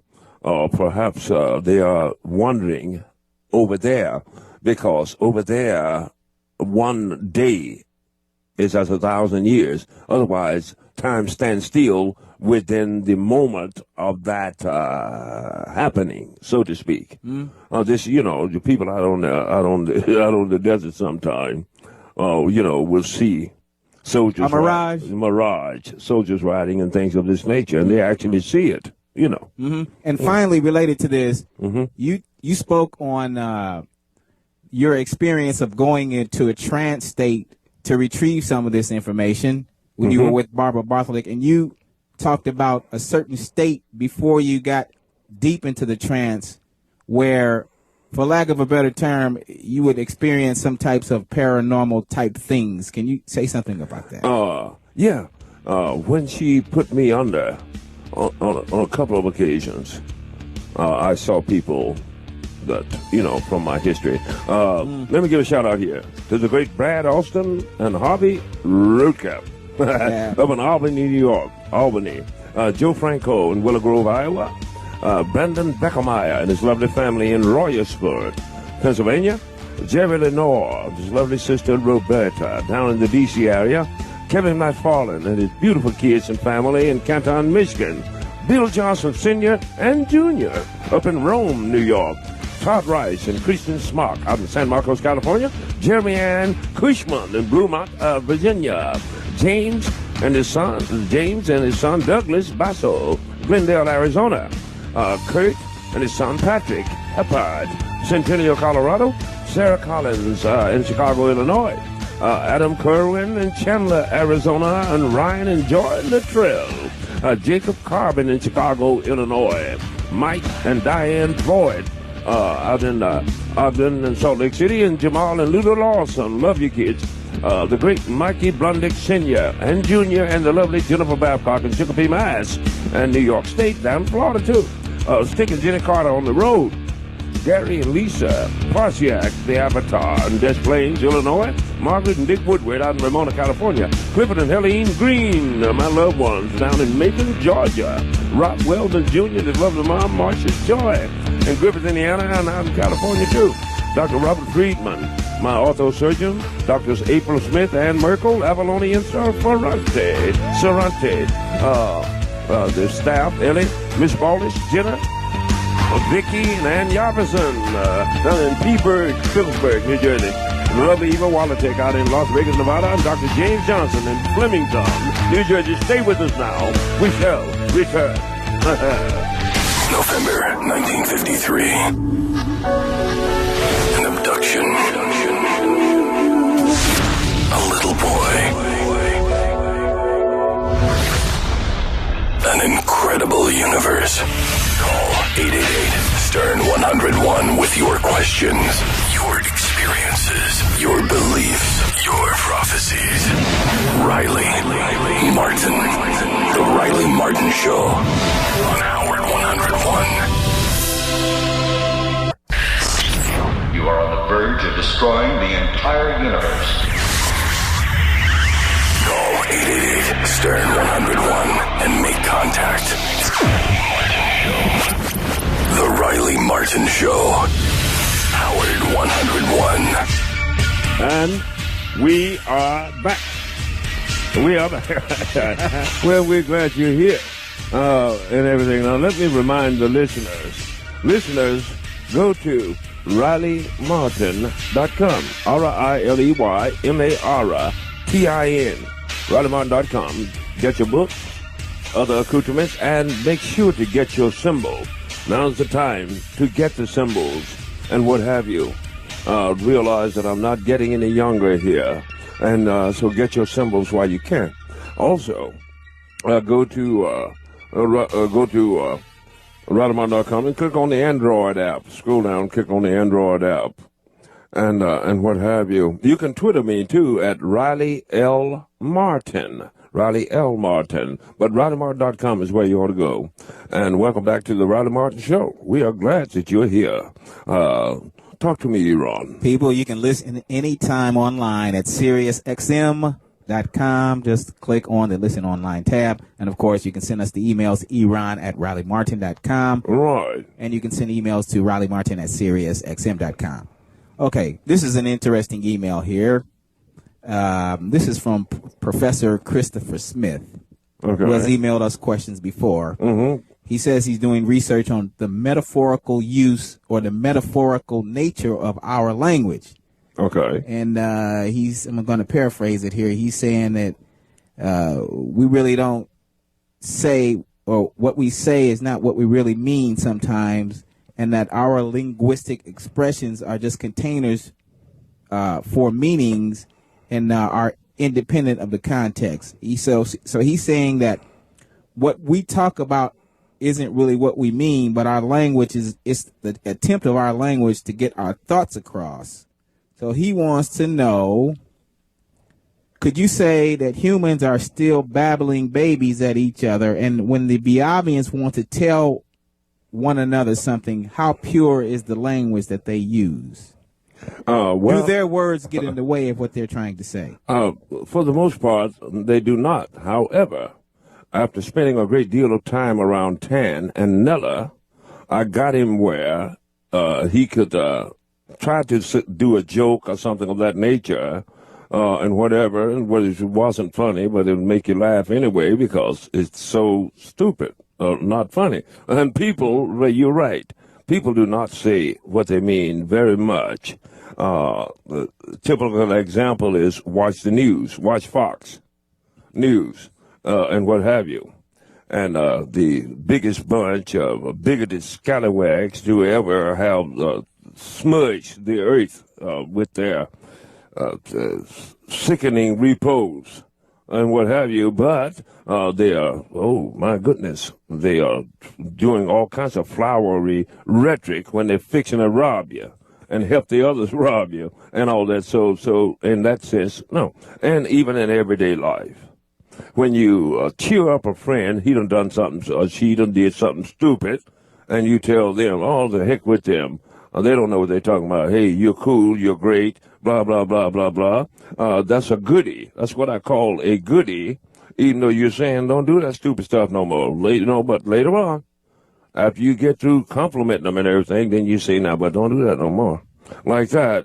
And so, in essence, we do get across what we do mean in a roundabout way, but language, the goodness of language is that it has to be tapered and molded to fit a certain situation, and we are astute enough to ascertain if indeed it is playing to our vanity or something of that nature, but we still like it and what have you.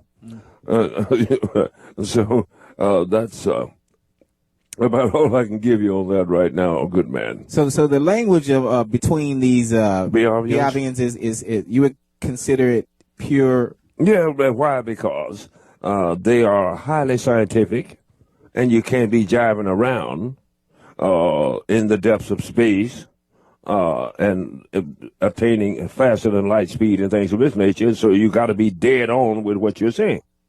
And another thing, if you were on a nuclear sub or something of that nature, you can't be jiving around. You got to mean what you say. You just hear what I'm talking about. Yeah. And so they are somewhat like that. So in a non-threatening type of an environment or a situation, could you pull off like a prank on Tan, or could you, fool him into believing something that's not true? Well, otherwise I was able to like trick him up a little bit, but he'd catch on. Eventually, he'd catch on. Like I said, Tan, you bear a remarkable resemblance to Elmer Fudd, and he seemed to couldn't pull that one up on his thought patterns, and until Nella called on and said he made her funny, and Tan said ha ha ha, he wasn't really laughing. But what I'm saying was, jerking around and all that, they knew my heart instead of the words that I was saying at times, when I was cracking on them like that. Yes. Okay. Once again, that email was from Professor Christopher Smith. Shout out, Professor. Thanks, Professor. All right, let's try a call here. This is Marcus in Las Vegas. Hello, Marcus in Vegas. Hey, Riley, what's happening, man? Oh, not much, Marcus. Hey, man, I had a question. It's pretty kind of important for the realm of what we're speaking of right now. About how often would you say Iran sucks your penis? Yeah. Well, son, what you need to do, you need to go up and join up with Kane, and maybe Sarah Palin will let you all wash your toilet. The level of ignorance. Yeah. Okay, here's an email from Christian Mortensen. Okay. All right. He said he just turned 15 on the 30th of September. Okay. Christian. Oh, yeah. Sure. The great Christian. Yeah, in Texas. Yeah, Mortensen. Yes. Yeah. He wants to know about the symbols. He's gotten his, of course. Uh-huh. And he wants to know what some of the drawings on the symbols represent, such as the Ankh. Right. And, he says he has seen the Ankh on several of your symbols. He also sees pyramids, stars, and the all-seeing eye that's on the dollar bill, and so on. So he wants to know. Right. Well, it would take longer than I have here, Christian, to explain to you. However, the Ankh, though adopted around Sumeria and Egypt as a kind of a religious icon, it wasn't meant to be that way. It is, in essence, a scientific instrument, like something like a tuning fork.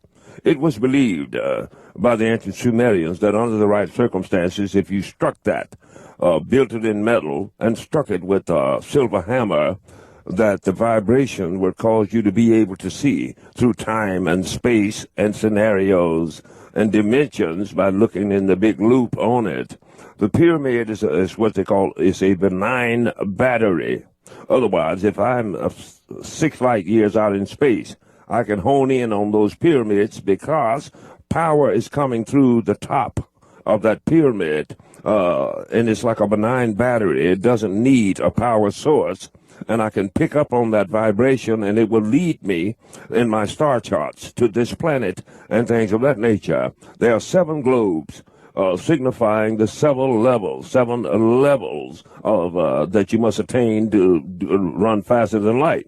The 7 chakras in the body, the 7 levels of mortal awareness, 7 days in a week. The 7 is also a prime number on the mathematical scale and what have you. And there are many other things, too, that it means. And also the linguistic of the symbols you see around the edge of your symbol and all that.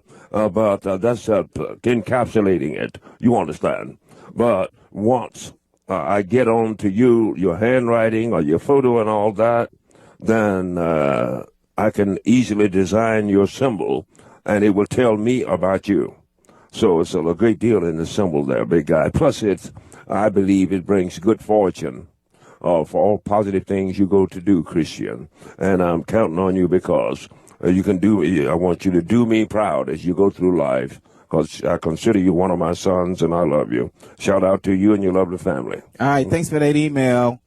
All right, these symbols, you've said that they are of extraterrestrial origin. Mm-hmm. However, there are many that are familiar to us that are seemingly old symbols upon the earth, like the sphere, the circle, and the stars and all of this stuff. So right. I want to know, did we completely adopt these symbols from these Biavians or are these extraterrestrials, or are these things that we discovered on our own? Well, there are some things that we more or less incorporated it over the years in our beliefs and things of this nature. The number 7, we think it is lucky and things like that. Nonetheless, there's a significance there.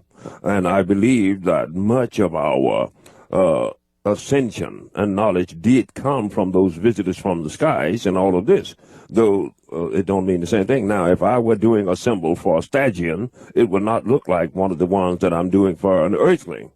The earthling symbol has a great deal of the universal order in it, but it also has in it things that you would recognize yourself as it applies to sapien biped erectors or humankind. See what I mean? Yes. Mm-hmm. Okay, here's an email, another one from John Williams. Okay. Argo Tour. He has a series of questions, actually, so let's tap into a couple of them here. Okay. His first question is, since the Biavians can live for 1,000 years, how old must a Biavian be to be considered an adult? 200, about 200. 200? Mm-hmm. Okay, and... they don't get married until they're at least 200 to 300 years old. Yes. And how many offspring do they have? Generally, no more than one or two. It's one or two. Yes. And we have 6 billion on Earth. How many are there on Biave? Oh, there are some millions. I would put it at probably around 100 million. Just making a guess. Yeah, so if we go there, we'll have a lot of room to roam. Oh, definitely. Most definitely. All right. Another question from John Williams. He says, what kind of technologies do they use for weather control and designing the environment? Can they control rainfall? Can they build up or take down mountains? And can they directly control the sea level? There is. Good question. On Biave, there's a great tower strategically located around the planet, a great tower called the EOT, the Electronic Etheric Osmosis Tesla Tower, I call it. And it stretches about 7 miles into the sky, into the atmosphere. And this particular tower can draw power somewhat similar to Tesla's tower from the ether through etheric osmosis and what have you. And thus, it powers cities, it powers countries, it powers cars, it powers transportation, it powers ships, powers your phones, powers your communication devices, and et cetera, et cetera. So in that sense, they are more or less, however, they don't mess with too much the weather factors and things of this nature, with the exception of, say, you had a house there, a nice little house, and your gardens and everything. All you have to do is, when your electronic computer picks up that there's going to be something like a blow, a norther, a hurricane or something of that nature, it will, for the duration of that wind, put a shield around, the shield up around your property, and it wouldn't do you any damage. But they tend to leave the weather to itself and what have you. You see, we are altering our own weather here on this planet by putting so many fluoro and hydrocarbons and dioxins and things into the atmosphere until we're melting the poles and all of this, thus changing our own weather factors, of which we have no defense against. But they have kind of ironed that out. And once again, he was asking, can they build up or take down mountains? And can they control the sea level? Well, the sea levels are pretty much left to their own design, as long as their poles remain intact and things of this nature. But yes, they have projects wherein they have level mountains. There's a great escarpment there, on which they have something like a real Jurassic Park, and there are creatures there from various different planets, including Earth's history and all that, that tend to thrive there. It's very dangerous too. They tend to thrive there, and they keep them in check with a force shield around that escarpment. So yes, they do flatten out mountains and stuff like that. Yes, and the last part of that question is, what do they use to replenish the soil for farming, or do they rely on hydroponic farming? Well, they've got in various, depends on where you are on the Ave. If you're the colder climates, hydroponics may be used and things of this nature to grow the vegetation that they need, and what have you. Wow, that was good too. That was John Williams. Yeah. We'll do some more next week, John. Argo Tour. Yeah, Argo Tour. Yes, tonight. The great Matt Panther, his lovely mom Sheila, down in Dawsonville, Georgia. He did the CosmicLegend.com. The CosmicLegend.com. That's my Atlanta DVD. My lecture there. The great Floyd Kuchowski, Devonay, the lovely Devonay, and the great Zach up in Kingsford, Michigan. Richard and Karen Horowitz down in Mattawa, New Jersey. The great soldier James Bucalia. His friends Thomas Hawkins, Commander Brandon McCartney, Julie Graubach, Andrew Kern, Michelle Ford, and they're in Hawaii, Iraq, and Afghanistan. We are with you, kids. Joel Runyon and Mary Cap out of Reseda, California. They're out on the road out there. Philip and Elizabeth Hope Sanchez out of Napa, Idaho. Chuck Boland, the great, in Las Vegas, Nevada. Darren Foley, and the lovely Kinga and the family in Chicago, Illinois. Chris from Arizona. The great Norman Yee out of Honolulu, Hawaii. Christian, the great Christian, he just sent us an email. Call us, send an email. Christian Martinson out in Houston, Texas. A brilliant young man. Garrett Fallon Cooper, the son Connor, as well as the great Mike Bilski out in Scottsdale, Arizona. Ray Cozell, Shannon Singer in Hinterlawn, San Francisco, California. Robert and Lindsay Luzon in Waverly, Minnesota. Stay with us now. We shall return.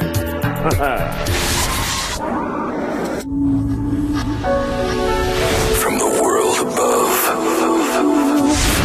from the world beyond,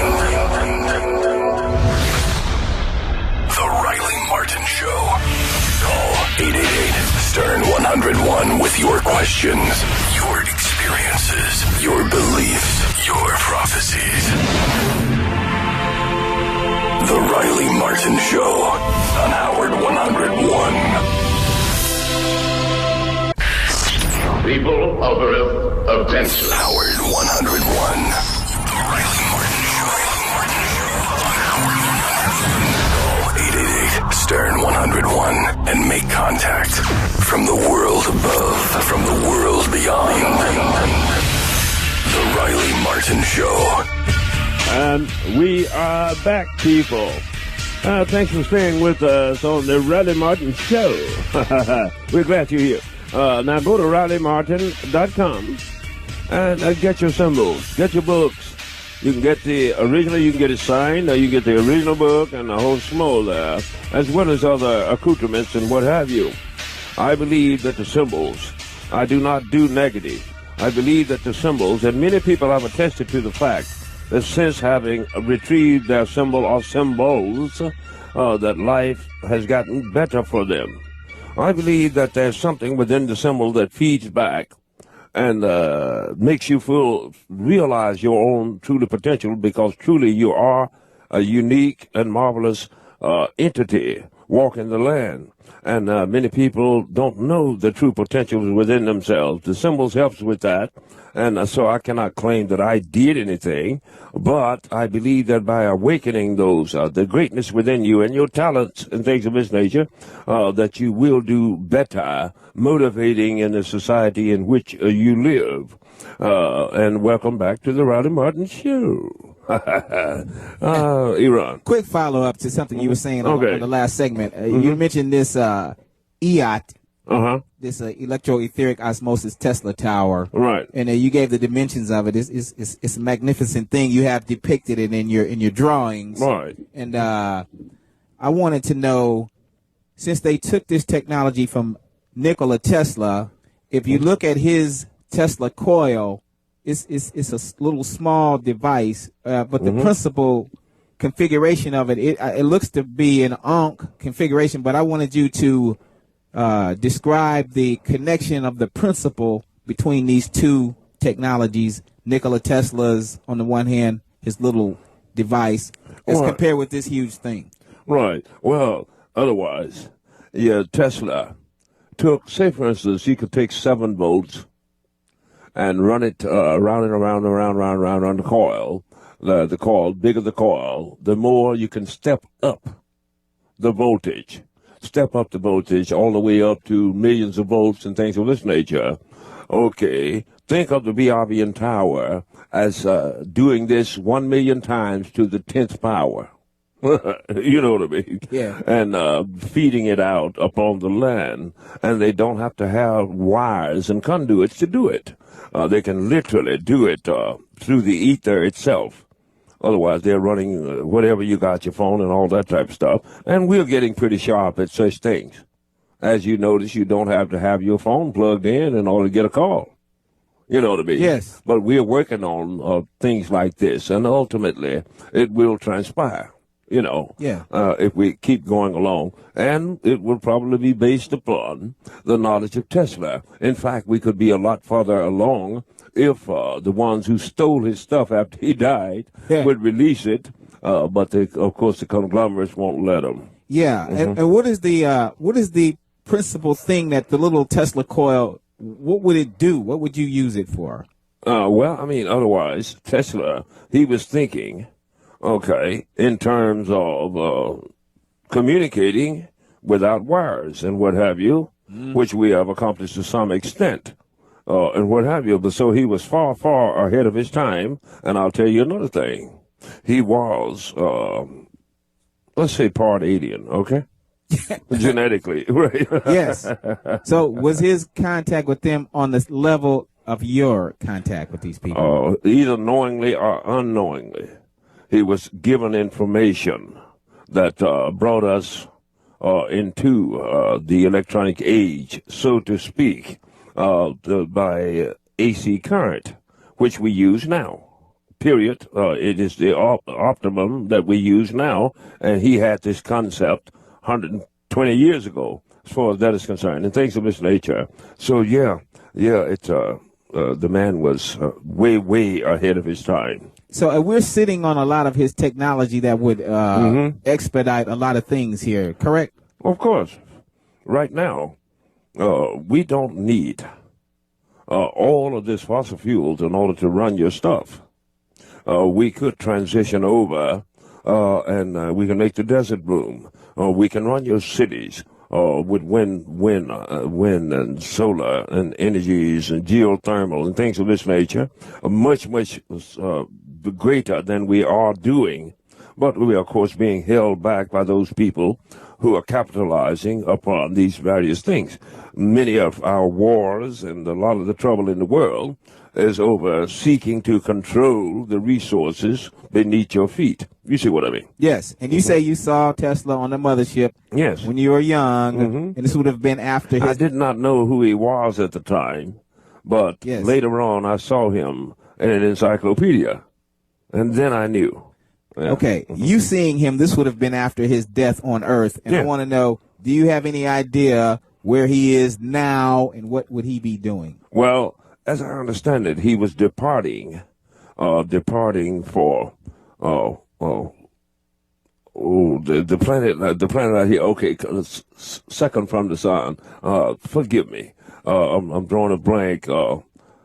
Jupiter. No. It's going back towards the sun. But anyway, it's otherwise it's a planet that revolves on its axis every 32 days.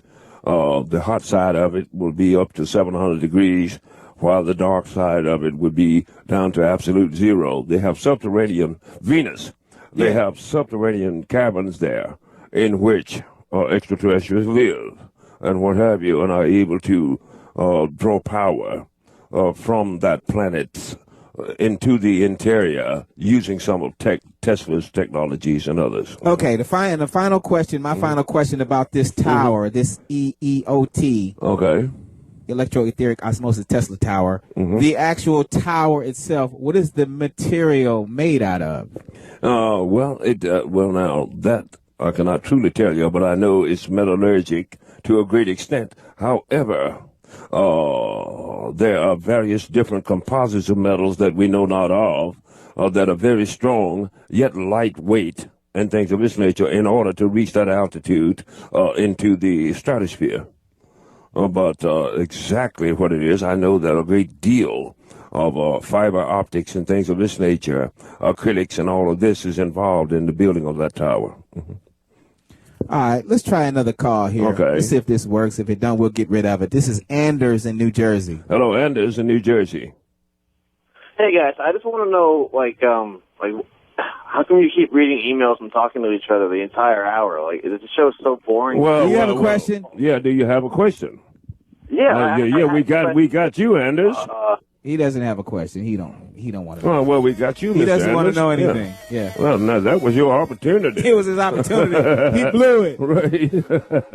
Let me give Garrett, Fallon, Cooper, their little son Connor, and the great Mike Bilski out in Scottsdale, Arizona, Ray Cozell, and Brett Hinterlong, San Francisco, California, and the lovely Shannon Singer, Rob and Lindsay Luzon in Waverly, Minnesota, Sean and Amy Dooley and their baby Bennett and, of course, the great Daniel Travell, Jared, and his lovely daughter, Swan Buckaloo, over in Delaware.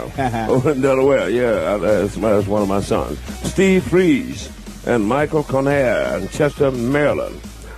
Michael and Lindsay Luzon in Waverly, Minnesota. Michael Gilliland in Philadelphia, Pennsylvania. The great Back Two. Wilson and Temple Hills, Maryland. Michael Mandy, Michelle Hutchins, and Reseda, California. Ken folks at Mary Caps. Jim Boyd, the great Jim Boyd, in Northwest Pennsylvania. Hey, hi, Jim. Joe Costa and his daughter Bailey in Iowa. Cameron and Jennifer Hoover in Santa Ana, California. Everett Ellicott and his lovely mom Grace down in the D.C. area. Ben's O'Neill in Culver City, Sinelli in Culver City, California. And he's got twin babies. Great. David Caspino, the great, out in Tarzana, California. Larry Schumann, Atlanta, Georgia.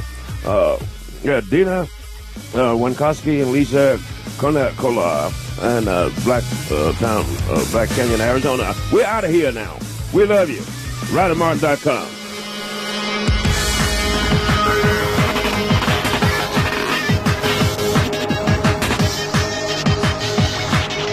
From the world above, from the world beyond, Riley Martin, The Riley Martin Show on Howard 101.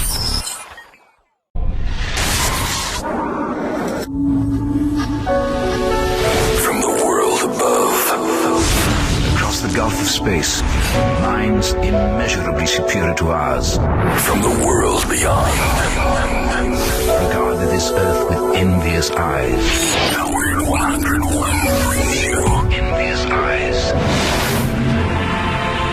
Riley Martin. In 1953 in northeastern Arkansas, I had seen lights above the river for 3 nights running. Call 888-STERN-101 with your questions. The Riley Martin Show on Howard 101. Hello, people. Welcome to the Riley Martin Show. Today is October 18, going into 2011. Welcome to the Riley Martin Show. We're glad you're here. Let me remind the listener that tonight we are being brought to you by the great Stephen Singer Jewelers. Visit IHateStephenSinger.com today. Welcome to the Riley Martin Show. We're glad that you are here. Back in the studio once again tonight is the one and only the great, the big man with the plan and the slow hand and the easy but not greasy. I speak of none other than the great Double O, Al Ragon. And shout out to the lovely Michelle.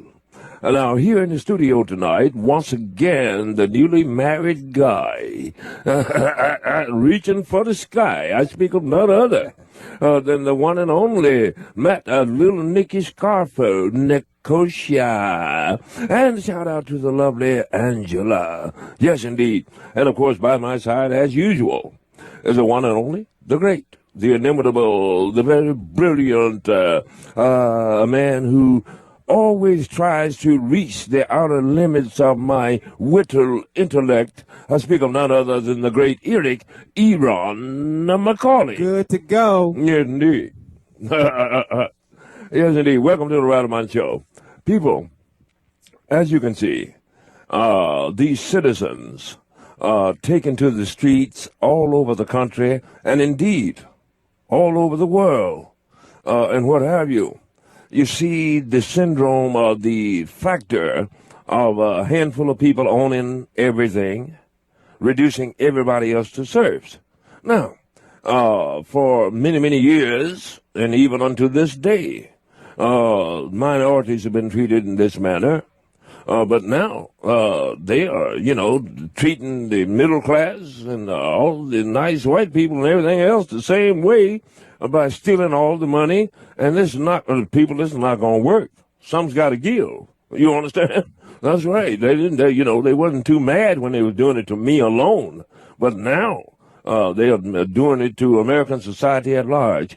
And look, you have a nice looking car. Prepare to sleep in it, if these Republicans get their hands on you in 2012. Now, I don't care who you are, Democrat, Republican, Independent, or whatever you are. Don't hate me enough to just go silly and destroy us all with your vote. So you'll bear that in mind. Welcome to the Riley Martin Show. How you doing, Iran? I'm doing fine. So do you think this is a matter of politics, or is it economics, or what is your... Well, my goodness, what is your, when you got 16, 20 million people out of work, it's total economic starvation, what have you. This is America. Why should we be in a situation now like we were back in the Great Depression and things of this nature? Are we heading in that direction? There's absolutely no reason for it and everything. These people on Capitol Hill, this GOP, is vote no. Even though they're starving their own cousins and sons and other people, of course not in their immediate family because they got a pocket of money. The rest of the citizens don't. They don't care about Miss Jones or Miss Harris. You understand? Miss Smith, what have you, as long as they can do something dirty to this president and what have you are trying to do anyway. I hope that let this be a lesson to you people. Or let this be a lesson to you because they'll get you. You think they got you now. You vote them back in there, all of them. You better do something with your vote. So you think this boils down to a matter of mostly the Republican establishment? Well, mostly the Republican establishment, but not to leave out the mud-sucking, underhanded, taking money on the table Democrats either. They're all, they're all suspect and to blame, but not so grievously so on the Democratic side as on the Republican side. Yes. Yeah. And would you yourself ever consider, for instance, running for public office to try to correct some of this stuff?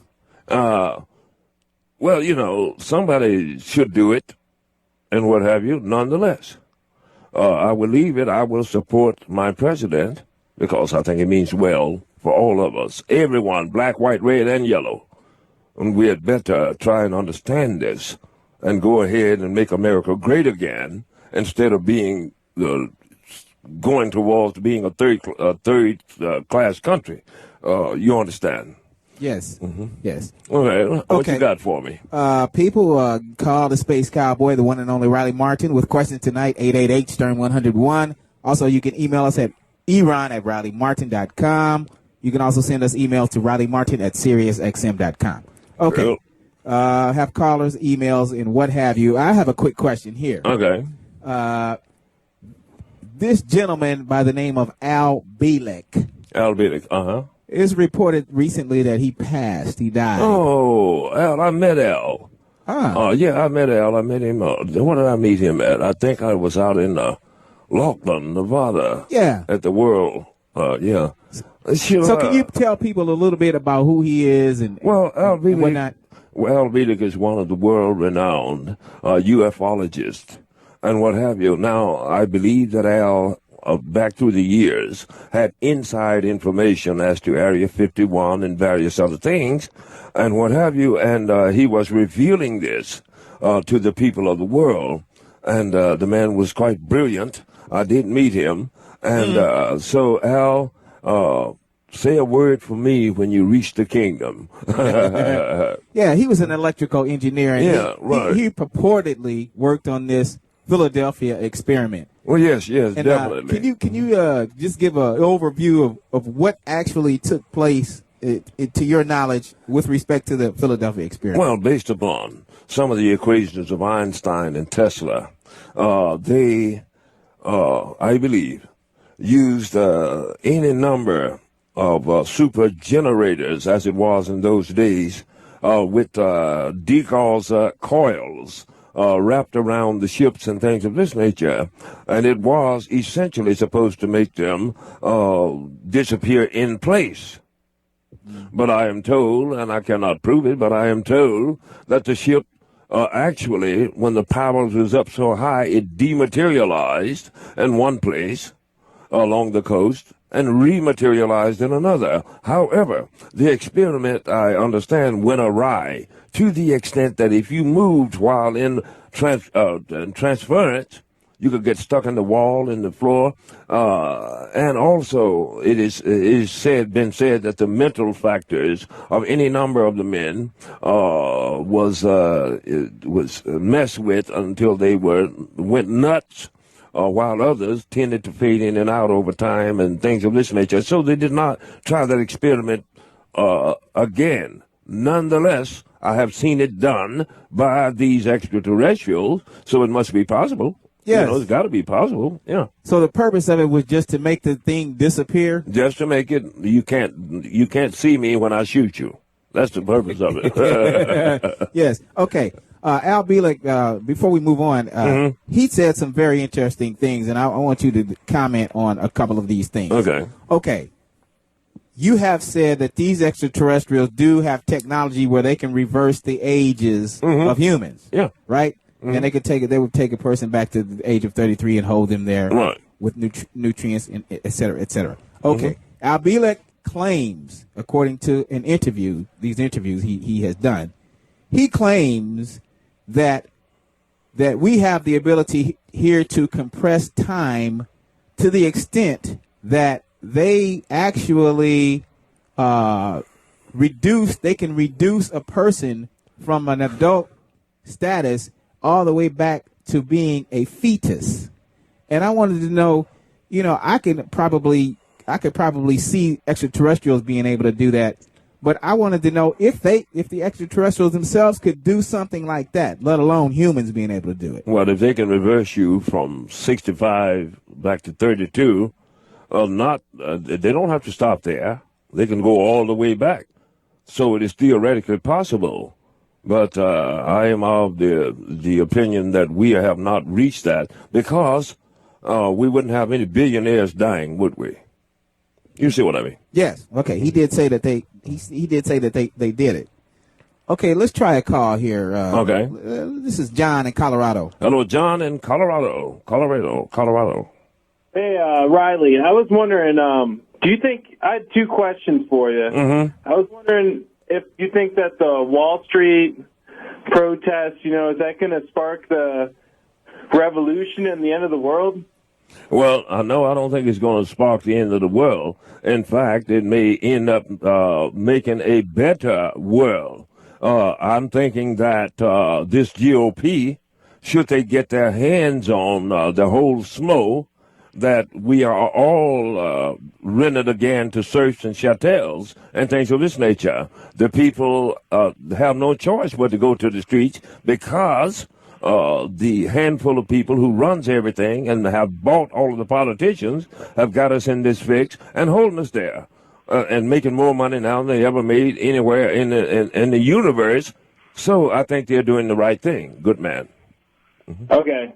And also, I was wondering, when was the first time that you realized that you weren't a faggot? Well, you'll have to ask my old lady and my kids. You'll also have to ask your wife, and those kids that do not look like you, ask them. All right, here's an email. This is from Mikes, Voight and Mike Blondek.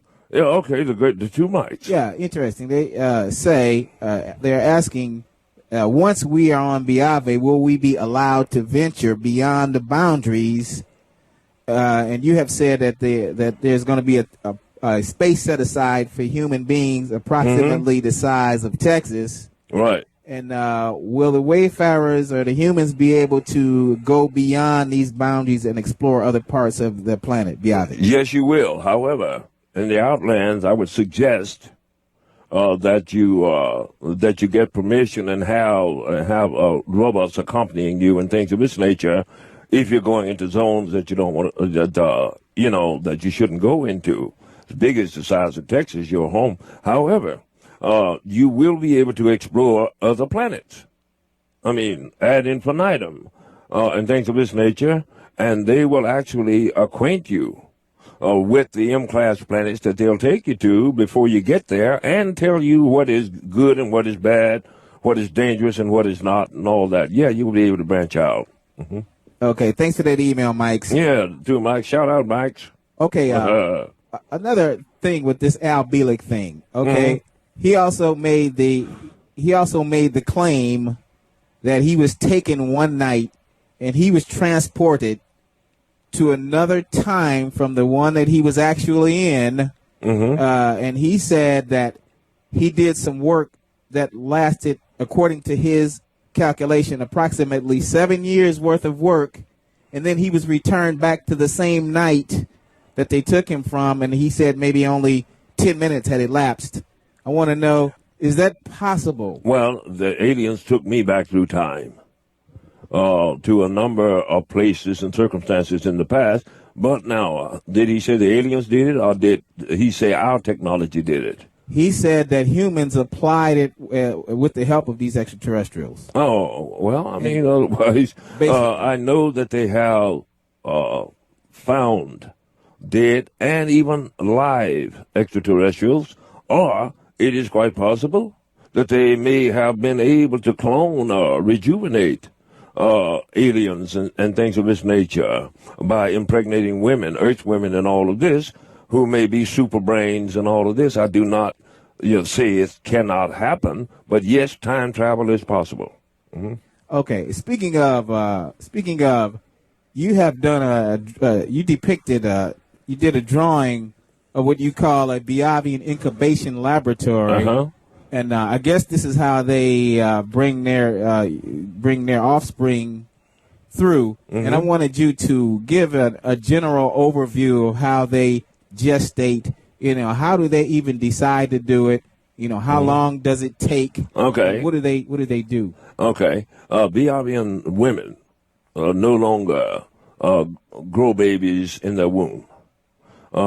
In fact, they don't even have sex the way we have it. However, when they reach the equinox of what they are doing, and I've seen it done, that certain things are extracted from the male and the female, and the babies are grown in the laboratory, all the way from a fetus up into viability, and then handed over to the mom. And it generally, that gestation period generally takes about 9 months.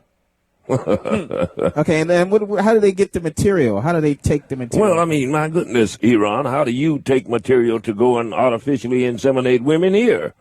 So they do it to a much higher level, I'm sure. Yes. But it's not a terribly complicated procedure. Got you. Okay, here's an email. This is from D. Turner. Okay. And they say that they have heard and watched many eyewitness accounts. Yeah, hold on. Let me give a shout out to the great young soldier, Master Gunner, Anthony Mariscal, his lovely wife. He's over in Turkey now, heading to Iraq, and he's from El Paso. Stephen Balcom and Erica D'Agostino here in eastern Pennsylvania, friends of mine. Brad Austin, Harvey Rootcap up in Albany, New York. Joe Franco in Willow Grove, Iowa. Brandon Beckermeyer and the family in Royalsport, Pennsylvania. Jerry Lenore, Washington, D.C., and his lovely sister Roberta and the family. Kevin McFarland and his 3 kids. Family in Canton, Michigan. Bill Johnson Sr. and Jr. up in Rome, New York. Todd Rice, Christian Smock, San Marcos, California. Jeremy and Ann Cushman in Bluemont, Virginia. James and his son Douglas Basso in Glendale, Arizona. Kurt and his son Patrick Heppert in Centennial, Colorado. Sarah Collins in Chicago, Illinois. Adam Kerwin in Chandler, Arizona. And also the great Ryan and Joy Littrell. Jacob Carbon in Chicago, Illinois. Mike and Diane Boyd. Jamal Ludo Lawson out in Ogden and Salt Lake City, Utah. Jennifer Babcock. Mikey Blundnick Sr., the great, and Junior in Chicopee, Mass., in New York State, and down in Florida. Sticking Jenna Carter out on the road. Gary and Lisa Prosiak, just plain Illinois. Margaret and Dick Woodward out in Ramona, California. Clip and Helene, the lovely Helene Green, down in Macon, Georgia. Stay with us now. We shall return.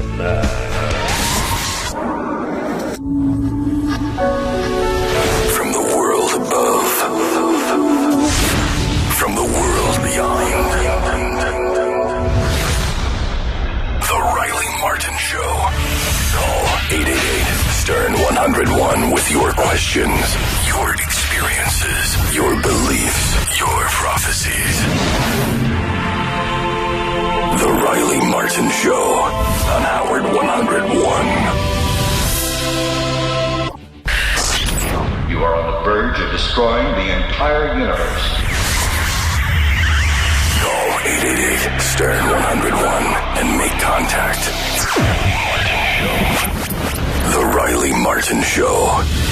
Howard 101. And we are back. We're glad you're here, people. And what have you. We love you. Look, we want this country to be as great as it should be, as we know it can be. We have the resources to do so. This is why I'm speaking in this manner, because the 99ers are trying to show us the way to go. But we should already know that ourselves, and what have you. If you're in the shape I'm in, financially, you would know how to vote, won't you? Anyway, Iran, let's go to a call. Now, I want to read this email first that I started. Let's go to a call. Okay, let's take a call then here. This would be Tyler in Georgia. Hello, Tyler. Georgia. Tyler? Ty? Okay, number 3, this is Butters in Boston, Riley. Hello, Butters. Quartanzi 1, Butters. Now, I have a question about the ship. Is there they wear uniforms, or are we going to require to wear uniforms like a tracksuit or an Adidas tracksuit? Shout out to the Adidas tracksuit mafia, my friends. Yeah, they wear the pilots and all that. They wear uniforms there. However, when they addressed me, it was in kind of a flowing type silken walking pants and sneakers, soft sneakers, and a top like that. So I suppose it's it's like casual wear of any color that you like. Mm-hmm. All right, and do you get paid any more for a live read on those commercials? It seems like they're taking advantage of you, kid. Right, not a dime. Not a dime. But bastards. You get nothing on Christmas.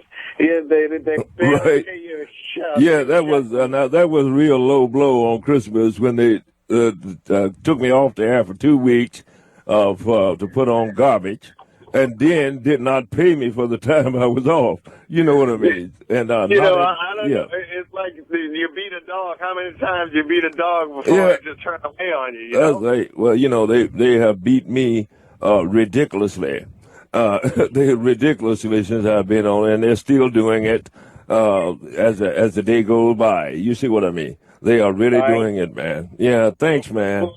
Keep trying to keep your head above water, my friend. Yeah. Well, just like unlike the 99ers.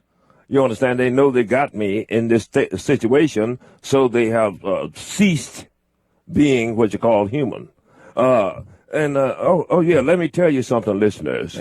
I was talking a while back with the new newsman, John Lieberman. Now, back when the storm was coming, we talked. I don't know, I think I called him or he called me. And I told him at the time, I said, John, I see a few Middle Eastern guys trying to get a hold to something like a dirty bomb and bring it into your city. And strangely, they seem to be hooking up with South American cartel people and all that in order to do this and what have you. So when he did speak of me on the air, he said, Riley got roaches. and then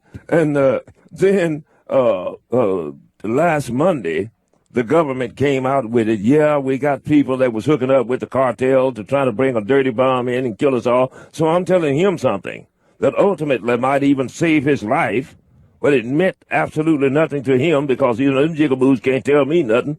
I'm the super Jew and what have you. Now, it's the same thing happened pre-9/11. I'm telling you that I wrote Howard a letter coming up to 9/11 But, of course, none of them ever reacted upon it or anything of that nature. Now, that is the truth, or somebody tell me that I'm lying. You understand? Back to you, Iran. You trying to say John Lieberman is not a real newsman? No, he's no Steve Langford. He's something like Beck, Hannity, Rush Limbaugh, them pigs. Idiots, pigs, slobbering sycophants, bigots. I suppose perhaps I'm doing Rush Limbaugh a disservice. You know what I mean? Hey, I don't know why the man's down on me. There's no roaches in my house. Never have been. All right, here's an email. This is from D. Turner. And they say that they have seen and watched eyewitness accounts of alien spacecraft where the description of the ship includes comments regarding specific markings or symbols on the exterior of these ships. And he wants to know, or she wants to know, why would such advanced creatures find it necessary to place these symbols on their ships?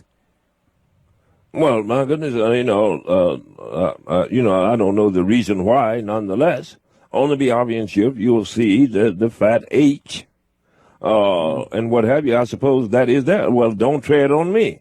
If I am another extraterrestrial who is aware of who I'm messing with, and I see that insignia, I won't mess with it, and what have you. So each country, even in space, I suppose, recognizes itself with some type of symbolism. Okay, here's another call. This is Mike in Roswell. Hello, Mike in Roswell. Hey, I love your show, man. Thanks, man. Awesome. Hey, I got a kind of serious question. You might kind of laugh at me and stuff like that, but so I've been listening to you for a couple of years already, and I'm a kind of a believer. I believe what you have to say and stuff like that. Well, thanks. And, I have me and my wife and 2 kids. I have 2 sons, and I would like to get symbols. Yeah, great. But I'm not too wise on a computer and stuff like that. So, I'd like to know first off how much a route they would cost for either one symbol. I know you said head of family and stuff, but maybe I can get more symbols for my kids and stuff like that too. Right. I tell you what, email me at iran@rileymartin.com and give me a phone number. Okay. And I'll call and talk. I want your lovely family to help you. That's actually the second thing I was wondering, if you would actually call and, talk to my wife and see, maybe try to convince her a little more, just kind of, Well, I mean, otherwise, son, I can't, I know, but I don't want to spend the time. I'll call you and talk about the symbols, but I won't try to spend any time. That would be enough.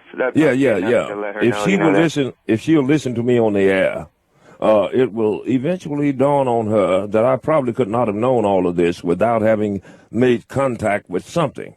And so tell her, to tune in to the Riley Martin Show. But however, do go to iran@rileymartin.com. Okay. Send me an email and a number, and I'll call you, and I'll certainly work with you on that. Good man. Excellent. And thanks for taking my call. I know it's kind of hard with all these, crazy people I know. calling you. And it's just ridiculous, I know. man. I guess that comes with the territory, good man. But give my shout out to you and your lovely family, and give them love. All right, thanks.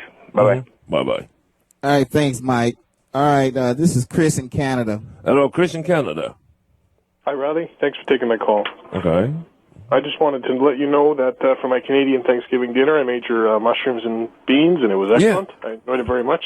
Excellent. I think you're a great cook. That was an awesome recipe. I have to say I love your work, and I read your book, but I just wanted to ask you something that was pretty important. I heard that Tom Cruise was going to be coming to my house. Oh, God, he's here, Riley. Help me. Yeah, right. Yeah, I'm telling you, man, because, he has reached a level of clear, whatever that means. Yeah. Here's an email from William Howard. Okay. William Howard. Does that name sound familiar? William Howard. Yeah. He said he recently received a symbol. Yeah. It sounds familiar. From the great Riley Martin. Right. Okay. And interesting, he said since receiving his symbol, he lost his girlfriend. Okay. And his finances have become disruptful. And on top of that, he says the day after he got the symbol, he got sick. He says to verify this, his name is William P. Howard Jr. He says you can go check your records. He received his symbol on September 24th. He says, what does all of this stuff mean? William B. Howard Jr., I do not send out hexes on anyone, not even a Republican, nothing like that. So good man. If now I've had bad luck in my life from time to time, and I'm not having great luck now. Nonetheless, if I send you a symbol, don't blame it on the symbol, son. That's just like a pot painting a kettle black or something, or if you're going to. It's all within you, what you do and all of that, and what have you. I cannot make someone love you, nor can I make anyone love me, nor can I give or take anybody's job or anything of that nature, so I mean you well. Nonetheless, if you feel that serious about it, go ahead and send it back, and I will definitely try and refund your money, okay? Okay, there you go, William Howard.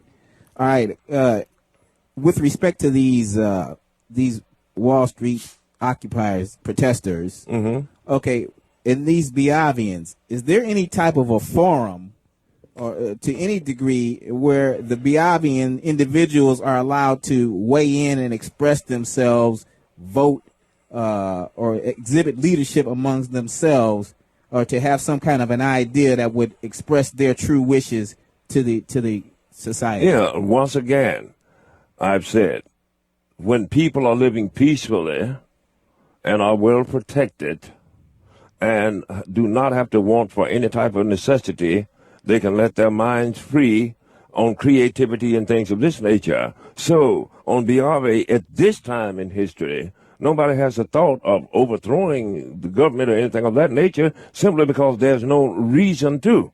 The people are in the streets because there is a reason to be in the streets. Simple as that. You know what I mean? Yes. And so that's the way that goes. But they have been through things like this in the past and have come to that way.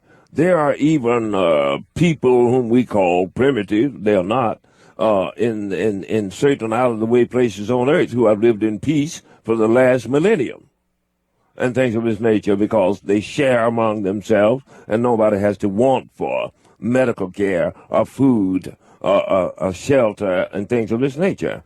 But when you take these things away from people, they got to go to the streets. Simple as that. Yes. Uh-huh. Okay, shifting gears a little bit. Here's an email from John Williams. And he's asking, according to the Biavian understanding of physics, how many dimensions exist? Now that I cannot tell you. However, I know that there are any number of dimensions beyond this three in which we experience each and every day. For instance, if you have an intuition that I should not go that way, or I should slow down, and somebody runs the stoplight that would have hit you or something of that nature, that in itself is another dimension. When you are dreaming of various different things, and some great truth may come to you like it did Tesla, even Einstein, then you are plumbed into another dimension and things of that nature. So there are many, many dimensions. I believe that there are as many dimensions as there are individual minds. Now, its scientific application is another story. Yes. Okay. Let's see. This is Junior in Indiana. Hello, Junior in Indiana. Hey, Riley. How you doing? Okay, Junior. I got a question for you. When you and Iran, are you going to have a higher place on Biave when everybody goes? No, I'm just an old cowboy, one among many, man. However, I do know probably the program or the procedures or how to do stuff aboard that great mothership, and I don't mind you asking me, but, you know, I'm not seeking office or anything like that. Okay. All right. And I have one more question, and then I'll get off of here. Are you and Iran going to still be able to fuck each other in the ass? Well, no, my good man. But, however, I'm sure that if that is your prerogative, then you go ahead and do that and everything, and just send if you have an old lady, which I doubt, send her on over here, okay? Thanks. A lot of people seem to be preoccupied with right. Always in buggering activity. And how do I get so many who are faking like they're heterosexual guys that's always thinking about buggering each other and all of this. What is society coming to anyway when they are even jumping in, messing with the gay people who ain't even in this? Right. You see what I mean? Yeah. It's because you're on the Howard Stern channel, yeah, right? Speaking of Howard, the other day I heard something interesting on his show. He did an interview with Dr. Keith Abloh, whom you know. Yeah. They were talking about this transgender, the subject of transgender. Cher Bono or Chastity Bono actually changed her sex. All right. And Howard and Abloh were actually going back and forth about this topic. I want to know what are your thoughts about their discussion and the subject topic in general. Well, my goodness, you be who you are. If you have the technology to alter your physiology, do so, and everything. And when you get fixed and you're cool, you might be cute or whatever. Just please tell me where I can find a decent job. That's what I'm worried about, not how a person is. I look at the heart of a person. Be yourself. And no, I don't begrudge anyone, nor do I look down upon anyone who is seeking to find an equilibrium in their life whatsoever. So leave them alone. Let them alone, and then tell me where I can find a good job. Okay, got it. All right, here's another question from Argo Tor. Okay. He says, do Biavians, like us humans, do they come out with new and different models of vehicles or appliances, etc., mainly because they want something that looks different, or do they come out with new models only when the technology is improved? Well, yeah, they always seek to improve the technology. However, you're right. Biavians have taste, just like anybody else, and therefore they do come out with new models of various different things. And just like we do here, and what have you. Yes, they do. All right, here. Let's try one more call here. Okay. This is Peter in Baltimore. Hello, Peter in Baltimore. Hey, guys. All right. Hey, I was wondering, do you guys suck each other's cocks during the breaks? Well, no, Peter, but you keep right on doing it while doing the break, okay? During the break, go back to doing what you were doing, Peter, during the break, okay? Okay. Is it true in your book? In your book, you said this, and I wanted you to touch on this, that certain groups of these extraterrestrials feel, or I believe that you said that some of these groups of these extraterrestrials actually feel that certain portions of humanity should actually be eliminated because no, they didn't say that. Okay, right. clarify. Right. They did not say that. Nonetheless, just like water seeks its own level, so does the elemental of decency within people. Yes. And the indecent, they will know. You understand? You cannot hide yourself on a telepathic level from the Biavians. So I don't care if you bought 1,000 symbols.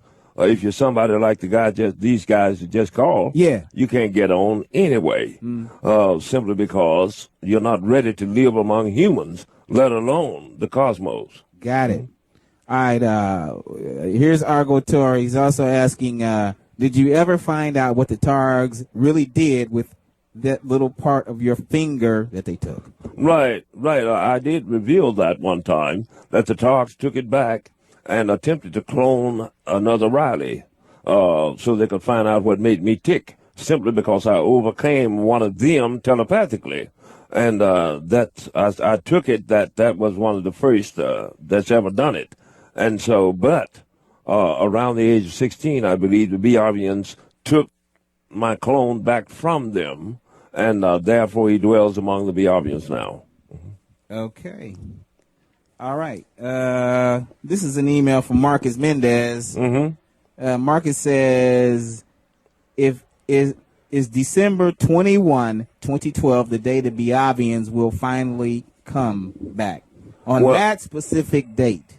Well, Marcus, all that I know about the upcoming December 21, 2012, I will reveal next year around my birthday on the 9th of May. However, since I was 7 years of age, they have been alluding to this period of time in the human continuum. Something is coming down, and I'm getting a line on it. However, there will be, I believe, a major alteration whatsoever, whether it will be catastrophic or whether it be a new dawning. I cannot say at the moment, but I will tell you all, if I'm here, I will tell you all that I know starting around the 9th of May of next year. Okay? They said that email, Marcus. Yeah. Okay, I know these Biavians say, Kwa Om Salajuwan, all praises unto the light, and they are embarked upon a study to decipher all the spectrums of light. Right. And that's like a spiritual thing to them. And a technological thing. Yeah. And I wanted to know if they had any concept or belief in hell, Hell. Just like I said, water seeks its own level. If a BRBN or anyone else chooses to go against the grain of rationality and decency and fit into society on a smooth basis, ultimately that entity will suffer here on this place and beyond. You don't go over there being Jeffrey Dahmer and they say, I'm going to heaven. You're going to go so that the suffering is unending, period. I don't care, be you Christian, Jewish, Muslim, etc. That water seeks its own level, and nobody gets away with infractions against the elemental decency of humanity. Okay? Yes. Okay, Gary in Texas had a question about crystal skulls. Okay. Go. Gary in Texas. Yes, I was just curious if the Biavians had anything to do with the crystal skulls. Gary, I believe so. At least the technology that made them. I know of no technology we have now that could take a big solid piece of crystal and hew it with such detail as they did thousands of years ago. So I believe, yes, I believe that they are of extraterrestrial origins, or at least the technology. Yes, I do. All right, thank you, Raleigh. I'm a big fan. Love your show. Thank you, Gary. And, forgive the rudeness of certain people and everything, man. But it doesn't bother me because, I feel sorry for the poor guys. As a technological device, what does this crystal skull do? Now, I believe that one must have a certain inner vibration in order to decipher the meanings of the crystal skulls. I wish I had one. Let me give a shout out here to the great Robert Weldon Jr., his mom, Marcia Joy. She's in Griffith, Indiana, and he's out in California and with his loved ones. Dr. Robert Friedman, my orthosurgeon, Doctors April Smith, Ann Merkel, Avalone, and Sarante. The lovely staff, they're pretty and smart. The lovely Amy, Vicky, Ann Yarvison, Ellie, Miss Ballish, and Jenna in Phillipsburg, New Jersey. Eva Wallentek, lovely Eva Wallentek out in Las Vegas. Eva, I got the photo. Dr. James Johnson, a great doctor in Flemington, New Jersey. Matt Panther and his lovely mom, Sheila. He did the Cosmic Legend, which is a DVD of me, my lecture down in Atlanta. Go to thecosmiclegend.com and get that.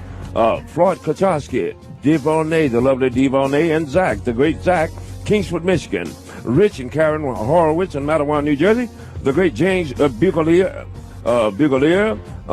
he's a soldier. Thomas Hopkins, Commander Brandon McCartney, Julie Graubach, Andrew Kern, Michelle Cord. They're in Ford. They're in Hawaii, Iraq, and Afghanistan. We're with you, kids. The great Joel Runyon and Mary Cap on the road somewhere from Reseda, California. We love you. Philip and Elizabeth Hope Sanchez out in Navajo. Chuck Bowling, the great Chuck Bowling out of Las Vegas, Nevada. Darren Foley and his lovely wife, King Gun the kids, in Chicago, Illinois. Chris from Arizona. The great Norman Yee in Honolulu, Hawaii. Christian Mortensen in Houston, Texas. Brilliant young man. Stay with us now. We shall return. Riley Martin.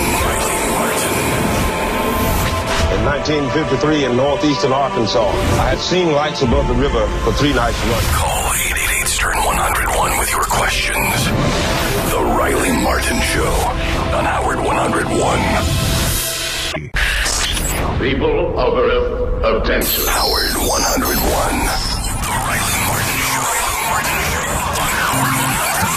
Call 888-STERN-101 and make contact from the world above, from the world beyond. The Riley Martin Show. And we are back. Now, let me remind the listeners now. Listeners, I want you to have your symbols. You go to Riley Martin, RILEYMARTIN.com and get your symbols, people. You know, the holidays are coming up and birthdays and all that type of stuff. So go there and get them, RileyMartin.com, because the time is coming when you are going to realize that you do need the symbol and what have you, because I tell you truly, it ain't getting to be nothing nice upon this planet. Don't think that we are so great to the extent as to where someone will not try to tread on us. You understand? There's a lot of missing nuclear material and all of this. And other people are also either stealing the ability to make lasers and things of this nature, cyber terrorism and all of this type of stuff. Everybody is out to get us and all of this to a great extent. And so let us get together here, people, and rebuild our roads, our cities, our infrastructures, and all of this type of stuff, and help this man give us jobs, which these people are definitely against, and all of this, hoping they don't care what happens to you or me as long as they can eat. They got money. You see what I'm talking about, and plus they got Swiss bank accounts. And so we've got to get together, people, and make this a better country, a better world, because all eyes are turned towards America. We are the shining star of the planetary body, and everybody wants to come here and do things. So it shall be. It should be. And welcome back to the Riley Martin Show. Now go to RileyMartin.com and get your symbols. Don't forget, people, you can listen anytime online at SiriusXM.com. Just click on the Listen Online tab. And, of course, you can email us with questions at eron@RileyMartin.com. You can also send emails to RileyMartin@SiriusXM.com. And you can call us 888-101. Okay, Chris from Arizona has a question here. Okay. By the way, he says he keeps calling and the screeners are hanging up on him or just dissing him outright. So he is trying to get through, and we haven't gotten him yet. But he says he wants to know about the lines in the deserts in Peru. Mm-hmm. Are they guiding maps for the aliens or landing strips, or what are they? Well, Chris, I believe that the people put down those lines simply because at one time or the other, the extraterrestrials had visited in that area, because there's a great deal of precious metals and things like that in that area. They had visited there and spent some time, perhaps generations, among the people, the indigenous people who lived there. And that it was a good time for them. They built kingdoms, they built pyramids, and they did great things. Now, after these wayfarers from the sky left them, I believe that they started to do these etchings on the ground over time, over generations. They did these etchings to let them know that we haven't forgotten, and here we are, come back again. But yes, it has something to do with the extraterrestrial origins. Okay. Yeah. All right, here's another email right quick here. This is from Dr. Joe Lamantia. He says he has enjoyed making his own wine for years. When he gets to be Ave, will he be allowed to continue to do this? Certainly. You ought to see the grapes there, Doc. You ought to see the grapes there. Grapes as big as your fist, man. and and you would make some exquisite wine there. They would just love that. And he's also asking, does the physiology of the Biavians allow them to enjoy the benefits of alcohol? This is Dr. Joe Lamonti. Dr. Joe, they don't. Otherwise, if they drink wine, they wouldn't do like 1 ounce or something like that because they got the itty bitty stomachs. But I'm sure that they would enjoy you enjoying it. And if I'm there, Doc, I'll be over to your house. Over in there, how you doing, Doc? You got any wine like that? And so you'd have a market for it. Here's another email. People keep the emails coming in too. Thank you for these. This is from Douglas Medler. Okay. And he sends an interesting email. He says he is actually a Republican. But the more he listens to you, the more he's leaning towards what you are saying. Mm-hmm. And he wants to know, is what you are saying related at all to Scientology? And is it related to Scientology? And are they related to the Biavians, the Scientologists? Well, now, I've never studied the Scientology and things of that nature. Nonetheless, they would not be the first group who have professed either contact with or belief in other people out there in the sky. That's as far as I go. I do not adhere to any dogma whatsoever, except for the factors of do unto others as you'd have them do unto you, respect your elders, feed the children, and study peace, not war. That's basically the extent of my philosophy, good man. But no, I'm not related in any manner to Scientology myself. But I don't know what their prerogative is, what their philosophy is, because I've never studied it. Yes, that was Douglas Medler. Thanks for that. Thanks for that email. Yeah. Okay, here's another quick email from Christian Mortensen. Oh, Christian. Texas. Okay. He says, hello. He says, there is a theory that during World War II, Hitler and the Nazis had advanced technology such as UFOs. And is this true? Well, they had forward concepts. They were way ahead of us in rocketry and things of this nature, Christian. However, I'm sure that they did not perfect any type of outer earth technologies, or else we would all right now be speaking Dutch. You see what I mean? If they had it, they would have used it. Mm-hmm. Okay, and he also is asking, he says it's getting closer to 2012. What things should we be expecting in the next year? Well, Christensen, as I find out about these things, I will let you know. Nonetheless, I am not so grievously worried about there being, say, a nuclear holocaust or something of that nature, though that is possible. But I'm not expecting it to come from that direction. I'm expecting the upheavals upon the earth caused by space bodies coming into our zone of existence and things of this nature. However, I believe that the Biavians have the technology to defray this if they so desire. I'm going to ask them to. And so, but as I get more information, I will tip you off. Okay? Thanks for that email, Christian and Medley. All right, winding down here. We'll take another call here, okay? All right, this is Mike in California. Hello, Mike. Hello, Brother Riley, Brother E-Ron. Long time no here. Okay. Hey, listen, I was wondering if you could elaborate on the concept of going back in time, because I try to expand my mind and just let it roll, but I thought of it in terms of maybe they could show you like a porthole, like you're looking at a TV screen from back in the day, but I just can't wrap my mind around the fact, okay, we're on Earth in a prison right now in this form. I mean, I just don't see how we're going to turn it back. I mean, what's dead is gone. What's gone is gone. I mean, other than spiritually, I don't think it's like if you go back in time, I'll see myself walking around South Central as a little boy. I'm hoping you can elaborate on that and help me out a little bit. Well, actually, in order to travel back in time, you have to generate the gigawatts of power that would allow you to jump dimensions. You see, any given time in history is a dimensional standstill. It's still going down and what have you. Sorry I didn't have enough time there. Thanks for that call. Right, people, go to the great Steven Singer Jewelers. Visit IHateStevenSinger.com today.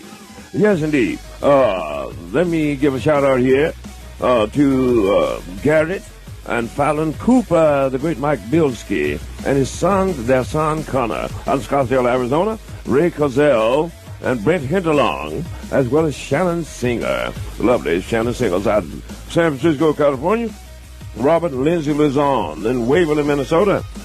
Sean and Amy and Bennett Allen Dooley out in Phoenix, Arizona. And Daniel, the great Daniel Travell. Jarrett and Swan, his lovely daughter Swan Buckaloo up in Delaware. Kevin, the great Kevin McFarland, and his lovely people in Canton, Michigan. Jickers Westock in Oakville, Ontario, Canada. Dennis Wankowski and Lisa Kolar and Black Canyon, Arizona. Larry Schumann in Atlanta, Georgia. The great David Caspino out in Tarzana, California. Ben O'Neill and the family, he has twin babies out in Culver City, California. Everett Ellicott and his lovely mom, Grace, down in Virginia. Cameron and Jennifer Hoover in Santa Ana, California. Go to Joe Costa and his daughter, Bailey, in Iowa. Twitter, Riley Martin. You can Twitter me at Riley L. Martin, and then go to RileyMartin.com and get your symbol. Hey, we out of here. Take care now. We love you.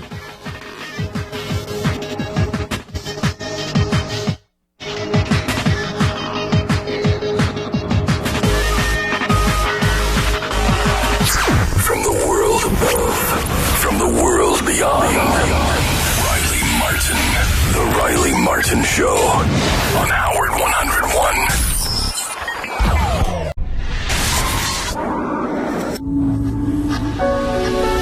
From the world above, across the gulf of space, minds immeasurably superior to ours. From the world beyond, regarded this earth with envious eyes. Howard 101 brings you envious eyes. Riley Martin. In 1953 in northeastern Arkansas, I had seen lights above the river for 3 nights running. Call 888-STERN-101 with your questions. The Riley Martin Show on Howard 101.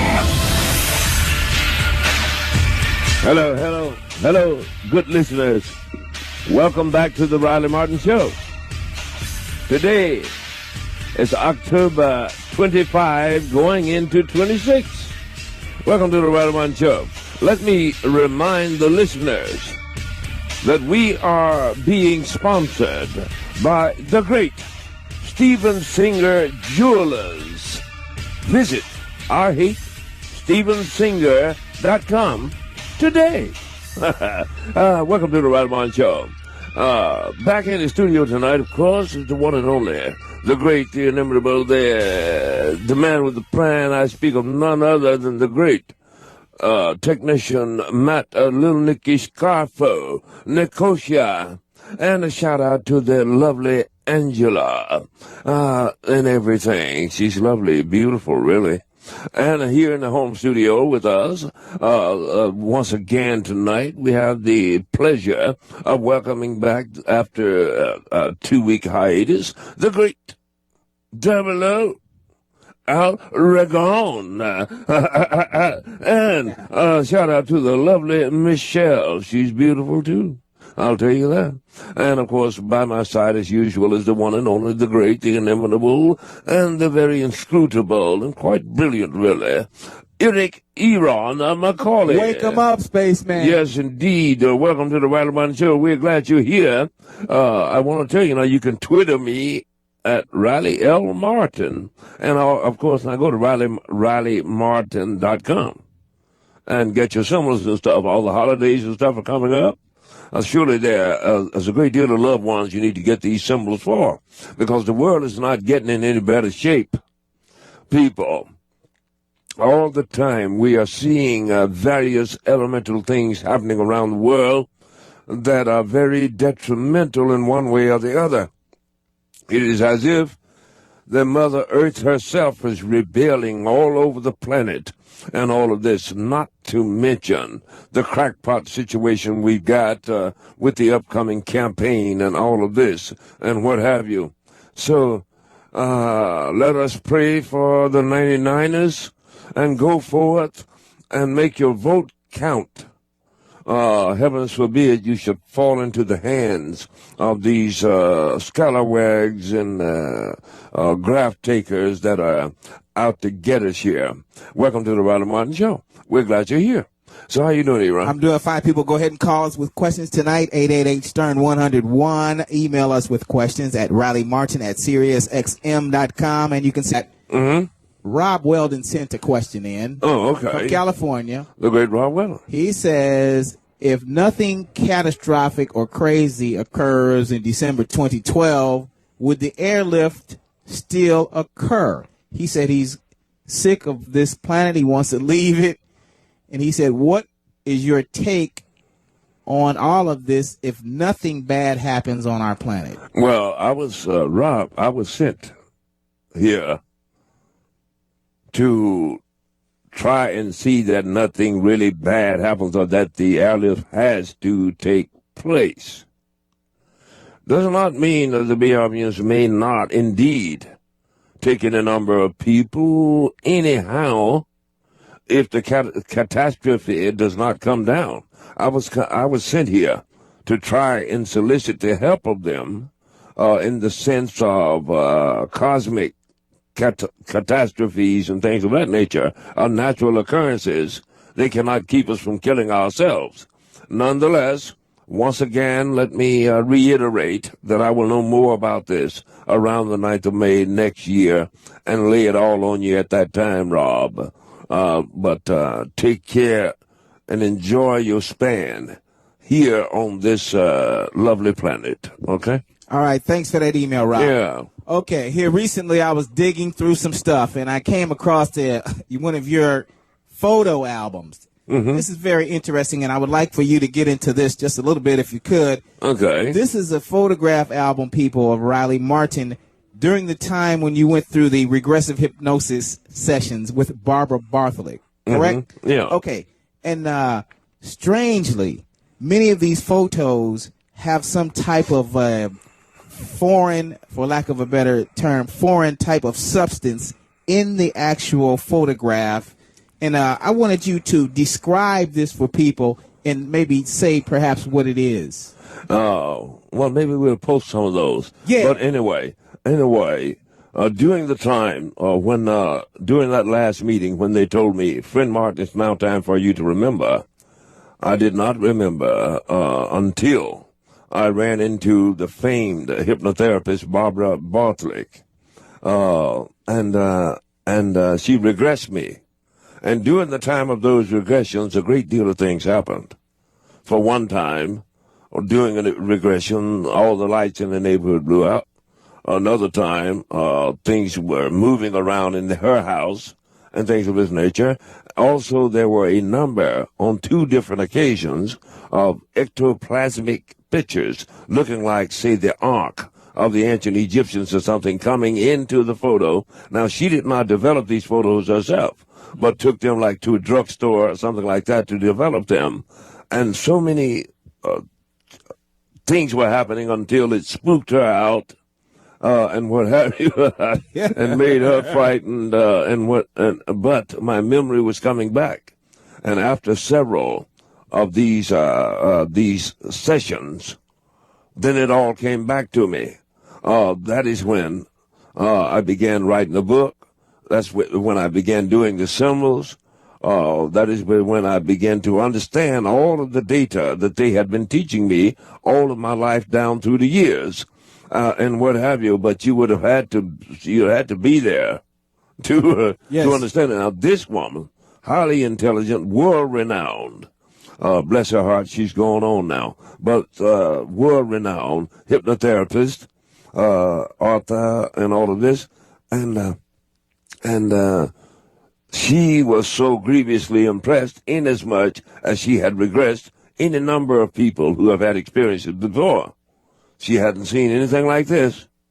And so she wrote up a synopsis on it. Maybe we'll post it, as well as some of the photos, and so you can get an idea. But you had to be there, people. Yes. I went to an ABC affiliate TV station there to reveal some of this knowledge.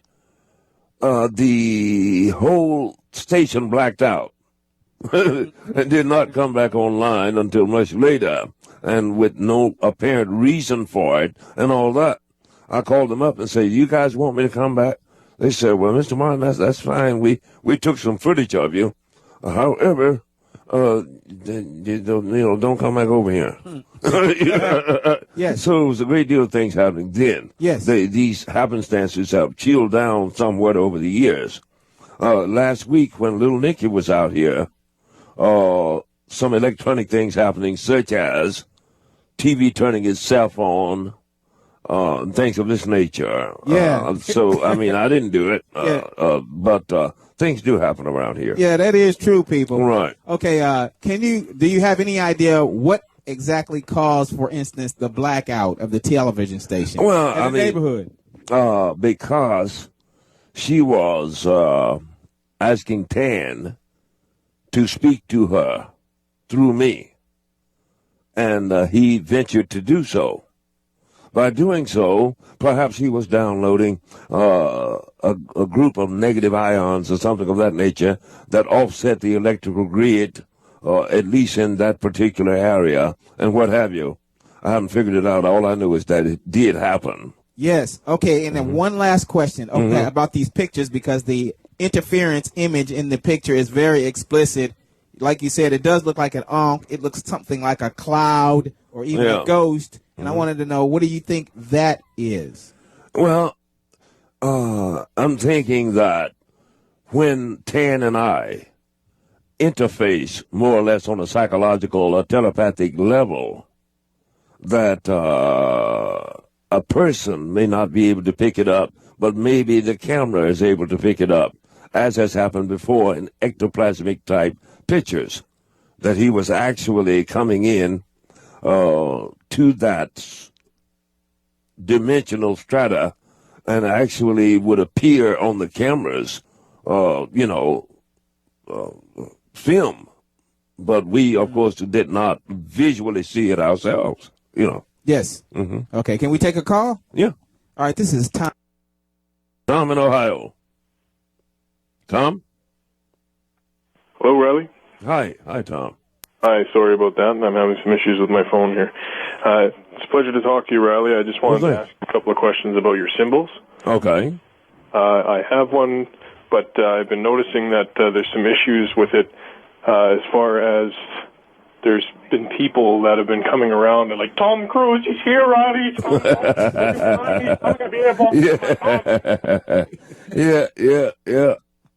Yeah, I wish you'd come around here, man. And wish you'd come around here, and so we could write the next movie. Yeah. Fool. Yeah. All right, here, Chris Mortensen from Texas wants to know. He says he wants to know what asteroids and comets that you said you were worried about. What are they? Oh, my goodness. There are several, Chris, and I had the name of them at one time. I did not write them down. I should have, but I will get them again.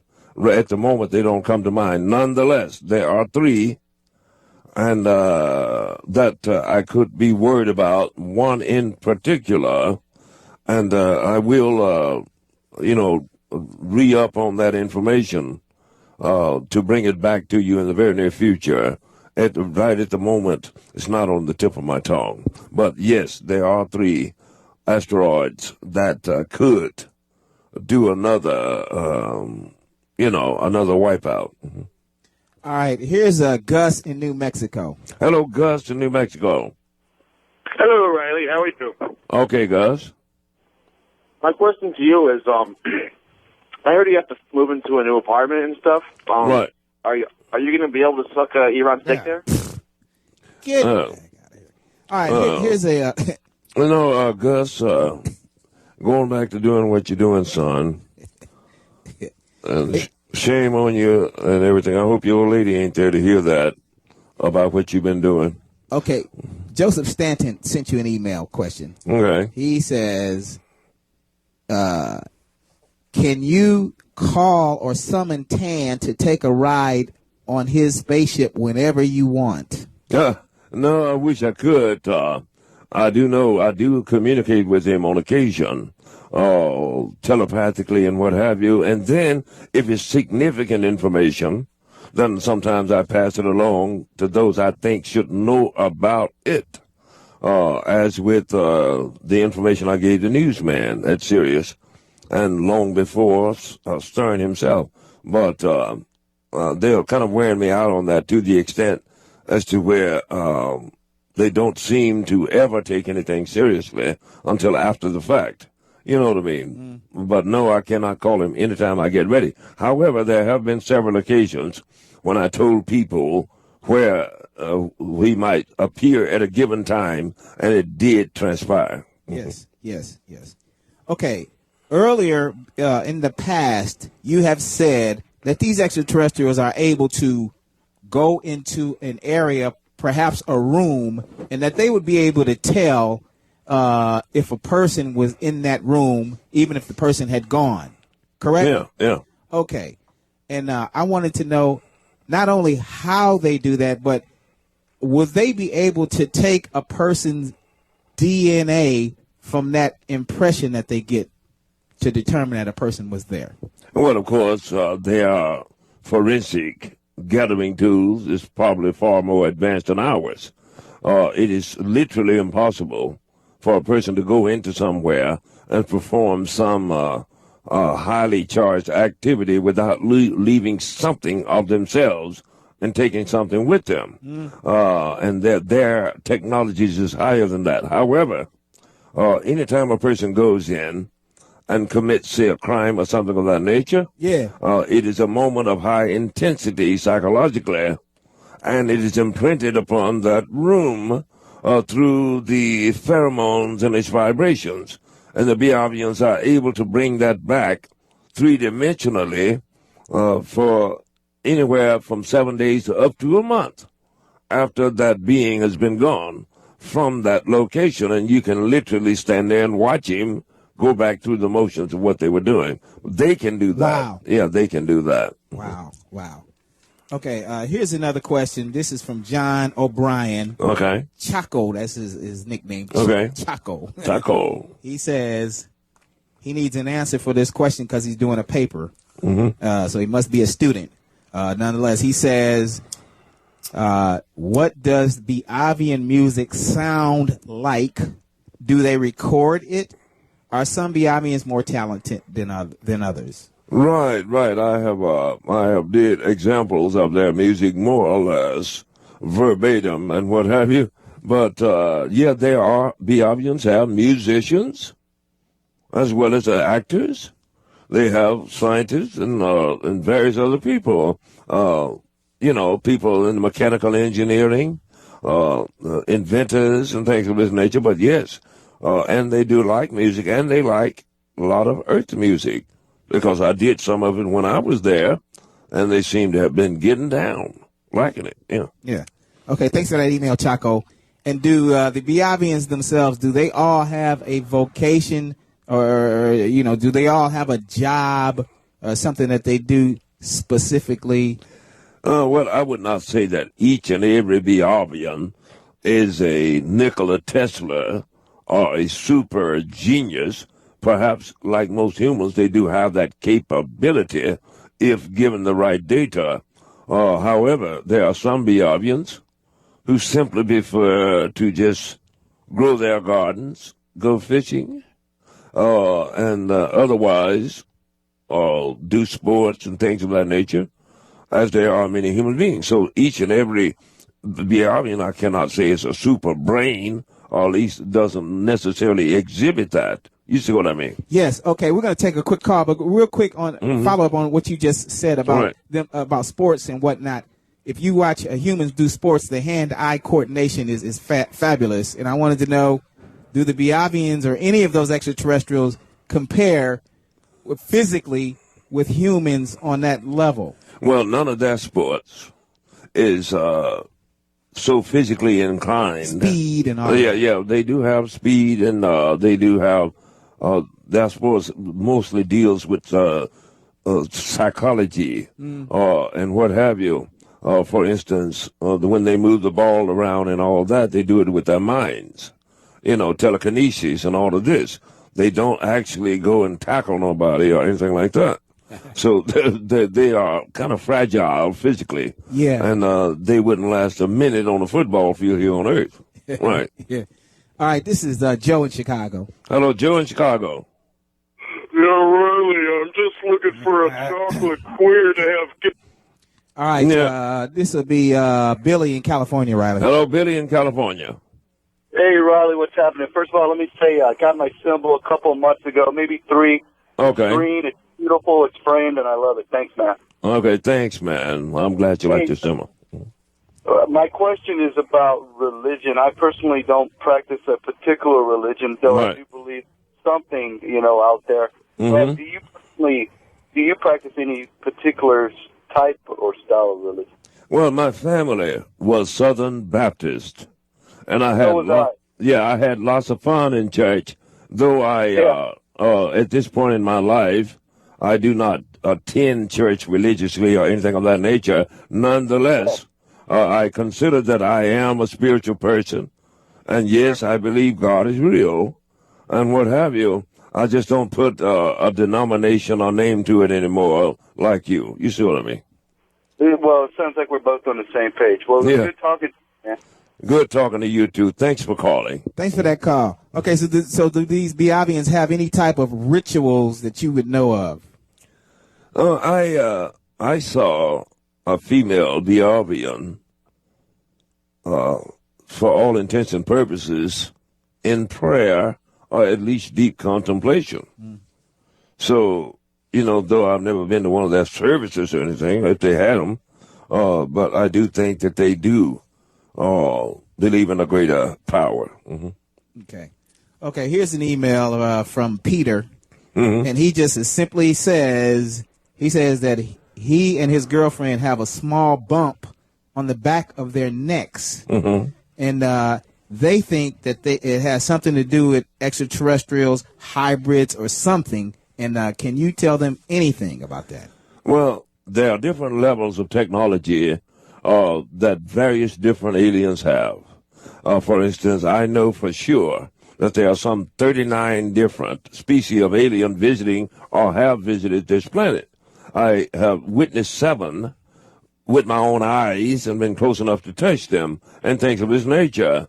Some aliens, for instance, 10, the Biavians do not need to implant you in order to follow your progress. All they need to do is get your vibration and ingrain it in the neurotonic computers. But some other aliens have lesser technologies and quite possibly would have implanted you. It doesn't mean they're mean aliens or what have you, but might want to keep up with you for some purpose, maybe having to do with genetics and things of this nature. I could not tell unless it's been x-rayed and removed or something like that I could tell you more about it. But yes, some aliens do implant. But since they apparently did not harm you kids, have no fear. I don't think they're out to get you or anything like that. Okay, Peter, thanks for that email. Yeah. Okay, since you mentioned it here, and I want people to know that Riley Martin has depicted a lot of the things that he experienced in drawings and renditions. And you have a drawing here that I have in my hand of the neurotronic computer. Right. You have Stagian, I guess, designed it. But for those who don't know about this, can you explain what this thing is, what it does? Well, the neurotronic computer, literally, for one thing, it ingrains your vibration. I must tell you that your particular vibration, whoever you are, is as individual as is a fingerprint.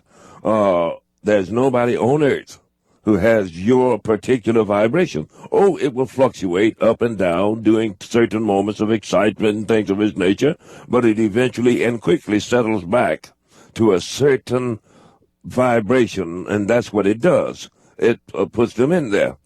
And it also studies human beings as well as other sentient species throughout the cosmos that they run into.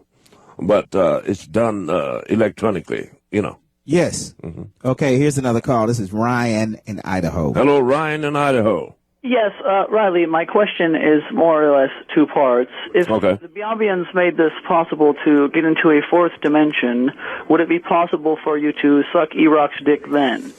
Well, my good man, you keep working at it, and ultimately you'll reach that dimension wherever it may be. Okay? All right. One more here. This is Mike in Canada. Hello, Mike in Canada. Hey, Riley. Pleasure to talk to you. How you doing? Okay. Okay, Mike. Good. This is not a crank call or anything like that. I know you. Okay, Mike. Okay. I do have a couple questions for you. First question is, what science fiction film do you think is the most accurate that you've seen? The most accurate that I've seen in technologies, Close Encounters of the Third Kind. Close Encounters of the Third Kind. Let me give a shout out here. Chris from Arizona. And I was talking to a young man today, James Saunders Jr. in Westland, Michigan. He drives the truck. And I was telling him it's a noble profession. We should take better care of our truck drivers. Ford Kuchowski and the lovely Devonay and the great Zach up in Kingsford, Michigan. Mike and Diane Voigt. The great Mike and Jamal and Luda Lawson out in Salt Lake City and Ogden, Utah. Good friends of mine. The lovely Jennifer Babcock, her dad, Mike Blundick Sr. and Jr. up in Chicopee, Mass. and down in Florida. Sticking Jenny Carter out on the road. Todd Pee Wee Jenkins out on the road. Pee Wee. Rob Weldon Jr. His mom Joy, and all the good people out there. He's out in California and she's down in Griffith, Indiana. Dr. Robert Friedman, my ortho doctor, a great man. Doctors April Smith, Ann Merkel, Avalone and Sarante. Amy, Ellie, Ann Yarvison, Vicky, Miss Ballis, Jenna in Phillipsburg, Dr. James Johnson in Flemington, Matt Panther, get the Cosmic Legend down in Atlanta. Go to CosmicLegend.com. Stay with us now. We shall return. Riley Martin. In 1953 in northeastern Arkansas, I had seen lights above the river for 3 nights running. Call 888-STERN-101 with your questions. The Riley Martin Show on Howard 101. You are on the verge of destroying the entire universe. Call 888-STERN-101 and make contact. The Riley Martin Show. Howard 101. And we are back. Thanks for staying with the Riley Martin Show, people. As I was saying before we went off, shout out to the great Matt Panther, his lovely mom. That's DVD of me in Atlanta doing a lecture there. Go and get it at thecosmiclegend.com. And there's a lovely Eva Wallentek out in Las Vegas. Love you, baby. I have the photo. Welcome back to the Riley Martin Show, people.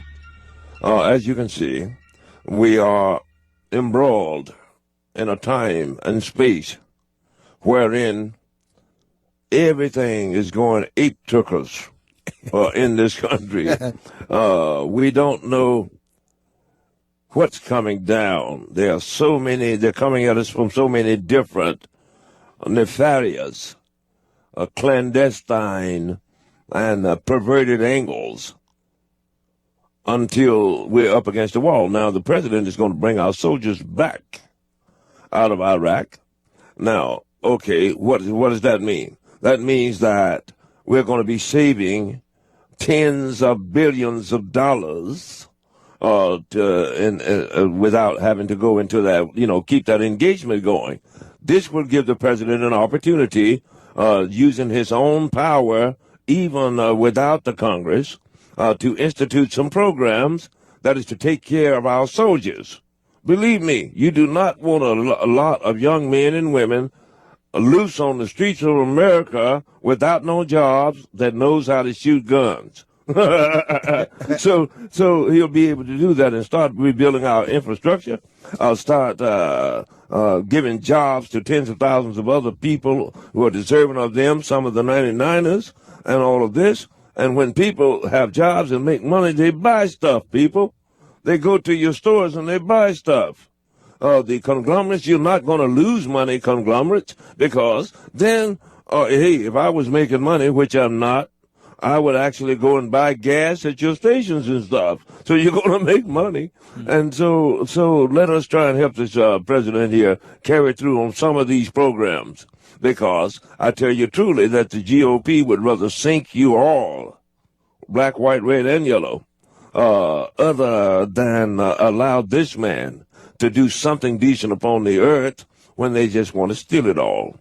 Welcome back to the Riley Martin Show. Now go to RileyMartin.com and get your symbols and your books and what have you. It is coming down to a time, one way or the other, instinctively, you should feel that these things will definitely come in handy at this time in the history of the world, people. And that is a fact. So welcome back to the Riley Martin Show. Talk to me, Ron. Don't forget, people, you can listen anytime online. Just go to SiriusXM.com and click on the Listen Online tab. Okay, Michael Kearns wrote you, and he's concerned, and he says he is doubtful about everything because of his own fears.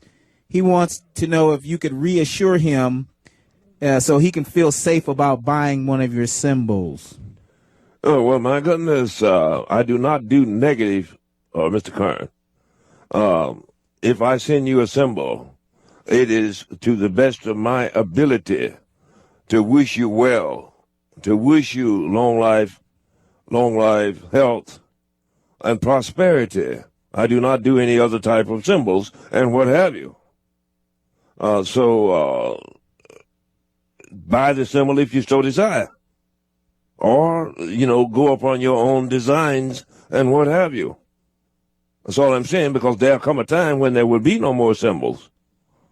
Because I will have the number and my job would have been done, such as it is. But yes, it's to wish you well, not to harm you. I will not do any harm. If I wish to do some harm, I'd start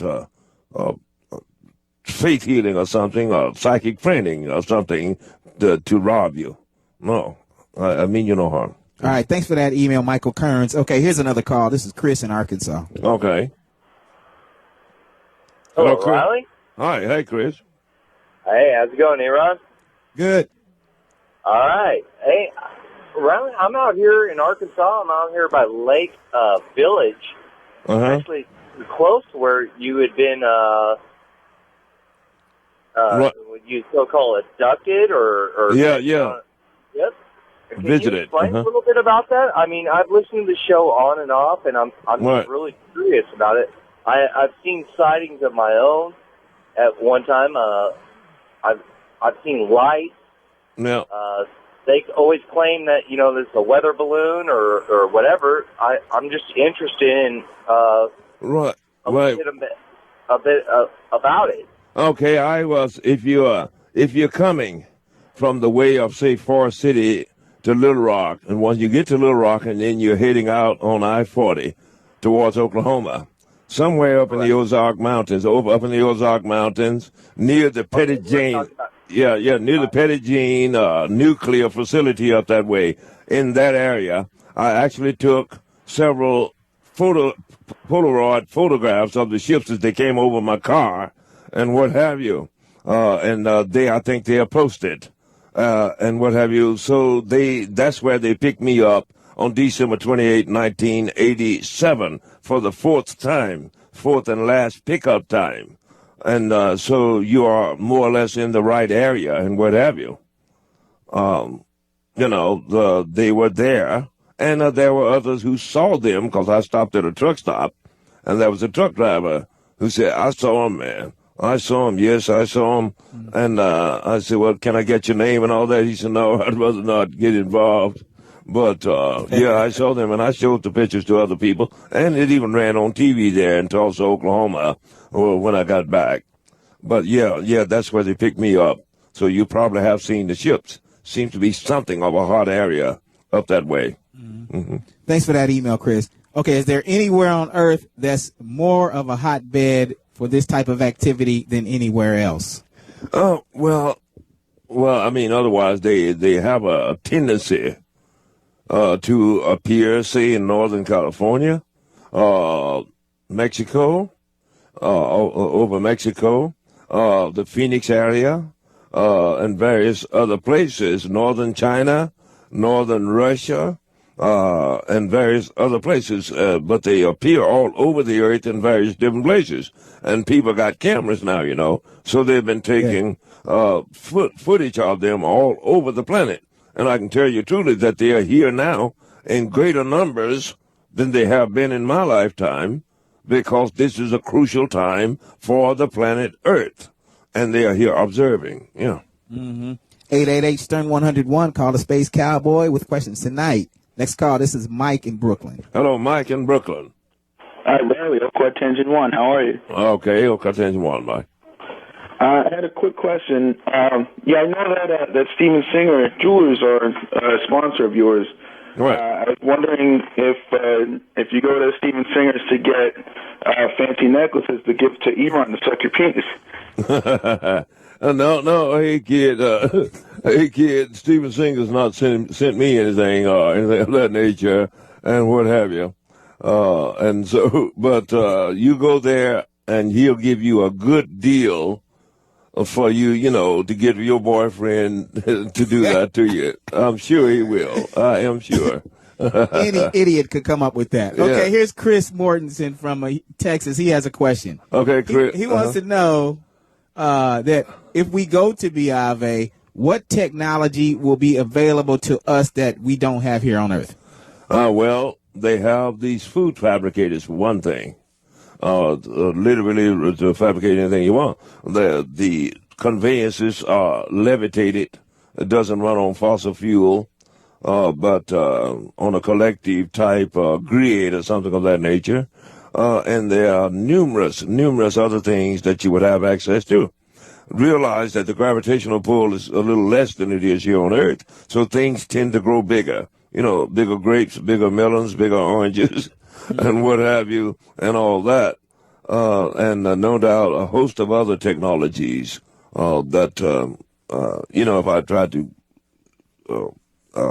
name them off, it would take too long. But, yeah, such as they have also rejuvenation chambers and all of that. Yeah. Yes. Okay, thanks for that email, Chris. Okay, here's something I want you to explain for me that happens with me, all right? And I'm sure this probably happens with a lot of people. But every 2 or perhaps 3 months or so, I'll come across, for instance, a song, and this song will move me in such a way I'll have it in my earplugs, and I'll listen to the same song, you know, 100 times a day, you know, or something like that. And I wanted to know, you said that these Biavians do not generally go over things that they've already seen or heard. And I want to know, what is your explanation for that? Well, I'm thinking in terms of technologies. For instance, if they see a movie that there has been a special effects in the movie, they are thinking more in terms of how it was done. And then they say, well, that was done well, wasn't done so well, or I would have did it this way. But as far as the emotional part of the movie, the movies don't tend to affect them like it affects humans on the psychological and the emotional level. That is because of the way they think, you know, and what have you. It doesn't mean it's not a good movie or whatever, but that's that they don't need to go over the same thing a number of times, because when they get it, then they got it. They want to move on to something else, you know. And I suppose that should we live 8 or 10,000 years, we'll be wanting something new too. Period. You know. Yeah. Yeah, I'll watch Muhammad Ali, even though I know how it's going to come out, I'll still watch it. Well. All right. Here's a question from Joe Lamantia. Okay. This is regards Biavian law. Mm-hmm. He says if a human were to kill a dog, he might be charged with a minor crime for animal cruelty, but certainly wouldn't be charged with murder. But if a Biavian were to kill a human, would he be charged with murder or with a lesser crime, since we are considered a lower form of life than the Biavians? Right. I told you that one of the foremost alien species said our probable neural capacity will eventually be greater than their own, so they do not look down upon us. We are going through some of the same stuff they went through at this stage in their evolution. Doesn't mean, and because humans have done some miraculous things, and perhaps still do, and what have you, so they do not look down on us. However, I cannot imagine that a Biavian would kill a human unless, say, a human attempted to kill a bunch of Biavians or something like that, and what have you. And even then, they would probably be able to incapacitate that human and stop him dead in his tracks and what have you. But I don't think there's been an actual homicide on Biavi for, millennia. Okay. All right. Thanks for that email, Mr. Lamantia. Yeah. This is a call. This is Freeman in New York. Hello, Freeman in New York. Hey, Mr. Martin, what's going on, my Facebook buddy? Hey, how are you? All right. I was wondering if you could put a Facebook page, not Facebook page, a website where you can put your chat room and everybody could just view it. Well, yeah, Twitter. Go to Twitter, man. You can Twitter me at Riley L. Martin. Yeah, and do that. What's going on, Aaron? How you doing? Thanks for that call. All right, here's something from Scott Peter. Okay. He says something strange happened in his swimming pool. He says a few weeks ago he did a dive off of the diving board. Just before he was to hit the water, he opened his eyes and he thought he saw a being with a large head in front of him. He said when he realized what he was looking at, it disappeared. Have there ever been any sightings like this before, and should he be concerned? No, you should not be. Scott Peter. Shout out to you, Scott. No, you shouldn't be concerned. They may be observing you because they have a great admiration for Rob Weldon. And no doubt you all, too. Let me give a shout out here to the lovely Eva Wallentek in Las Vegas, James Buccalia, the young soldier, Thomas Hawkins, Commander Brandon McCartney, Julie Glaubach, Andrew Kern, Michelle Ford. They're in Hawaii, going in Iraq and Afghanistan. This young soldier, Anthony Mariscal, Master Gunner. He's in Turkey now, heading to Iraq. I'm glad they're going to bring you home soon, son. Stephen Balcom and the lovely Erica D'Agostino down in eastern Pennsylvania. They had a party. Me and Iran and my driver, Big Al, I'm not talking about 00. Big Al Soprano, Trabuco, went down there and had a good time. Yeah. Brad Austin and Harvey Rootcap up in Albany, New York. Joe Franco in Willow Grove, Iowa. Brandon Beckermeyer and his family in Royersford, Pennsylvania. Jerry Lenore, lovely sister Roberta down in Washington, D.C. Bill Johnson Sr. and Jr. in Rome, New York. Kevin McFarland and family in Canton, Michigan. James and Douglas Paso out of Glendale, Arizona. Stay with us, and we shall return. November 1953. An abduction. A little boy. An incredible universe. Call 888-STERN-101 with your questions, your experiences, your beliefs, your prophecies. Riley Martin. The Riley Martin Show on Howard 101. People of Earth, attention. Howard 101. The Riley Martin Show. Stern 101 and make contact from the world above, from the world beyond.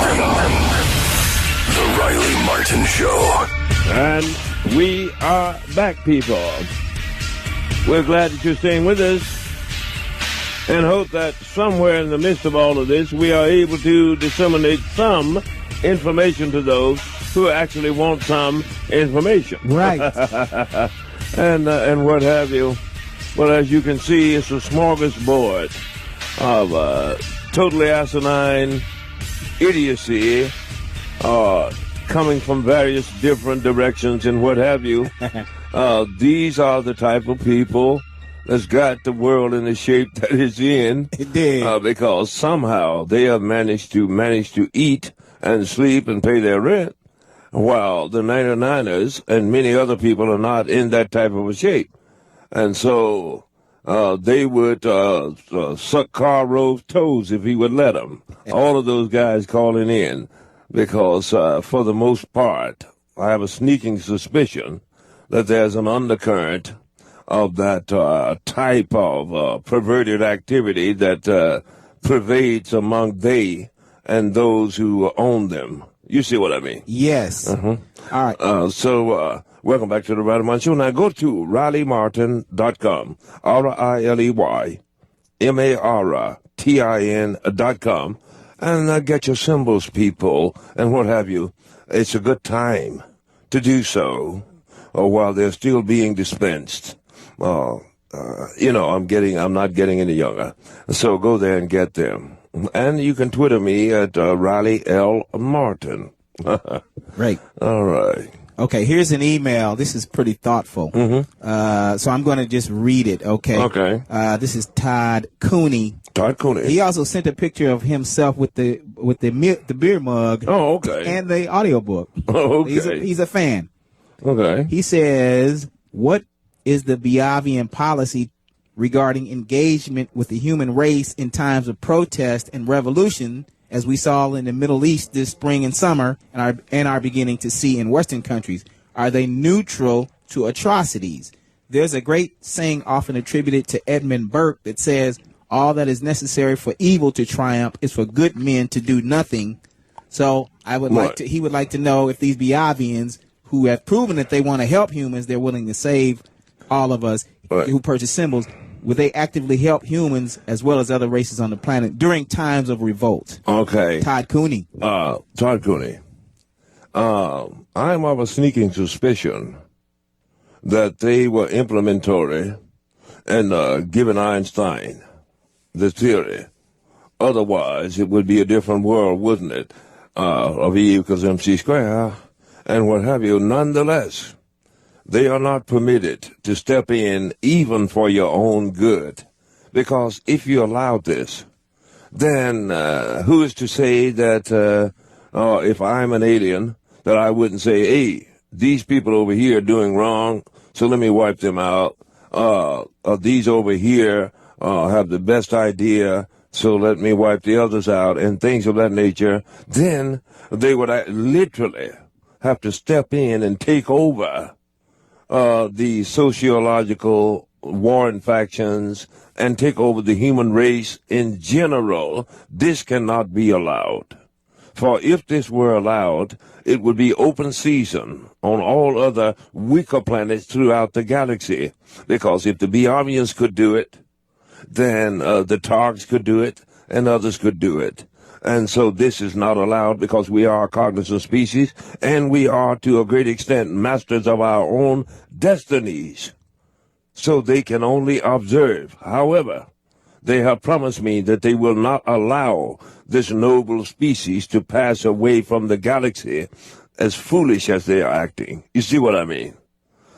They can't simply step in and say, hey, everybody be cool, we're taking over this thing. Because if you did that, then it would be open game on anybody who couldn't whoop you. Okay? All right, that's Todd Cooney from Philadelphia. I hope I, explain that, Todd, to some extent. Of course, there's more. Thanks for that question. All right, here's another call. This is Scott in Pennsylvania. Hello, Scott in Pennsylvania. Hey, Riley. Quick question and a quick point. I do like your show. I'd rather hear you for 2 or 3 hours than that faggot Ralph on Sundays. So I wish Howard would quit being a hook-nosed Jew and give you Sundays. Secondly, my question, I really do want to know where you're coming from with this, because for the first 2 years of Obama's presidency, he had a filibuster-proof House and a supermajority, and he got every single thing he wanted. I don't understand why you keep blaming Republicans, because he put the country in $4 billion worth of debt. Well, kid, yeah, right. Okay, kid. When Obama got it, he got a pig by the tail that your Republicans, wonderful people, had already done.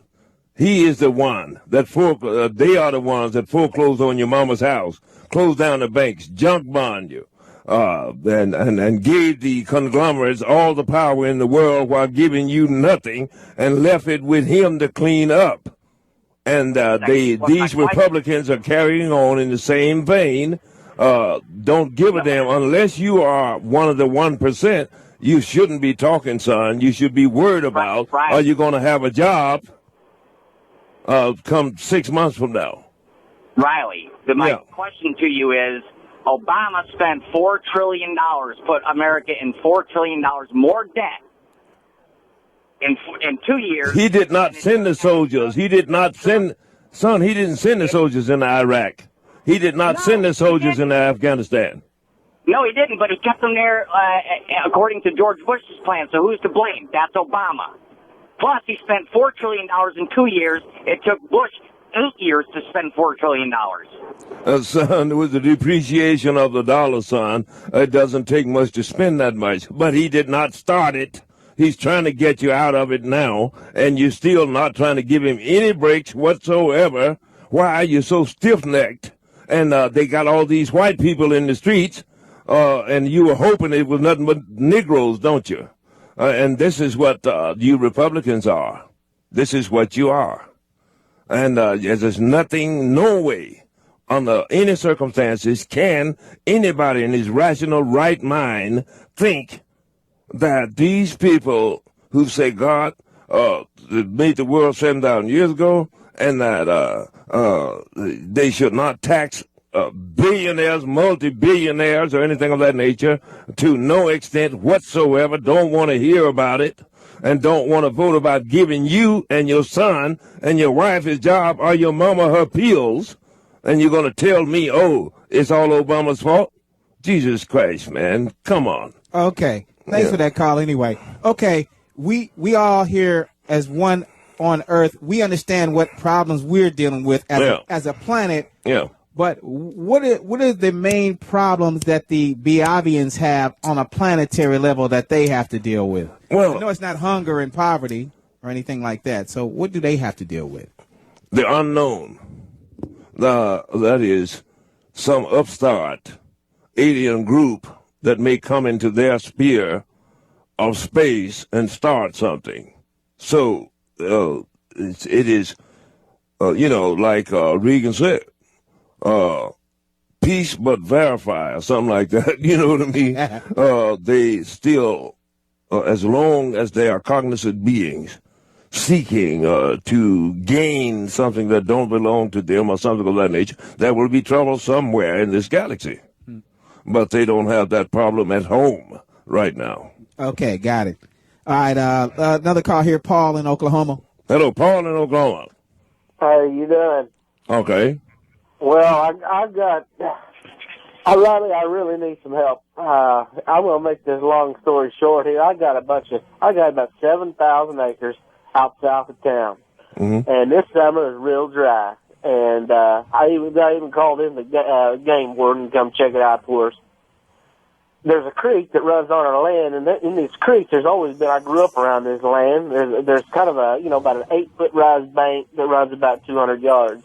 Right. Well, with no water going on, I paid attention to the water level, see if we was getting anything, because there's a lake that pumps into it, and there's no water. But one day I noticed there's been something in there digging stuff out. And I thought it was the county boys, trying to get us some road work or something. Well, I scratched my head and a couple of my hands. I said, okay, well, you're going to have to email me, good man, because we're going off the air, but you're going to have to email me, and we'll talk. Give me a number, and we'll talk. People realize that the Riley Martin Show is being sponsored by the great Steven Singer Jewelers. Visit IHateStevenSinger.com today.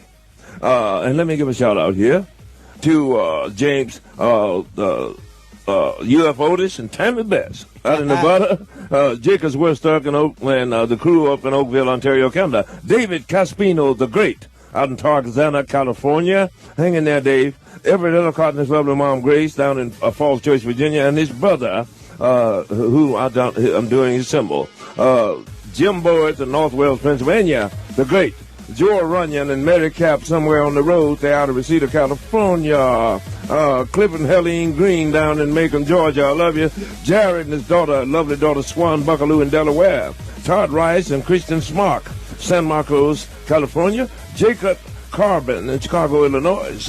Adam Kerwin and Ryan. And Joy Littrell out in Chandler, Arizona. Sarah Collins in Chicago, Illinois. Kurt and son Patrick Heppard in Centennial, Colorado. Jeremy and Ann Cushman in Belmont, Virginia. James and his son Douglas Basso out in Glendale, Arizona. The great Kevin McFarland and the family in Canton, Michigan. Bill Johnson Sr. Jr. in Rome, New York. We out of here now. Happy birthday. RileyMartin.com. Happy Thursday, yeah. Happy birthday, Sandra. Happy birthday, Sandra. Yes. Yes, indeed. We're out of here. RileyMartin.com. Get your symbols now, people, and get your books and stuff like that. Really, time is of the essence. We love you. Okay, take care now. RileyMartin.com.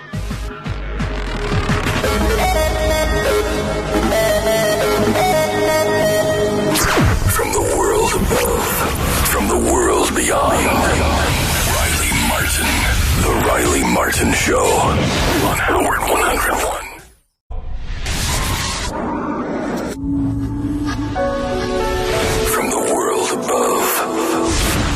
The gulf of space, minds immeasurably superior to ours. From the world beyond, regarded this earth with envious eyes. Howard 101 brings you envious eyes. Riley Martin.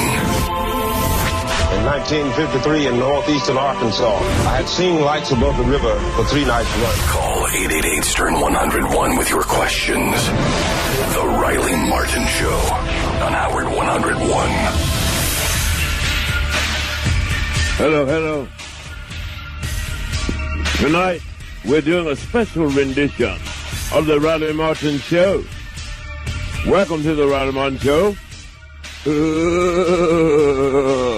You know, it's kind of like a thriller night. Yes, it is. Welcome to the Riley Martin Show.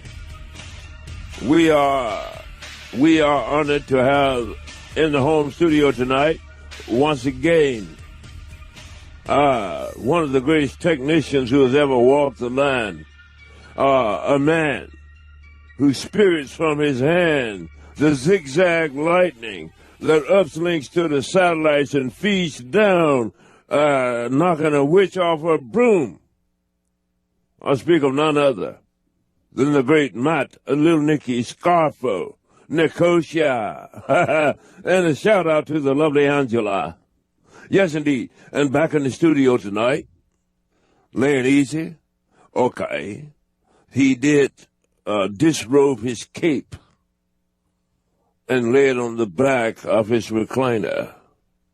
I speak of none other than the great, the one and only, the smoothie, Double O, Al Regoni in the studio, boo. And shout out to the lovely Michelle. And of course, here now, I noticed, around nightfall, his canine teeth began to grow a bit. I mean, maybe I'm wrong.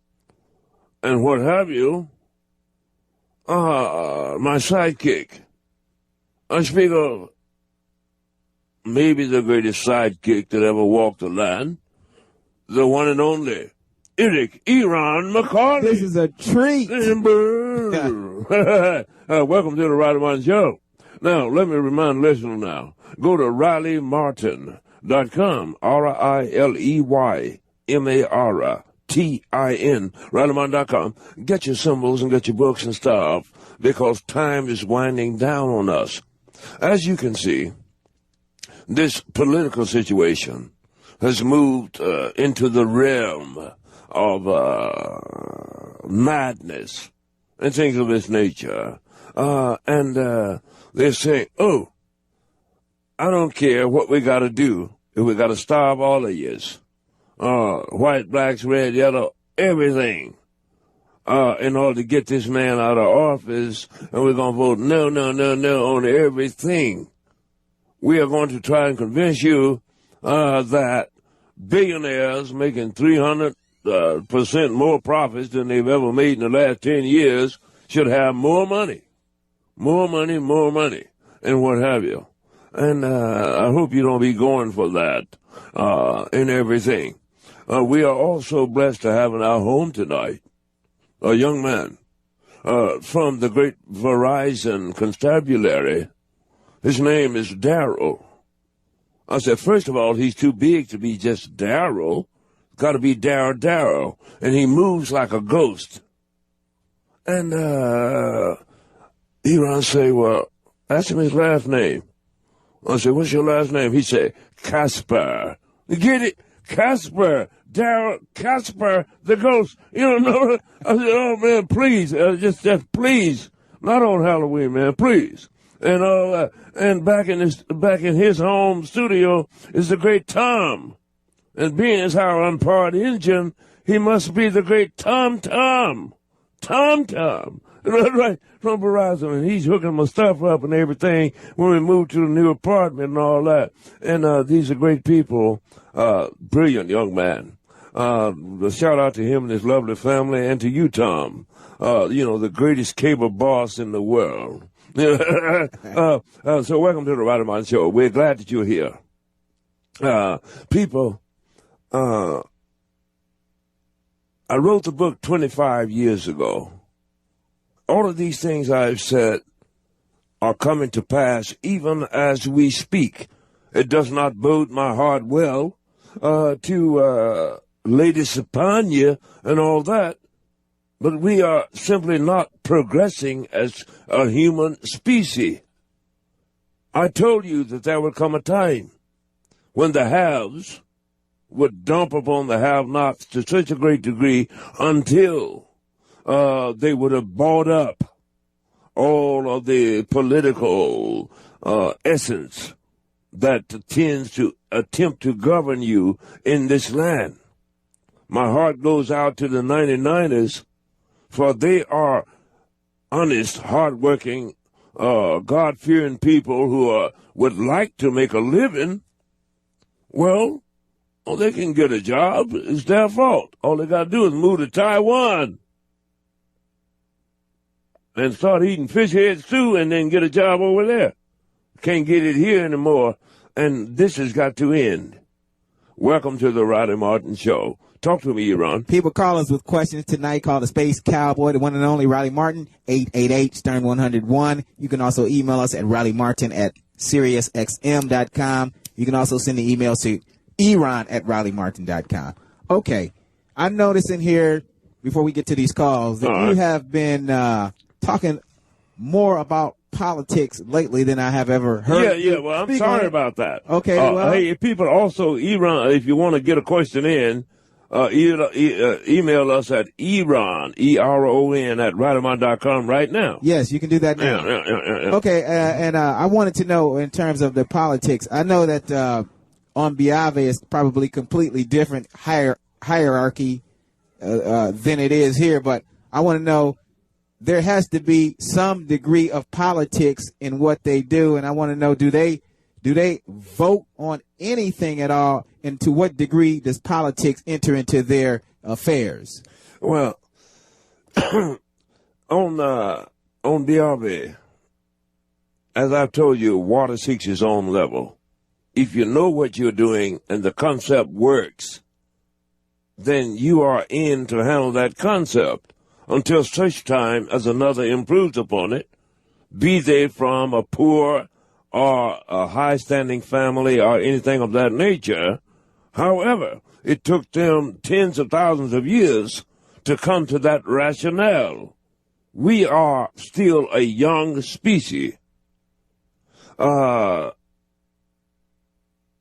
some ways, we are somewhat angelic and divine in the powers that we possess and is able to exhibit on occasion. Yet, in reality, we are little more than naked apes with guns. Thus, ultimately, should we survive this vital time, hopefully one day we will come to that too. You see, it is not idealism that governs a needing planet. It is resources. And since we have only a finite amount of gold, silver, platinum, copper, and various other dope and other things, then in order to get their hands on them, then they will say, welcome to mass destructions, and jump on your ass and what have you, and start nefarious wars and things of this nature in order to get their hands on the resources. Fortunately, on BRV, they do not have that problem because they have learned that they can get copious amounts of all of these various things off of dead bodies, such as meteors, asteroids, outward planets, lesser planets, and things of this nature. So they have overcome that. Nonetheless, they went through some of the same things that we are going through here on this planet. Thus, if we think rationally and reasonable, we would find that there should not be, as we are able to produce it, any hungry human being walking the planet. Nor should there be a human being that has to sleep on a bridge. Nor should there be soldiers coming back that can't get jobs and know how to use guns and things of this nature.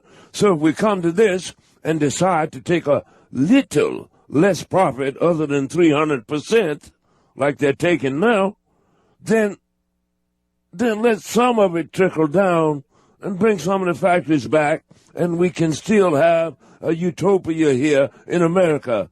Because I tell you truly, you are the most shining example of democracy on the face of the planet, and you are the one to whom all eyes are turned in seeking a better world, a better life. The founding fathers were right when they said, don't mix your churching up with your politics and all of this. Think rationally and give everybody some kind of a shot at the American dream. This is all the president is trying to do. This is all I asked you to do. I didn't ask you to go broke. I didn't ask you not to be rich and what have you. But instead of spending, say, $7 million on your rather plain-looking daughter's wedding, bless her heart, it's not her fault, spend $1 million on the wedding. Give $2 million to the Children's Hospital in her name. Give two more million for college funds for children regardless of race, creed, and color in her name. And the last couple of million, kick it back into the government so that you will make some type of showing on paying your rightful share of the taxes. Not only would you emerge as a hero, a rich guy who is an actual hero to all the people, your daughter would emerge as a saint. If you could buy her a wedding gown that did not necessarily cost $50,000, but $10,000. And this is all we ask. If you got 3 whisper jets at your own use, settle for 2 jets and 1 nice prop plane. If you got 7 mansions with 42 rooms, settle for 5, 2 of them with only 30 rooms. And you'll still be happy and sleep better at night. And let us live. This is all I ask. Do you understand? I am not. Yes. I'm not asking the rich to be poor, the strong to be weak. You understand? Yes. Mm-hmm. Okay, a lot of people want to talk to you. Okay. So here they are. All right. This is Tal in Washington, D.C. Tal. Kwam Salajuwan, Brother Riley. Kwam Salajuwan, Tal. It's Iran. Happy Halloween, guys. Hey, thanks, man. Yeah, thanks, man. Yeah. Hey, Riley, I'm sitting here with the lovely Lisa Marie, and she's going to give you a Halloween shout-out. Oh, my goodness. Hello, Lisa Marie. Hi, Riley. Hi, Lisa Marie. Hi. Hi. Now, shout out, Lisa. And I told Iran, I said, I'm afraid I've fallen deeply in love with Lisa Marie. And he said, man, Tyler, beat you down, man. You can't be doing all that. I said, Ken too, nah, like that. You know, and he thought that was so stupid. And actually, I was having my Love Jones getting it on. But anyway, thank you all, and we love you, and God bless you all, and happy Halloween and stuff. Riley, I got a quick question though. All right. Hey, do the Beyondians, do they have any kind of celebrations for like the spiritual, the afterlife, or like what we celebrate as Halloween? Do they believe in ghosts and specters and vampires and stuff like that? Well, they know that the force of life itself is eternal. And they do more or less choose a certain time, about once every 7 years, to honor the elders and the ones that's gone on before. Now, this started all the way back from the ancient Sumerians up to the Egyptians, the Nubians, the Moors, and into Europe with the Norse Vikings and all of this, that they, at a certain time. Now, they placed it more or less at the time of the gathering of the crops. If it was a good year, then they danced around the fearless pole, the women, and they, prayed unto the elders and all this for a good crop and a good year and all of that. If it was a bad year, then it deteriorated down at times where they thought, oh, something's wrong here and the gods are mad, so let's sacrifice, what about Iran? Let's sacrifice Iran, because he came out of my third wife's window, butt naked, running into the bushes with nothing but his mukluks on, carrying his goatskin robe. So they said, no, not Iran, because the women won't go for that. Secondly, he hangs out with them two Mikes, Mike Blundick and Mike Voigt, and they're all berserkers, warriors and all that. So let's kill the witch doctor. So they decided upon the witch doctor. But all I'm saying is that it was a celebration that more or less gave homage unto the ancients and the dead and all that. And all of this other stuff about, witchcraft and evilness and all of this and the devil and all this was injected by the more or less controlling churches at the time and all this, because it did not, mesh with the spirituality of their newfound Christianity and all that. But yes, they do.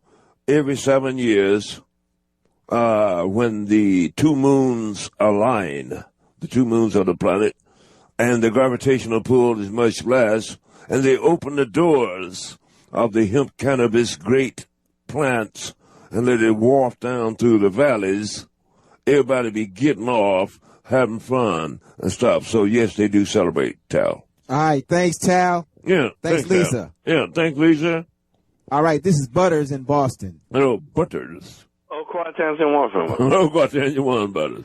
Hey, I hope they don't play trick or treat with your paycheck. You know what I'm saying? Well, no, but that has happened before, and no doubt it will transpire again. Right. If Tim Sabian has anything to do with it. Mm-hmm. I got a question for you now. You understand that they have unlimited resources and but do the aliens tend to group up into groups like mafia, like or the Cosa Nostra or any kind of groups like that? Shout out to the Adidas Tracksuit Mafia. Actually, now there are certain elementals of aliens. For instance, an alien, a Biavian may live 20,000 years having been cloned one time. Now, there are others who have decided not to be cloned again. They become what you call the ancients.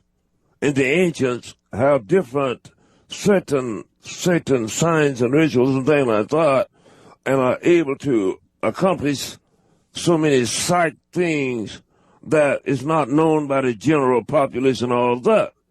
However, I do not think if you owe them vig that they'll come and break your legs. You know what I mean? All right, thanks, brother. Thanks for that call. Okay, this is Brett in California. Hello, Brett in California. Hey, Riley, I got a question for you. All right.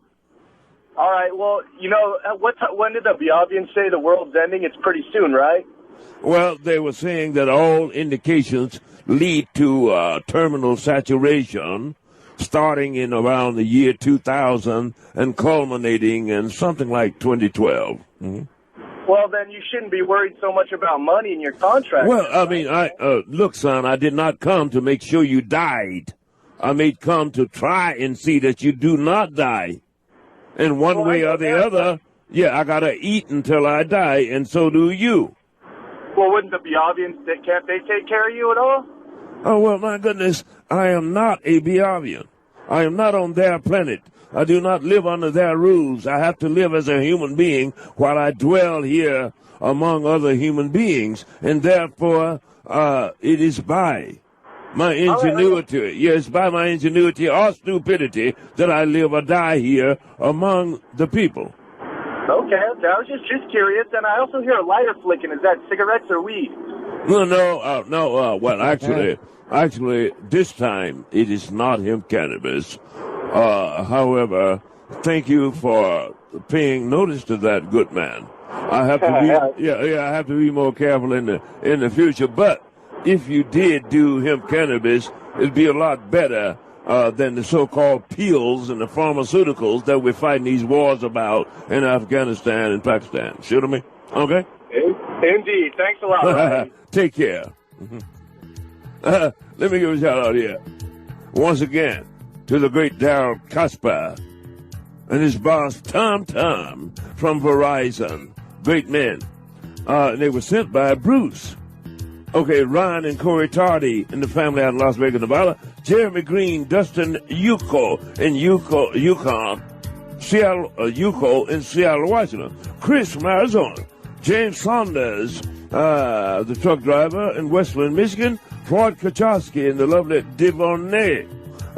And Zach, the great Zach up in Caseville, Michigan. Mike and Diane Voigt. Jamal and Lula Lawson out in Arden and Salt Lake City, Utah. The great Mikey Blundick Sr. and Jr., as well as the lovely Jennifer Babcock, his daughter, Chicopee Madison down in Florida. Stick and Jenny Carter out on the road. Todd Pee-wee Jenkins out on the road. Pee-wee! Oh! Rob Weldon Jr. and his mom, Joy. He's in California. She's in Indiana. Dr. Robert Friedman, my orthosurgeon. Doctors April Smith, Ann Merkel, Avalone, and Sarante.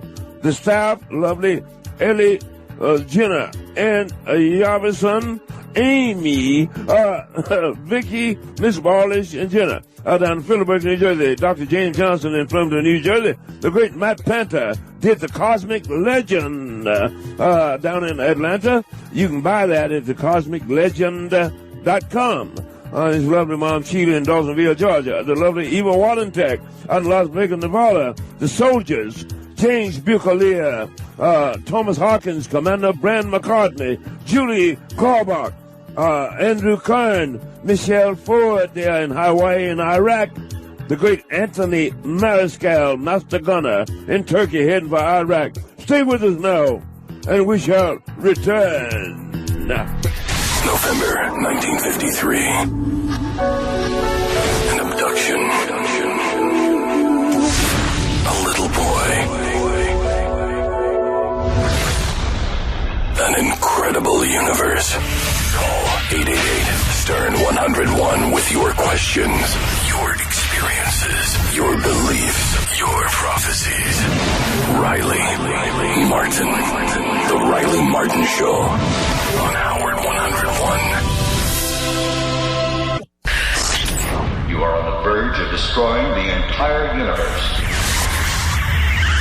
Call 888-STERN-101 and make contact. The Riley Martin Show. Howard 101. And we are back. Today is October 31, 2011. Boo! We're glad that you're here with us on this Halloween night. Now, I hope that you will send Sirius an email saying, hey, why don't y'all give Riley an extra hour like every Monday night? 7 p.m. like that, which is what I've been begging for, sniffling and groveling for, so that I can live for the last 6 years and what have you. For some reason, the great Tim Sabian has taken a disliking to me, and Howard is certainly not backing me up. Neither is Robin. You understand?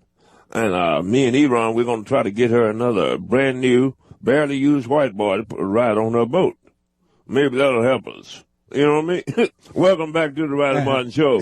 We're glad that you're here. Now, tonight, people, I'm not as genteel and nice as I usually am because I'm making a point here because, I'm the one who loved them. Every time I give them some information that's good and that's of world import, they have the newsman to get on radio and say, Riley got roaches, instead of listening to the information. So I have decided that I'm probably not going to give them any more forward information on various different things. For instance, I gave Howard due notice in writing before 9/11. Oh, naturally, he's I'm a rich dude, and this nigga can't tell me nothing. Ew. Same thing about this new newsman, if that's what he is, and what have you. I told him, I said, during the time of the storm, I said, there is several Middle Eastern guys hooking up with South American dope dealers, hoping to acquire a dirty bomb to set it off in your town very soon.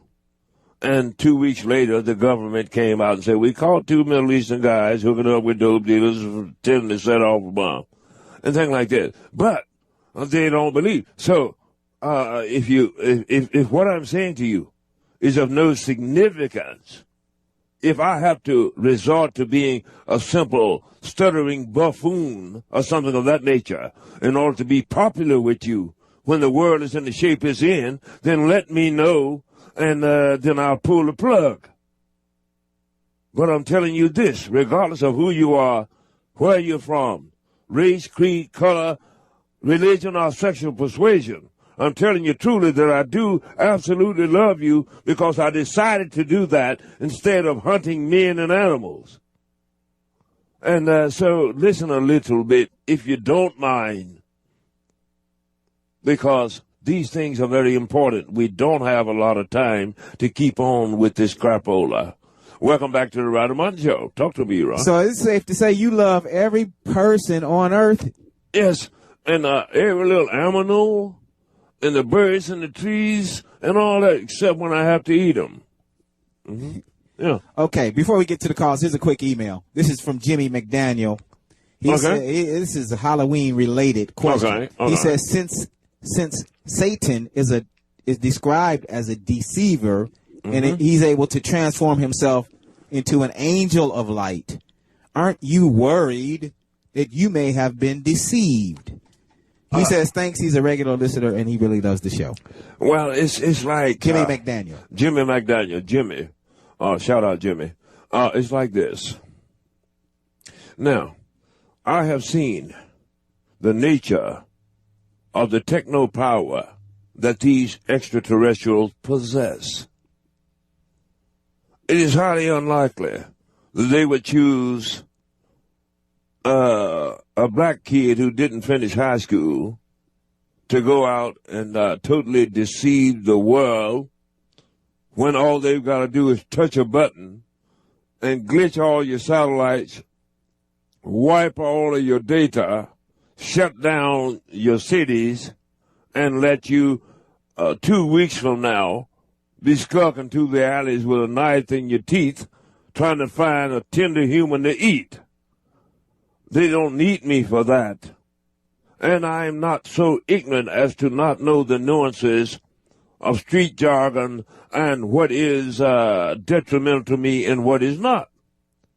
So bear in mind that by my judgment, I did not come up with a silver spoon. I came up roughing it in the hot sun, hunting deadly animals with a gun or knife, spilling men's blood in the sand in bare-knuckle fights, going up against the elementals of creation, even unto the gates of purgatory, and then came back. Now, I cannot say that I'm the ultimate authority on who's trying to kill you and who is not. But I deadly fear Capitol Hill far more than I fear these aliens, because if they wanted to take us out, they could have done so when we were still living in caves. You know?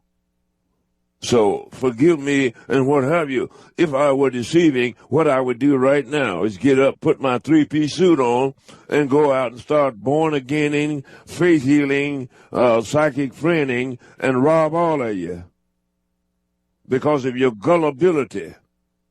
But no, I won't do that. Me and Iran have decided, hey, let's do the right thing. I know that's hard to accept, but that is what we are out to do, okay? Thanks for your email, man. Thanks for that email. Okay, next call. This is Randy in Arkansas. Hello, Randy in Arkansas. Happy Halloween. Boy, you're on a roll tonight. Great show. Thanks, Randy. It'll have a shout-out to you and your lovely family. Here a while back, you mentioned some asteroids by the name of Matilda and Aries that you were worried about, but you never, when you come back from break, you never said what you were worried about, about them. Yeah, you're right. You're right. Okay. Matilda is about 4 miles in diameter. Well, near 4 miles in diameter, while Aries is about 6 miles in diameter. That's enough to do a dinosaur things on us again, and they are both coming into our spectrum sometime next year, about the middle of the year, around my birthday. Now, because of the alignment of the planets with the Orient, the event horizon coming down, we're figuring that all of these things combined, as well as the fluctuations of the sun and all of this, that the alignment of the planets, even though it would not harm us for like another 26,000 years, we're thinking that the gravitational pull may pull Matilda or Aries on another vector type of trajectory that will come either so close or collide with that. But these things, if you have the technology, which we don't, there are some out there in the cosmos who do have it, and if I detect that this is an imminent danger, then I will approach them, which I've got to do soon, and ask them for their techno help in changing ever slightly the trajectory of Aries, so that we shall not once again suffer the thing of extinction and what have you. However, I cannot stop some idiot from setting off a bomb. I cannot stop the greed and wars. I cannot stop the fissional material that is falling into the hands of nefarious beings for greed, from ultimately nuking a city and setting off a worldwide conflagration. But as far as the cosmic happenstances, I think I can convince them to help us handle that. So that's where we stand, okay? I'll know more about it around the 9th of May next year. Thanks for calling, good man. Yeah, thanks for that call, Randy. Yeah. Okay, before we go to the next call, Peter F., who calls himself PT. Okay. Very big fan, huge fan of you and this show. And he just wanted to say hi. You do a great job. And he wanted you to give some regards to him and his family. PD, shout out to you. Bless your heart. Lots of love to you and your lovely family. Bless you. If you don't have your symbol kit, go ahead and get it. Or if you say, Riley, I don't have the resources to get it, and it is true, I'll try and make sure you get it anyway, but you do have. So, contact me at RileyMartin.com, and I want you guys aboard. You're special. Okay? All right. Here's Chris in Arizona. Chris in Arizona. Chris?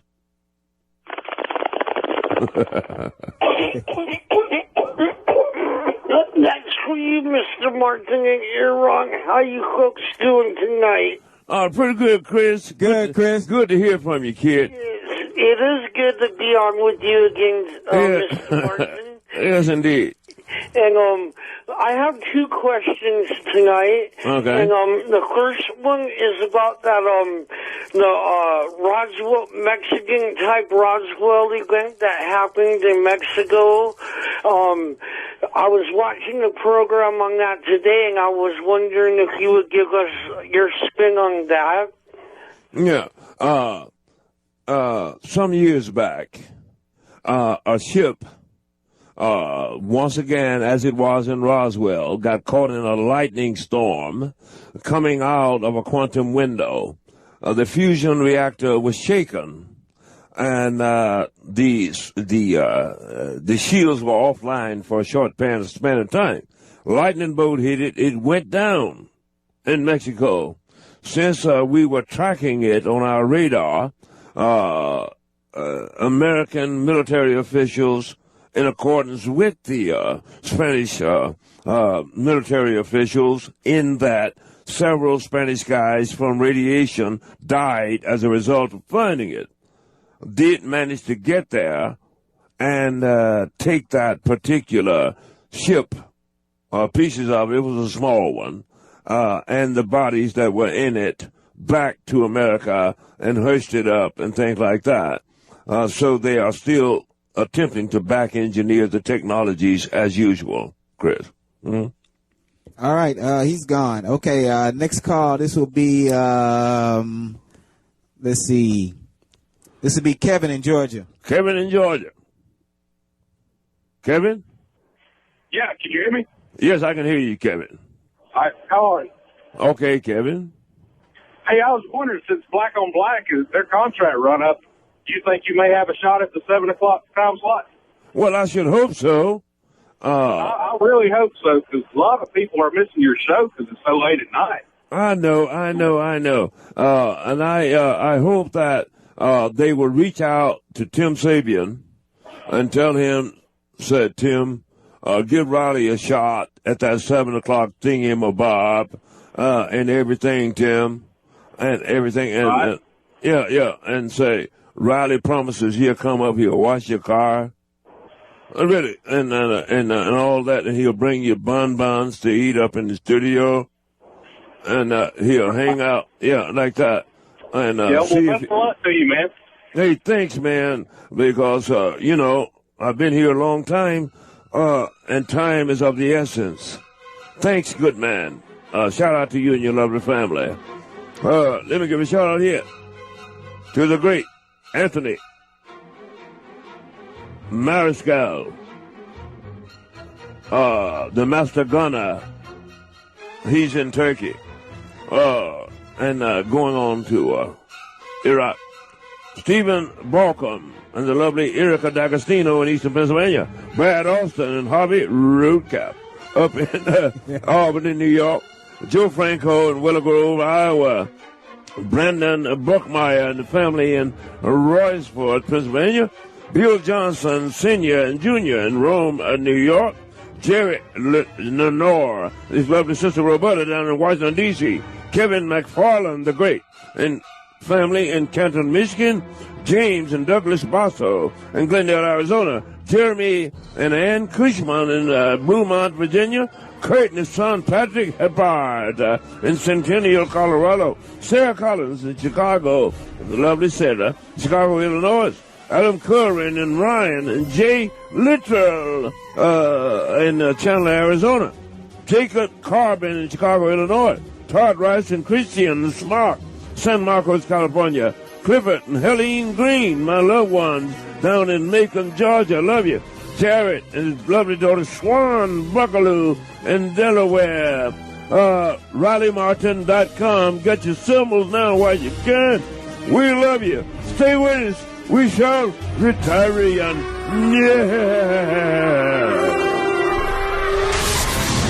Riley Martin. In 1953 in northeastern Arkansas, I had seen lights above the river for 3 nights running. Call 888-STERN-101 with your questions. The Riley Martin Show on Howard 101. People of Earth, attention. Howard 101. The Riley Martin Show.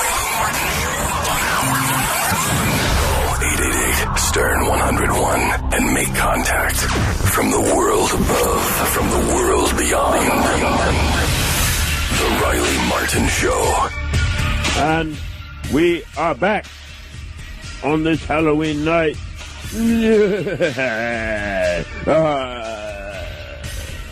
October 31, 2011. We're glad you're here.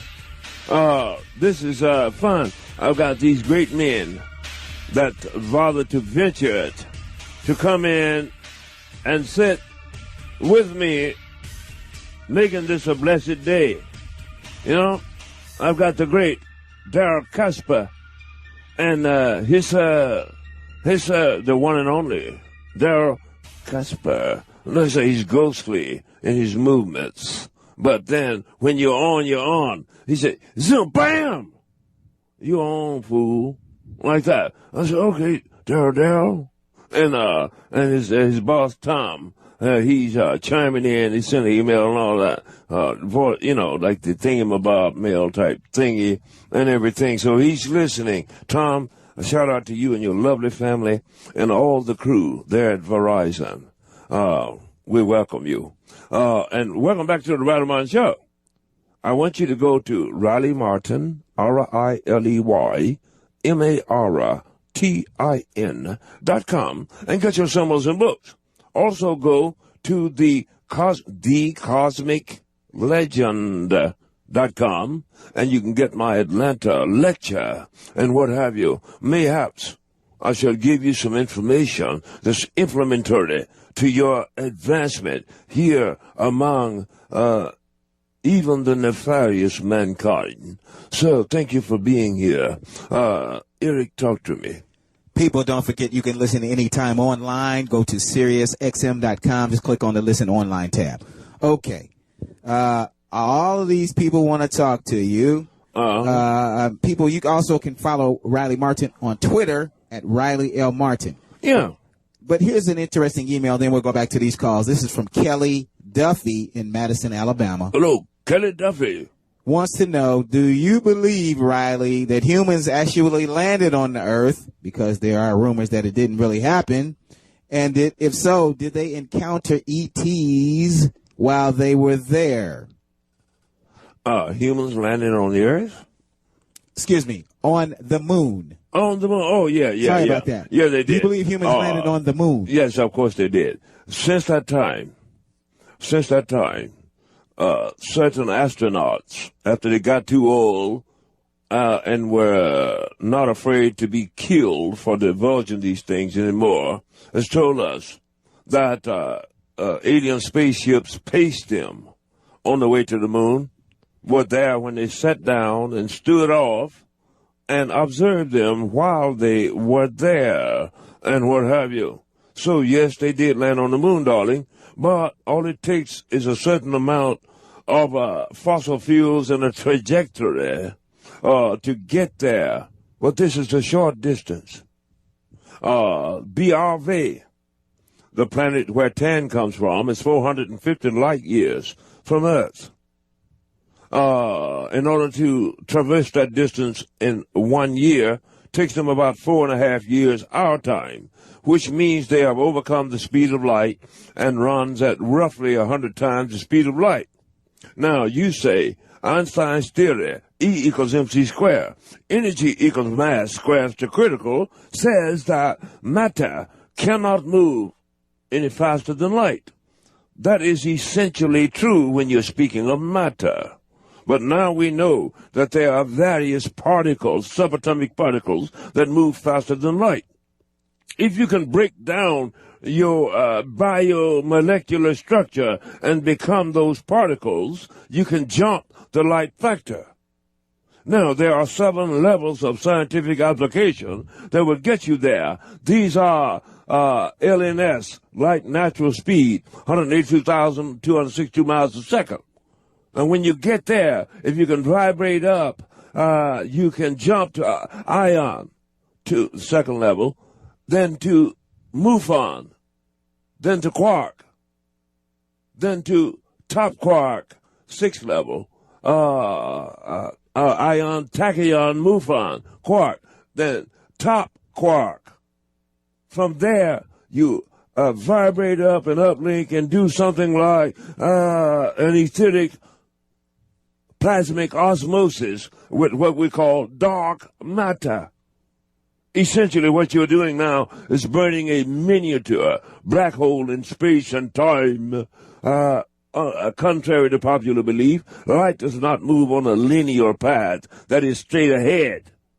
It oscillates like the coil of a snake. You're running across the loops, thereby squeezing time back to you. They have reached this level of technology, which, should we survive, ultimately one day, when you have returned here through reincarnation 1,000 times, you too will set your foot on Alpha Centauri and beyond, my dear. And on top of that, you will still have nice legs. Thanks for that email, Kelly Duffy. Yeah. Next call, this is Andrew in Seattle. Hello, Andrew in Seattle. Hey, Riley, how's it going? Mm-hmm. Okay. Hey, so Ray Kurzweil, the great American futurist, talks about the end of death as we know it in the next 40 years, we be able to store our consciousness either in computers or something else. Do the Biavians have this? And if so, why would there be needs for clones, etc.? Yeah. Well, the Biavians told me. So, friend Martin, among your species, there have been an exceptional few who were able to heal the sick, give sight to the blind, and we say, even raise the dead. However, friend Martin, we cannot reanimate physiology that has been discarded. Therefore, we have much to learn, and what have you. So they have not reached the level yet of simply storing, they have reached a level of storing AI, or artificial intelligence, to a level where they one time, some of them had to contend with smart machines. But still, they have not been able to recreate the sentient, your loves, your hatreds, your taste, your nuances, your sensuality, and all of this. They have not been able to do that, son. Perhaps it is possible. I'm seeking higher realms of intellect. Nonetheless, they have not yet been able to do that. That is why they must reclone and place the original brain into the younger body so that you may go on for another, say, 10,000 years. All right, thanks for that call. Mm-hmm. We just had and lost Valerie, the human hybrid woman from New Jersey, was on the line to say hi to you. Hello, we Val. lost her. Valerie, call us back. Valerie, yeah, right, Val. When you get a chance. And Val, I love you dearly, bro. Yes. I love you dearly, and shout out to you, baby do. Yes, she knows we love her. Okay, next call. This is Stan in Murfreesboro, Tennessee. I don't stand in Murfreesboro. I've been there. Oh, you have been to Murfreesboro? Yeah. I was coming up through there singing the blues. How you doing? All right, I'm doing great. Big fan, Riley. Big fan. Thanks. I've come up with a brand new way for you to make tons and tons of money. Okay. What you do, and let me speak here. Okay. You get Tim Sabian pay you for every time that you say, because that way, because that's your trademark. I'm sitting here and I'm going, oh man, Riley is so awesome, and he's got such a great vocabulary and whatnot, but I don't really understand how come you say too much. Yeah. Well, okay, I'll tell you why though. There was a psychiatrist or whatever that came on that said that when somebody says that they're bullshitting. No, it's like when you ask me a very complicated question, I would say it's not complicated. Yeah, no, I'll say when anybody asks me a very complicated question or something of that nature, then I will say because I'm accessing the data. But you're right. However, you'll have to see how things turn out in everyday life to find out if indeed I am this good a bullshitter as to deceive even physicists. You know what I mean? Okay, and if I was that good a bullshitter, I'd have been rich, son, long ago. Well, let me give a shout out here. We're winding down. To Joel Runyon, the great, and the lovely Mary Cap, whom I'm in love with because he ain't married her yet, and I'm on a courting out in the state of California, and they on the road.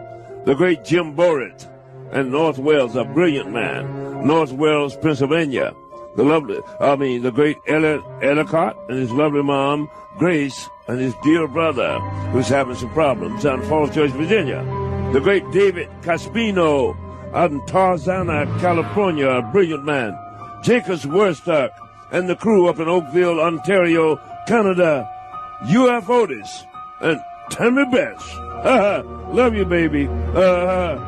James Saunders and James and his son Junior down in Westland, Michigan. People, we're glad that you were here. Go to RileyMartin.com. We love you. We're wrapping up. Thanks for listening. Take care. Thanks for listening.